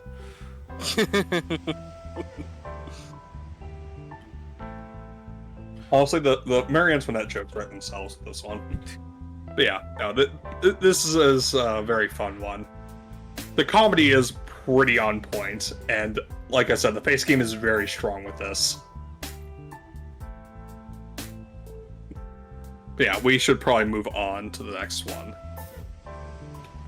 Moving on then to Tokyo Revengers Tenjiku Arc. Have you watched any of this yet, Nmbr?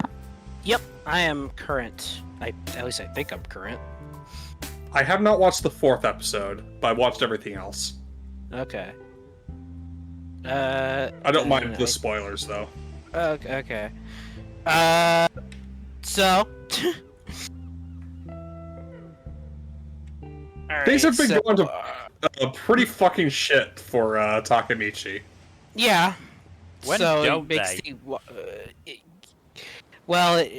It kind of just gets worse. Naoto in the present day gets fucking shot.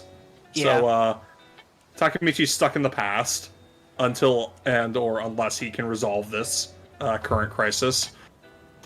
So that's fun. Yeah. Oh, and also then, he gets beaten up and kidnapped. Yeah. That happens a lot, actually, now that I think about it.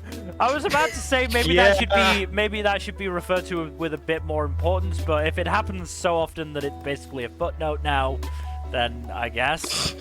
Yeah. It happened again. Is he the Mokuba of Tokyo Revengers? Kinda. He's if Mokuba was the main character. I'm not sure I want to imagine that Yu-Gi-Oh. He's if Mokuba was the main character of a delinquent anime, basically. But yeah, Takemichi just does not have a good time. Yeah. No, beat up and kidnapped by someone in his own freaking gang. Turns out that I think it's the head of the 5th division, who is basically the only person allowed to do this because he's the only one who's allowed to basically find out whenever there are any traitors. And yeah, of course he doesn't do this because Takemichi is the traitor. He does this because he's the traitor. So that's great. So the guy in charge of hunting traitors is the traitor. Yeah. I mean, it's a really good cover. It doesn't really get much better than that. Yeah, because turns out he has some allegiance to the head of Tenjiku. So and he wants to get in on that. And in order to do that, he obviously has to basically turn over anyone who will help with that. So of course, so as a result, he kidnaps another. Oh God, what the hell was his name? The guy who's good with money. He kidnaps the guy that's good with money, and then leaves Takemichi and his friend in literal garbage.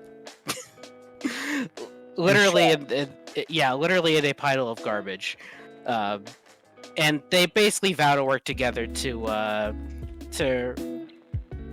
set things right. So.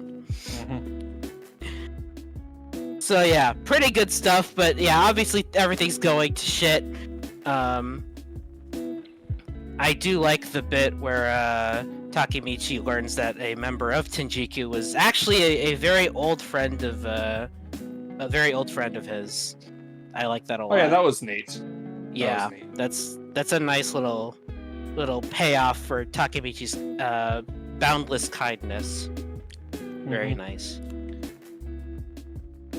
And also we, of fucking course... smiley and angry were very funny. Yeah.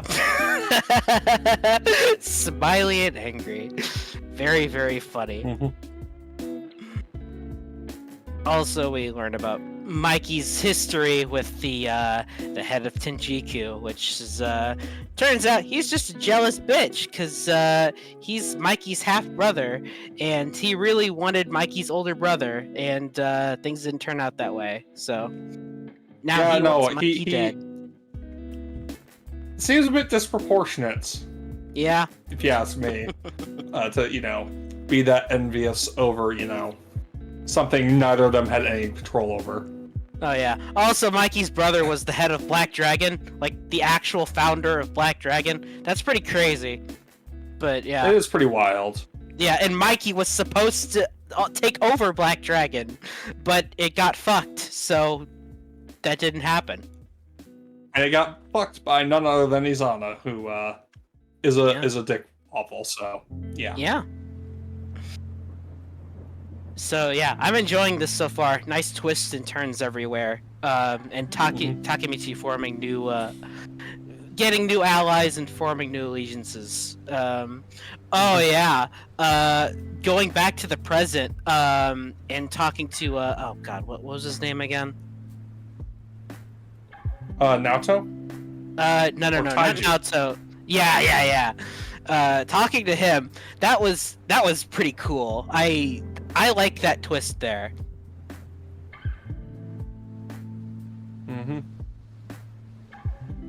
And also watching him wail on those guys a bit was pretty satisfying. Oh yeah. No. Yeah. But yeah, lots of good stuff happening. I'm Very- shocked that Taiju of all people was the one who managed to turn his life around. Yeah, that's pretty insane. He turns out pretty successful too. He owns a pretty nice place. Damn.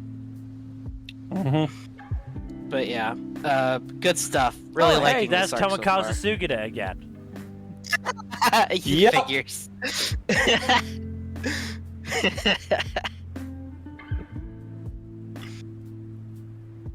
All right, Yeah, I you, think we can move on. ready to move on? Okay, cool. Moving on then to, just get the name up. Uma Musume, Pretty Derby, Season 3, Go Ham Number.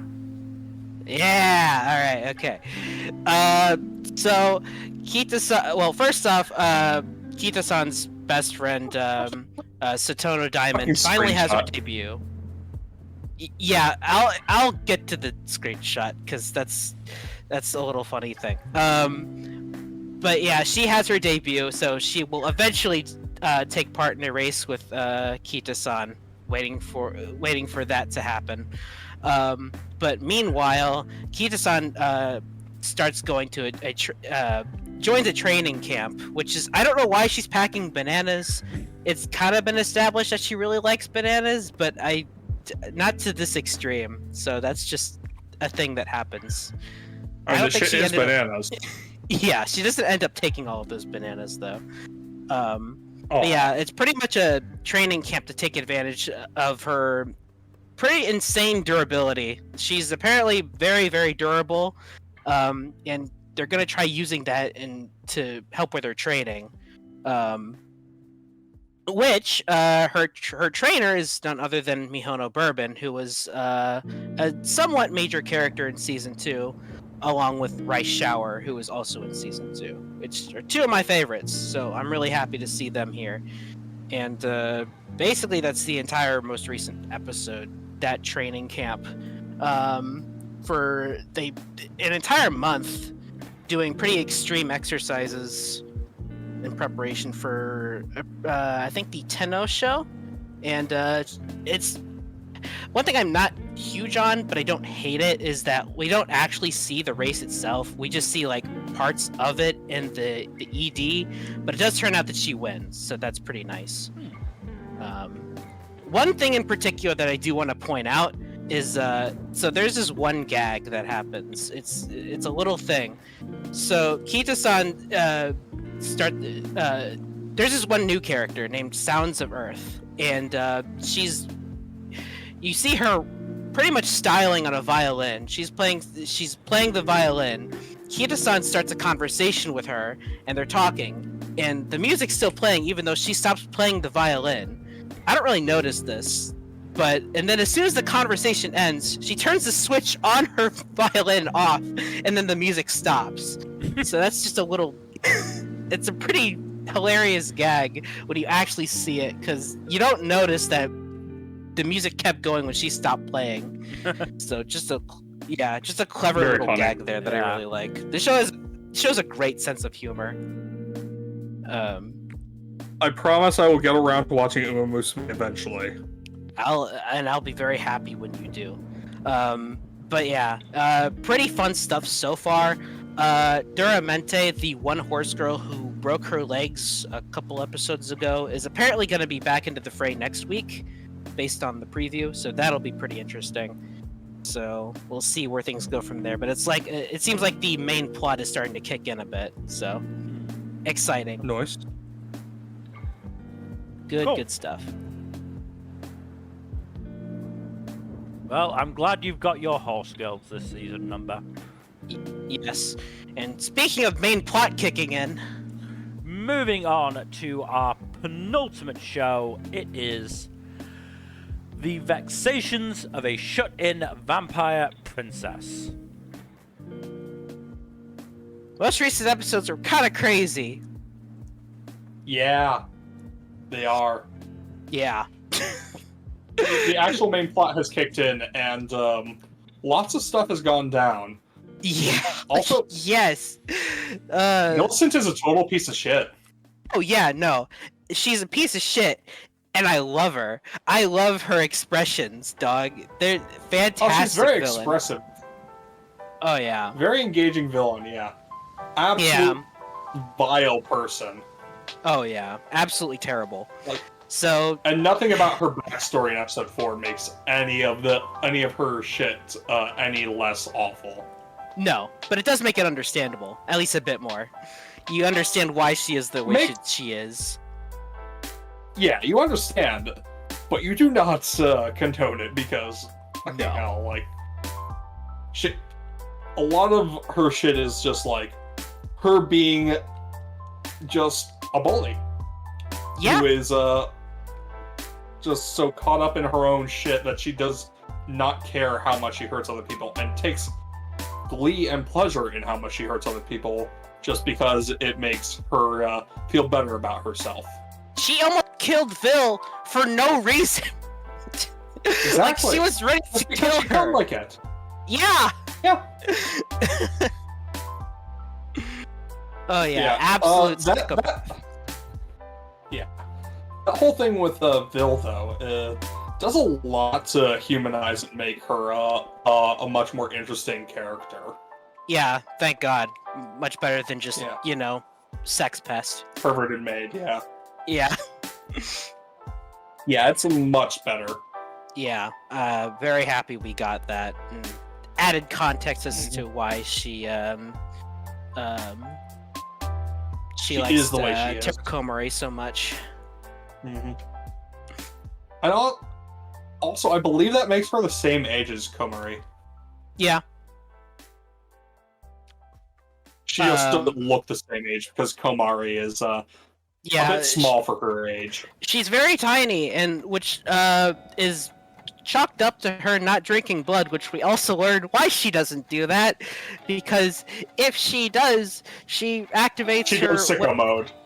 Yeah, she goes fucking crazy. She goes super vampire and just goes insane. So, yeah. Yeah, there's that. She, like, the moment she unlocks her true power, Millicent is done. Just like completely fucked. Yeah, like, and it's very satisfying.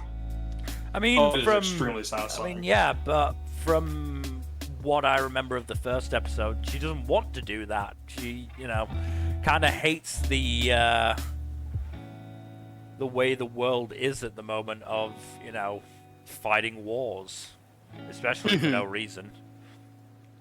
Yeah, she doesn't. She doesn't take pleasure in that, but she's not herself when she drinks blood. Like, she doesn't even remember doing any of it. Yeah. Yeah, she is very much like it's like an alter ego has taken over her and is going absolutely ballistic. Yeah, so she ended up being hypnotized into not liking blood, not really knowing that the blood triggers her that awakening. So yeah, and also it is basically a defense mechanism that lets her absolutely curb stomp Millicent. Like, Millicent tries to attack Komori and loses both of her arms in the process without doing any damage. Yeah. No, it's brutal. Yeah. Absolutely. It's brutal. And Alter Ego Komari kills Millicent by crushing her neck, basically. Yeah. Yeah. Okay. She catches her by the neck and just squeezes, and that's it. Wow. That's some fatality level shit. Yeah. Mm-hmm. Something interesting in terms of the greater lore, though, that I do feel the need to point out is that Millicent herself has joined an organization known as Inverse Moon. I think that's what it's called. Mm-hmm. Something like that. Which seems very much intent. Oh, go ahead. Okay. It seems very intent on destroying the current order, yeah. Dying. So I want death to be permanent everywhere. Yeah. honestly, which is the pretty way that interesting from a world standpoint. I think you're it cutting. is I think at the you're same cutting time the in and way out, remember? Millicent. Yeah. Yeah. Ah, fuck. So just going back to the Mortal Kombat fatality shit, I just remembered this. Yeah. They did not have to do that with Nmbr in Jujutsu Kaisen when she got punched by the sword. 'Cause that was some Mortal Kombat bullshit there. Like showing how a fucking brain rattled around a skull. Yeah. That was necessary and I love it. Yeah. But yeah, with regard to Millicent and Inverse Moon, like, the way she talks about it just sounds like edgelord bullshit. Yeah. Like, she sounds like she's so far up her ass about the whole making death permanent for everyone. It just makes her sound like a teenage nihilist who's just all too happy to indulge in this shit because it justifies her dumb bullshit. Yeah, I fully believe she joined just for the sake of having her own personal revenge. Oh, almost certainly. Yeah. But I'm curious about this organization and these special relics that allow for permanent death to happen. Mm-hmm. Also, fuck Millicent's father and mentor, because both of those people were assholes too. Oh, yeah, no. Yeah. Yeah.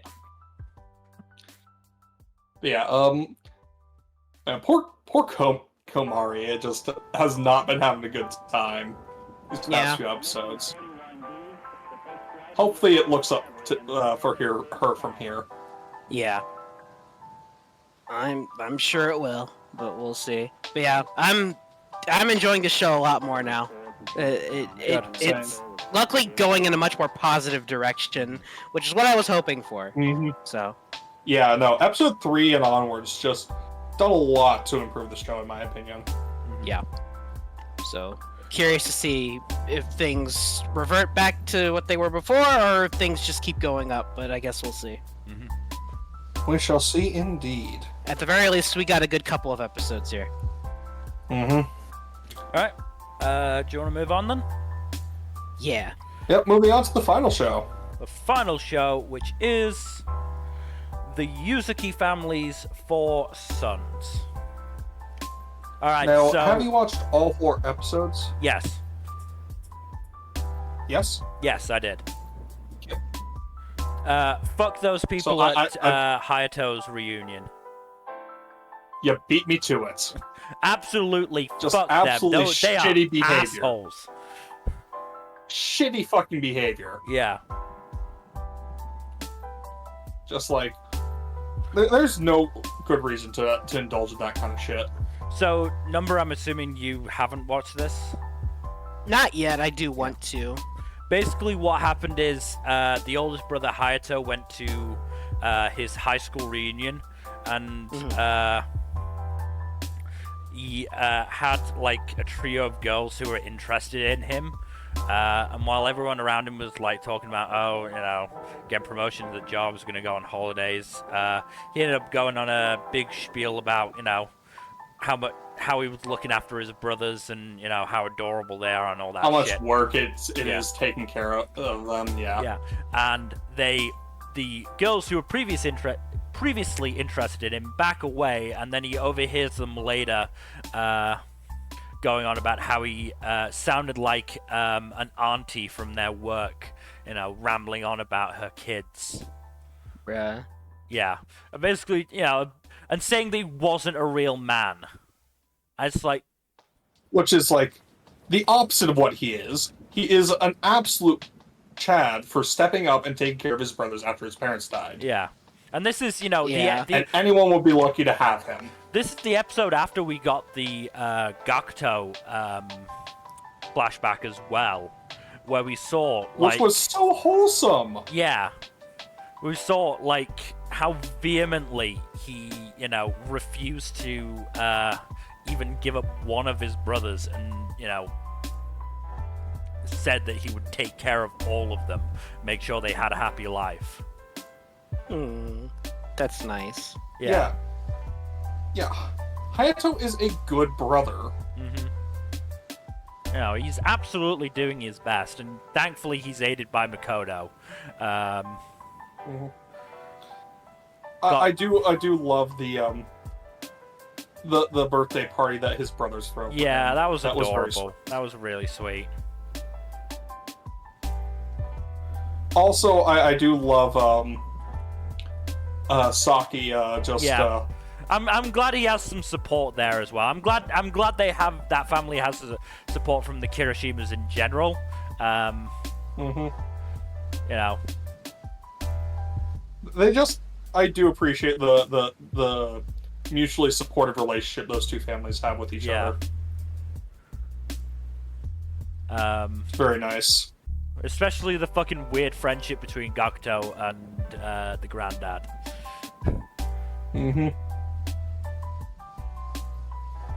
Yeah, that was a fun bit there. I mean, the little nod between the two was just. Yeah. I can only imagine the fucking author decided I'm gonna make Gakuto really mature for his age, so I don't have to consistently write a 5-year-old dialogue for a 5-year-old. I wouldn't blame them if that was the case. Honestly, it's probably bad enough. Writing dialogue for children is hard. Yeah, and making it realistic dialogue is hard.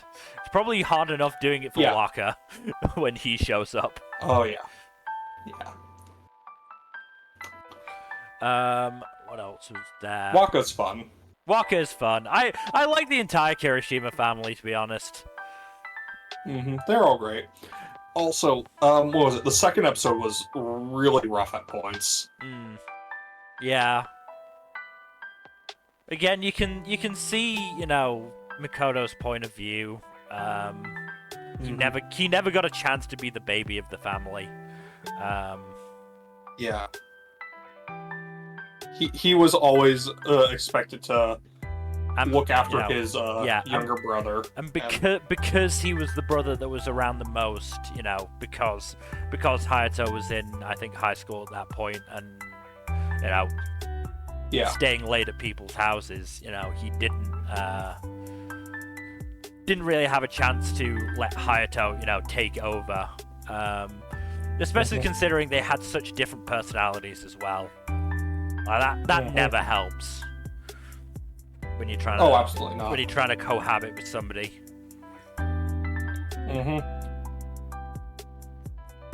And the episode does a really good job of just showing how that kind of resentment can just grow and fester in a child. And a really good visual metaphor too. Yeah. And I think it also did a good job in, making sure not to blame Mikoto or even Minato, really. Neither one of them was to blame. Yeah. It's just they're both in a pretty hard situation with working parents who can't really don't have the attention available to really focus on that kind of tamping down the tensions between the two.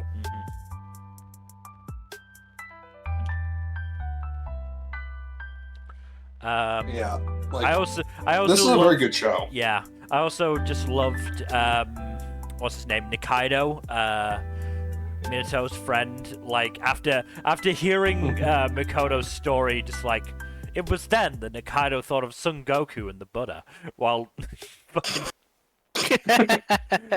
image of Minato as Goku and Mikoto as the Buddha.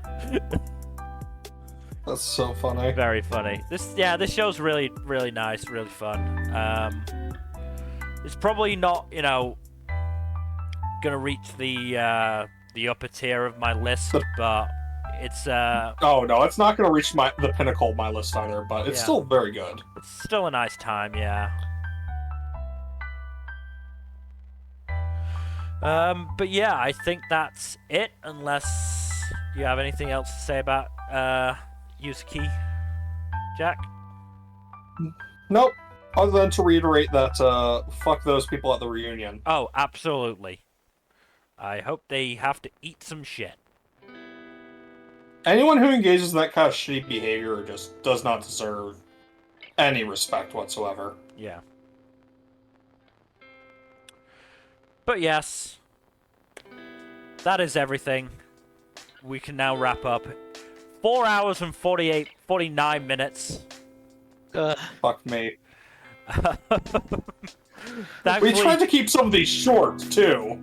yeah, but others we did not. We'll have to see what we can do for mid-season and the end of season 1. Probably need End of to season invoke the timer. Yeah, I have been trying to time, but yeah.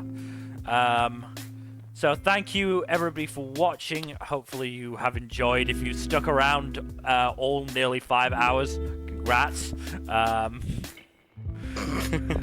God. In terms of future stuff, tomorrow we're going to try and get started with our One Piece character tier list. Tuesday and... It's gonna be a long one. Yeah, Tuesday... It's gonna be a multi-week project. Tuesday and Thursday should be Death Stranding and Persona 5 Royal. Either day, not sure which day it will be, depending on availability. And then next Sunday, we've been teasing it, it is the roast of Attack on Titan. Mill's favorite series of all time. Time for the finale. Yep, that's why we That is scheduled why it we then. timed it that way. Yeah.